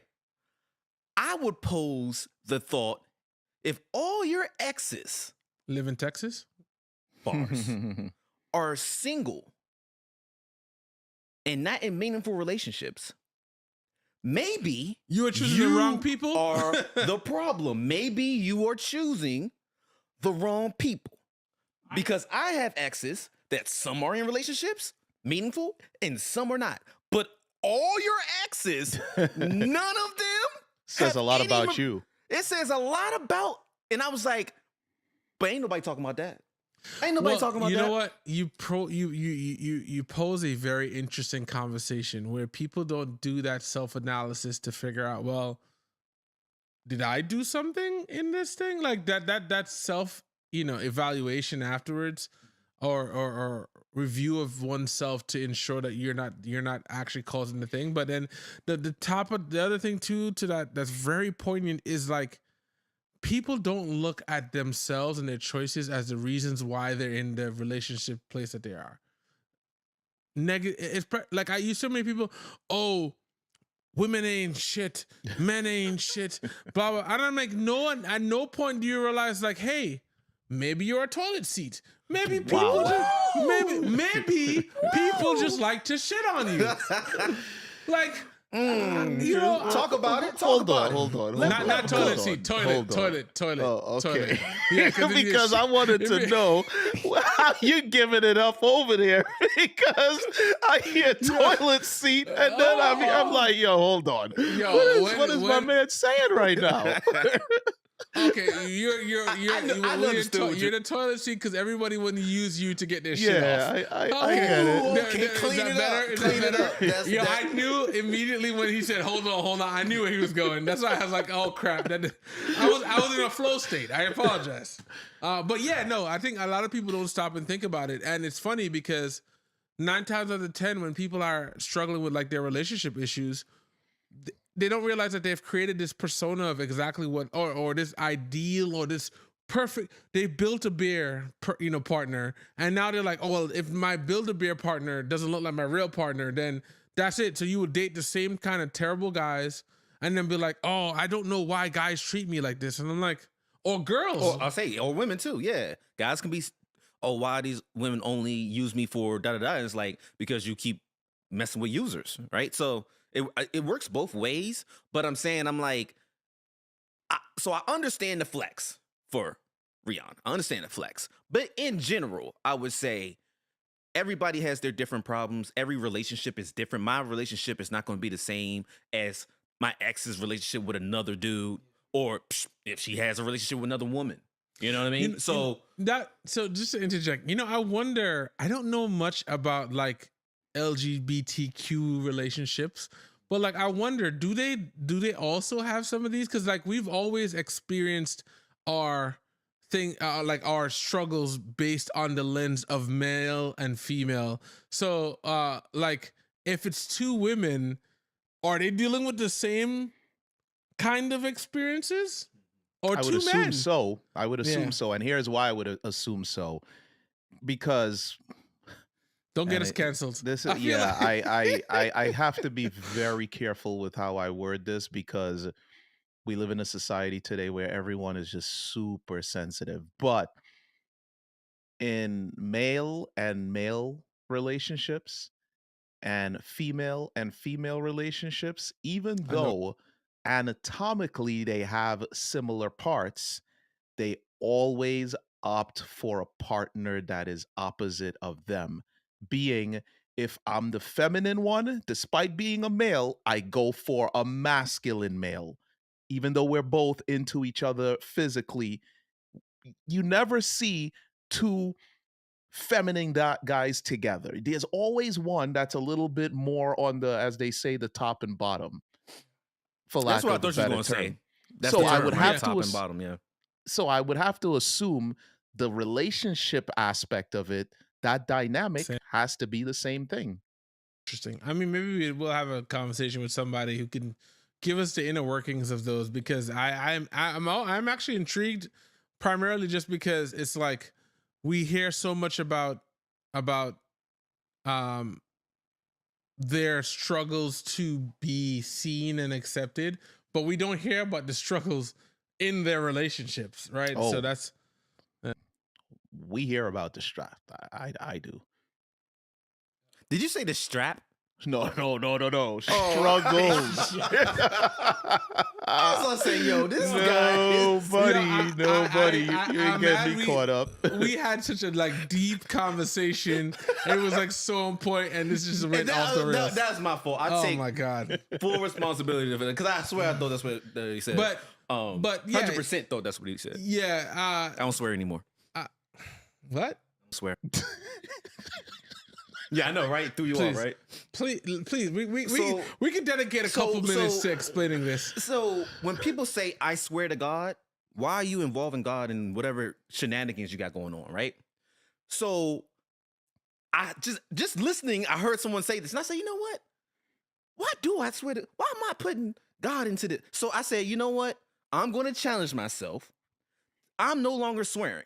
So I said, well, I need another filler word to get off what I'm trying to say. And I was talking to Styles about this other day. That's why he just looking at me like this. But I was like, you know what? I'm going to challenge myself. Instead of saying, I swear this or swear that, I'm going to say 100%. That's what that was. And that's where I'm going with it. So just to confirm, we're not talking about profanity. No, you're not talking about profanity. So I swear to God. Gotcha. But people shorten it by saying I swear. Gotcha. Some people say on God. Yeah. They do say on God. Or they say on my mama. Everything I love. Yeah. On my mama. On my hood. I look fly. I look good. That song. No, it's a real thing. That song was underrated, bro. That song was hard as hell. I'm sorry. I could not do it. That song was hard. Okay, cool. Well, that makes more sense. Well, is there any final thoughts? Should we wrap this up, because we've been at this for an hour? Yeah. And it sounds like this was the kitchen sink. So what is the conclusion that we're coming to here in regards to this? I think on my aspect, is the problem. Sorry. I'm saying that the gauge of the other person not being in a healthy, functional relationship with kids and marriage and all of the different parts of a healthy, functioning relationship does not necessarily mean that that person was problematic and you were not. The dynamic that was shared inside of that relationship is what's going to make that determination, and maybe even the behaviors of one of the partners or both after the relationship, 100%. Not what they have been able to accomplish or not accomplish after your union has come to a conclusion. I agree. And my part is, I don't want people to be like, hey, just because this person is single right now, that they're struggling to find love, right? Because they might have a plan that you're not even aware of, because you're no longer in a relationship with them. So don't base what your exes are doing and make that like, oh, I must be doing great because they're not doing what I want to do, right? Like, if you want to be in a relationship and have kids and be married, that's on you. Maybe you haven't had enough conversations with your ex, because you don't even know if that's what they were looking for right now. They could have changed, right? Right. They could be like, okay, well, I've been moving this certain type of way, so now I'm going to be more careful with my heart. right? And I don't think that's a L for that person to decide that for themselves. Agreed. Go ahead, Styles. My thing is, there's a couple things. I would say that the key thing about this, if you're thinking about your ex after your relationship in a case where it's not just like, well, what are the things I did bad that I can fix myself? And you're using it as something to prop up yourself and your ego, you need to seek therapy immediately, because you've not come to terms with who you are and your value yet, right? Like that's like being super, super serious about that. And on another note, it's like, why are you even doing that? Like, that's not a good use of your time. So seek help, professional help, not your friends. Don't talk to, you know, I can't think of a name. The microphone. Definitely don't jump on a podcast and talk about how all men should treat you or how all women should treat you. Yeah. Go seek help. Go seek help. Work. Yeah. Go seek help. And that's like my final thing on that, because I just think that at the core, a lot of the people are not doing the work on themselves, and you don't know. Also, I forgot my last point was that some people are in your life for a reason and a season. So you could have been in this person's life to help them figure out, like, damn, I got to get my life together, but it's not with this person because they're so far ahead, right? So, and that's fine. We need to stop looking at life and relationships as leveling up in a video game, right? This competition. We need to stop looking at it like a badge of something we could show and say, oh, look, my relationship is solid, because this thing is ever changing. You're always growing, and you're always going to have these conversations. And even after you have some of the conversations, you're going to have the conversations again. You understand? Like relationships are work.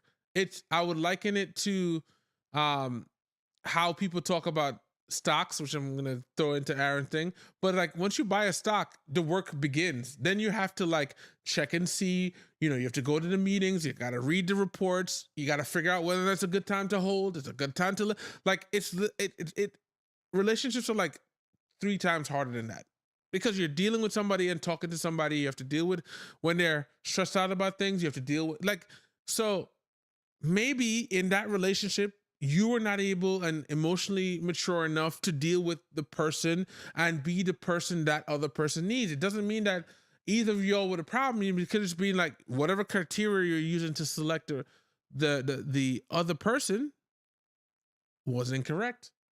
So facts.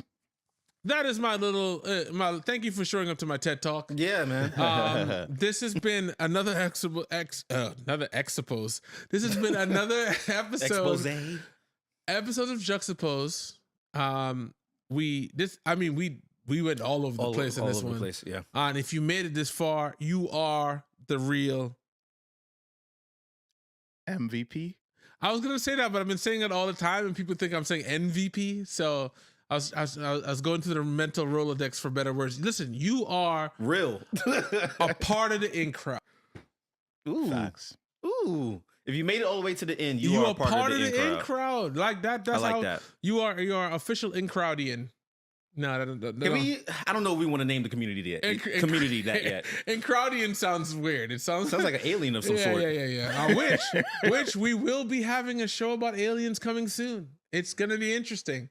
So I'm always plugging our stuff, clearly. Like, that's like the marketing guy, that's what we gotta do. But yeah, no, definitely thank you for making it this far. We appreciate everybody who takes the time to even communicate, even the folks that decide to reach out to us individually instead of putting it in the comments. We still appreciate you, but we would like you to put in the comments. You know who you are. I'm calling it out because I know who you are. So we appreciate you nonetheless. I'm not going to give you crap for that, but I'm going to end my long outro, which sounds like an intro, but thank you. We appreciate you. See you next time. Peace.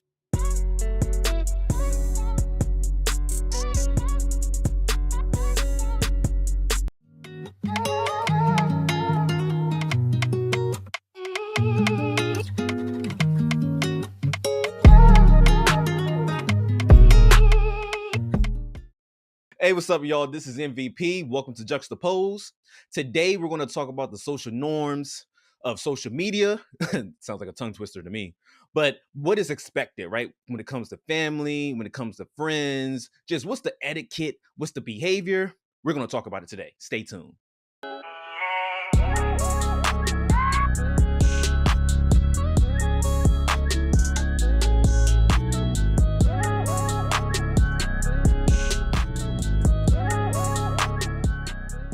All right, that was fire. All right, let's roll. Yo, so what's up, K-Styles? What up? Man, so I came across a Patreon. Shout out to Rory and Maul. Who? Patreon. Who? I'm joking. Don't do that. They actually been making waves, man. Like they're staying consistent at least. You know, I can Are they appreciate giving that. all the effort? Are they giving all the... Well, I think they've accepted the bare minimum, and they're just gonna go from there. Right? All right, sorry.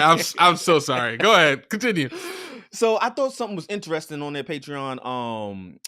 Damaris, one of their co-hosts on there, it was her birthday, and they did this whole like, hey, cake, candles, freaking balloons with the big numbers and happy birthday or whatever.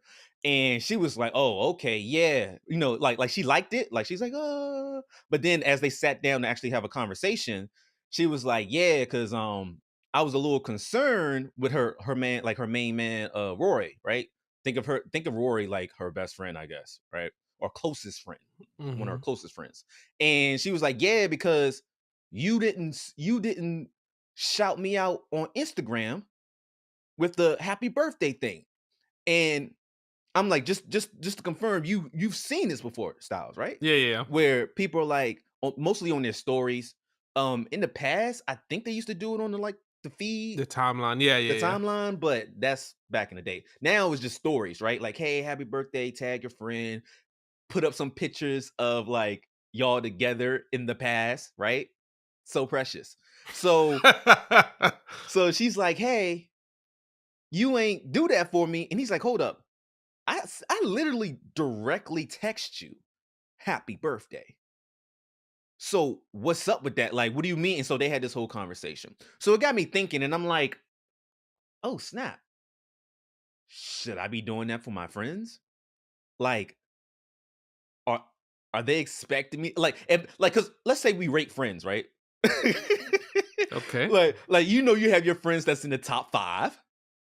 Then you got your friends that's like the bottom 10. And then I think after 10 is kind of like acquaintances. Acquaintances, associates. But like you got your top friends and like there's levels to them, right? Like I have certain friends where I'm like, I know this is the person I'm going to call. So I'm like, when I ask this question, I am talking about friends and family.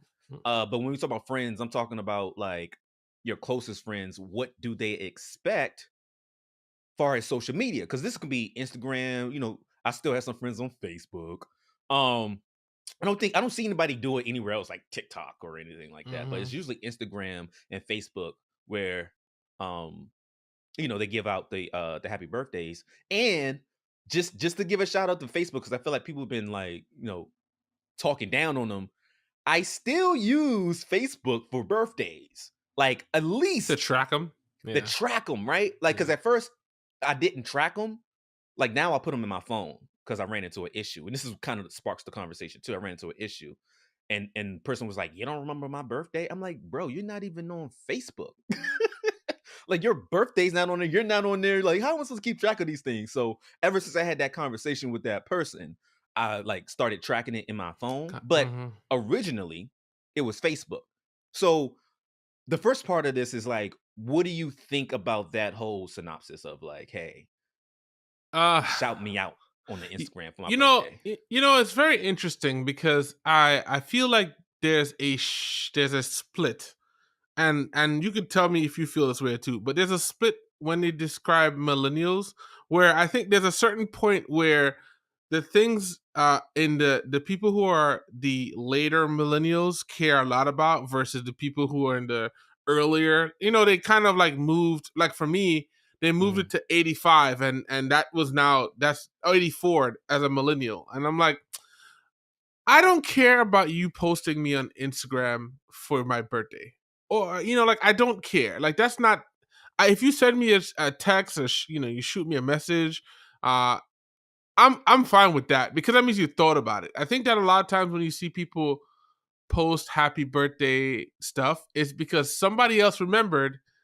They posted something, you see it, now you're like, oh, I gotta post something too. And it becomes this weird thing of like, oh, let me see how much more of a friend we are. I don't know. Listen, I'm not knocking it. I just think that I much rather have you send me a text, shout me a call, even if it's like, hey, bro, I know you're probably busy, but happy birthday. Leave me a voicemail. I know voicemails are like forbidden, but like leave me a voicemail because all of those things in my mind means that you at least thought about it, right? And I don't really care about doing it for other people.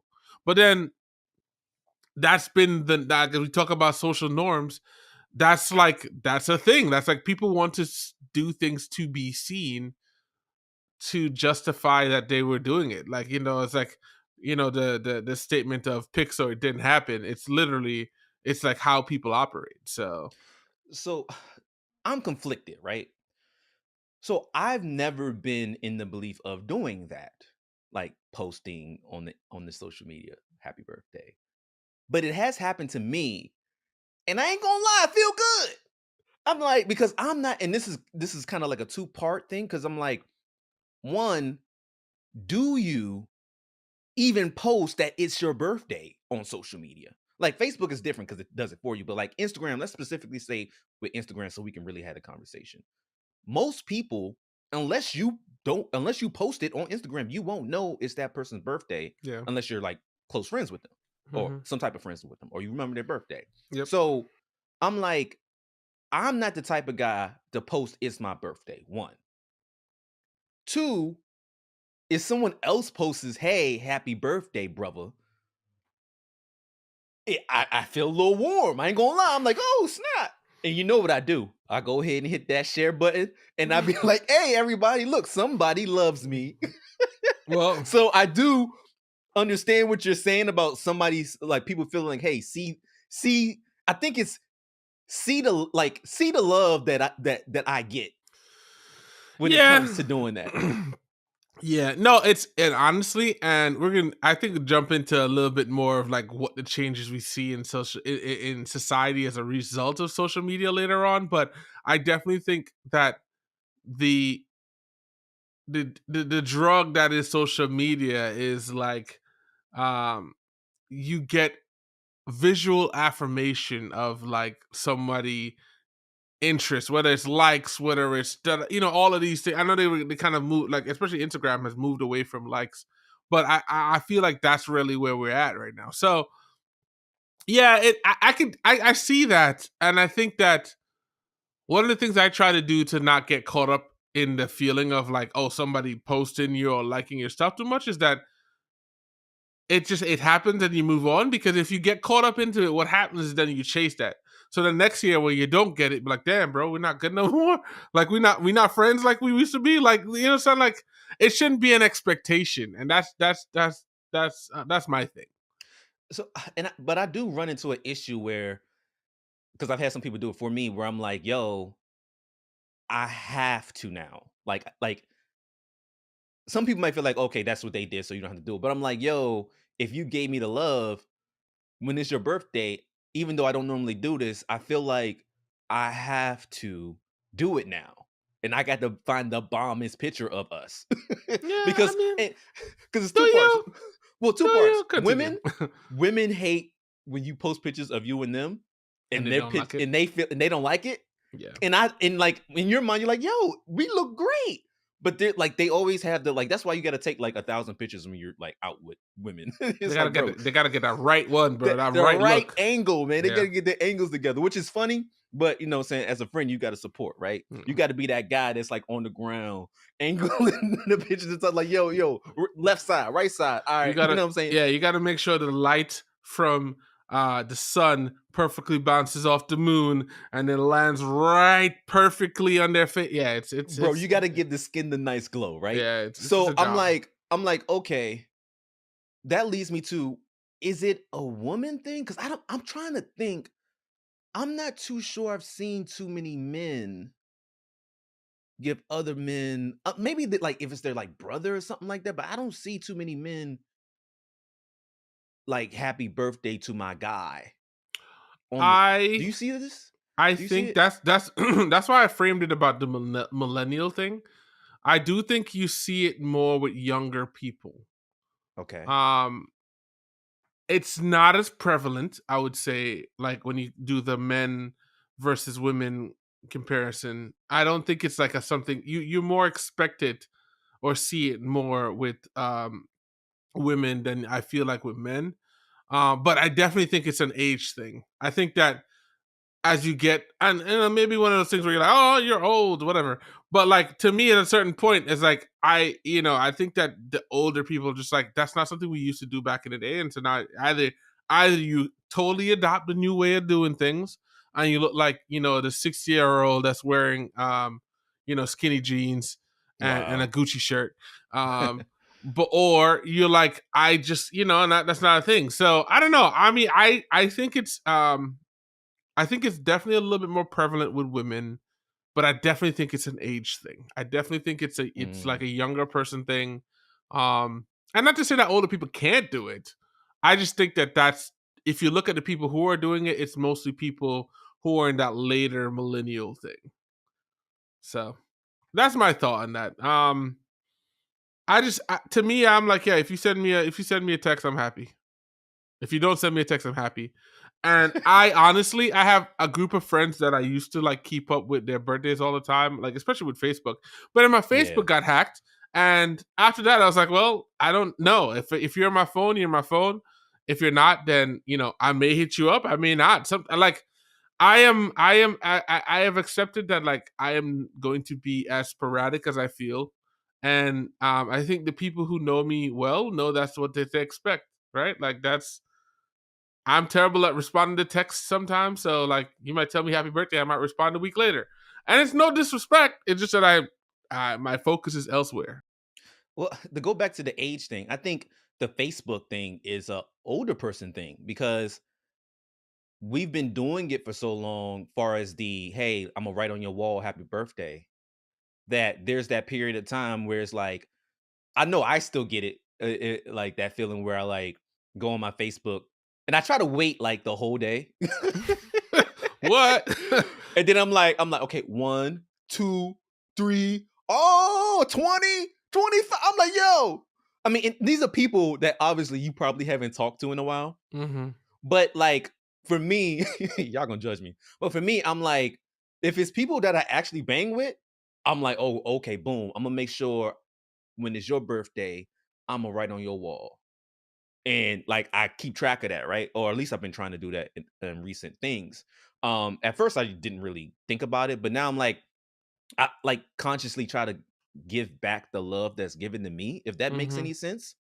So I'm like, the Instagram thing might be a millennial or younger version of what we do on Facebook, as far as the older crowd. You know what? And you called that out. Yes. I think that it's like the stories thing is different. Like, because if you think about like I actually just opened up Facebook and it was like somebody's birthday, and I'm like, it's very easy to be like, oh, happy birthday. But like I think that taking a picture and putting up on your story is a little bit more of a dedication, and that should be reserved for the people that you're really close with. To me, I'm not going to do it regardless, right? Because I just unless the spirit leads, right? Like I wake up in the morning and I'm like, you know what? I'm gonna send this person a happy birthday thing. But I'm more like to post stuff like, yo, like this is something we did before, like as not related to your birthday. So I think we should we should have probably scoured the internet and found some younger people to get their opinion on this, because I wonder if it's just I wonder if it's an age thing for real. Yeah, I definitely think that people watching, listening to this to hop into this conversation, because I'm curious what, like, there's a couple questions. Do you expect it? If you do and it doesn't happen, does that friend go down a level? Is your friendship required? Is it a requirement of your friendship to post on social media on your birthday? Right, happy birthday. And is it pictures and like, people be doing like graffiti in the story and everything. And I'm like, yeah, maybe people really feel like that's the move, right? Because even when you text, I'm like, how much effort are you going to put into that text? Are you going to add emojis? Are you going to put an exclamation point here and there? Like, if someone says happy birthday to you and there's no, excuse me, and there's no explanation point. Okay, now we're being ridiculous. These are real things. Nah, man. If I don't press exclamation, you're not a thing. You know what? I looking at this, and as you describe this, I feel like what this has become is literally like when you're the first person to say something in the group chat about somebody's birthday. That's what it's like. Like that first person, oh, that person is my real friend. Because everybody after that, they're just reposting it because they saw somebody else post it. And that's what I feel like this whole conversation is. It's literally just a whole, it's group text now in a visual form where everyone can see it. So I've actually used the group text to personally text. You just happy birthday. Oh, so after you get the group text notification, and I'm like, oh snap, it is their birthday. But you know what? Me and you are closer than just a group text. But then I'm in my mind, I'm like, what if the rest of the group is like, dang, he didn't even say nothing, huh? Yeah, I know, I right? guess they don't bang with each other. Now we got smoke in the group. That's how rumors start. Man, it is so much to keep up with all of these things, man. It's like every little thing has a nuance. So it's like, what is important from all of this? Like, what should we be focusing on? I don't know. It's a hard thing. I mean, especially around birthdays. Because you don't know. Like, and we talked about this, I think, in the last one of the last episodes. And we talked about people not celebrating their birthday and not being a thing. Like, so then do you want to be the person that posts happy birthday on somebody's stories and that person doesn't celebrate birthdays? Now they're in an awkward place where you're like, oh, now now you're shouting them out, and they're not even happy about celebrating their birthday. It's just it's so many nuances, and I'm just like, bro, I'm gonna shoot you a text. Call it a day. Call you. But then some people might feel like, hey, you should be calling me, bro. You see what I'm saying? Like, you see how it's escalated? Because it used to be the call. Like, hey, you ain't called me on my birthday. Which I think some people still feel that way. Like, yo, I deserve more than, because of text. Especially if you just say happy B-Day without spilling out the birth. Not the B. Oh, we got issues. Not the B. So I guess in your mind, and I guess we get personal. Yeah. What are the requirements for birthday celebrations? Like birthday notifications? Like, is there something that you need to do in your mind if somebody was looking at this and like, hey, how do I move with MVP going forward? So 2 parts. I always got 2 parts. Because I really always do have 2 parts. Right, because it's 2 parts to it. One, I don't really feel any type of way if you don't say happy birthday to me. Right? Like, if you forgot it or you just didn't. The original thought is, hey, that's fine. But I do start to feel some type of way if every year I say happy birthday to you and you never say happy birthday to me. Then it's like, okay, bro, you it's an issue now. Because I'm like, you never like this goes back to showing love back and forth, right? Like, if you don't do it the year after, okay. But this next year, I'm like, happy birthday. You don't do it. You know what I'm saying? And I'm like, okay, happy birthday. Especially if we don't talk like that regularly. Well, I think that's specifically for that. Yeah, I have a rebuttal, but I want to hear your second thing first. No, that was the second thing. The first thing was originally just baseline. If I don't be saying happy birthday to you like that, don't worry about it. And you just forget it one day, or forget it 1 year, or you just don't, that's fine. I don't feel any type of way about that. But if I actually, especially if I don't speak to you a lot, but I at least make sure to say happy birthday to you, whichever form it is, right? It could be a DM, it could be a comment on Instagram, right? But if I've been texting you happy birthday, and I know you know my birthday, or even if you don't, you should ask me if you don't know, right? Like, there should be some level of love back, especially if we don't talk like that. Mm. But I'm still like, yo, I'm still, happy that you're freaking alive. Happy birthday. Yeah. And then it's like, then I feel like, okay, maybe you feel some type of way about me because now we're in year 5 and you have yet to say happy birthday to me, and I say happy birthday to you every year. I just think that's weird. So I have a different approach, and I'll tell you Okay. exactly this is what I remember. One of my friends, actually, you know this friend, Okay. and she told me, she's like, yeah, I'm terrible at keeping in contact with people. This is a work friend, and when she left, I didn't expect to talk to her. I didn't expect to hear from her. So I actively keep up the conversation myself, right? So like every now and again, I reach out to her, knowing very well if I didn't reach out to her, probably will never hear from her, right? And it's not like, oh, we need to keep, I'm trying to keep the conversation. No. I literally I accept my friends for who they are. I have, certain friends that they disappear for time, months on end. I don't hear anything from them. As long as I see them post something on Instagram, I know they're alive. That's it, right? Like, and I've kind of just accepted that certain people I talk to for a while, and then certain people disappear for a while. And I apply that same idea to birthdays. If you shout me out and say happy birthday, I appreciate it. I don't necessarily always respond to every person's birthday because sometimes I miss it, especially if it's something not saved in my phone.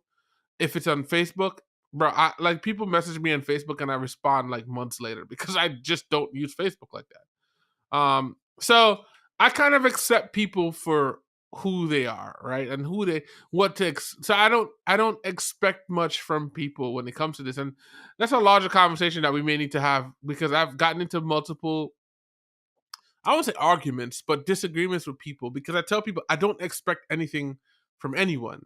And they say that, oh, well, that's not the right way, especially like family and friends, you should expect stuff from. And I'm like, I don't, maybe my clarification is not correct or what how I'm framing is not correct, but I don't expect anything. That's why when I do get it, I'm appreciative. Like, if you reach out and tell me happy birthday, that means you at least, even if no matter where you saw it, it doesn't matter like, oh, you saw it on a group text and now you sent it to, you sent it to me. I appreciate you sending it, but other than that, I don't expect it. So is it wrong to not have the expectation, but take note? Well, you can't, those two things can't live together. Let's have the conversation. What do you mean?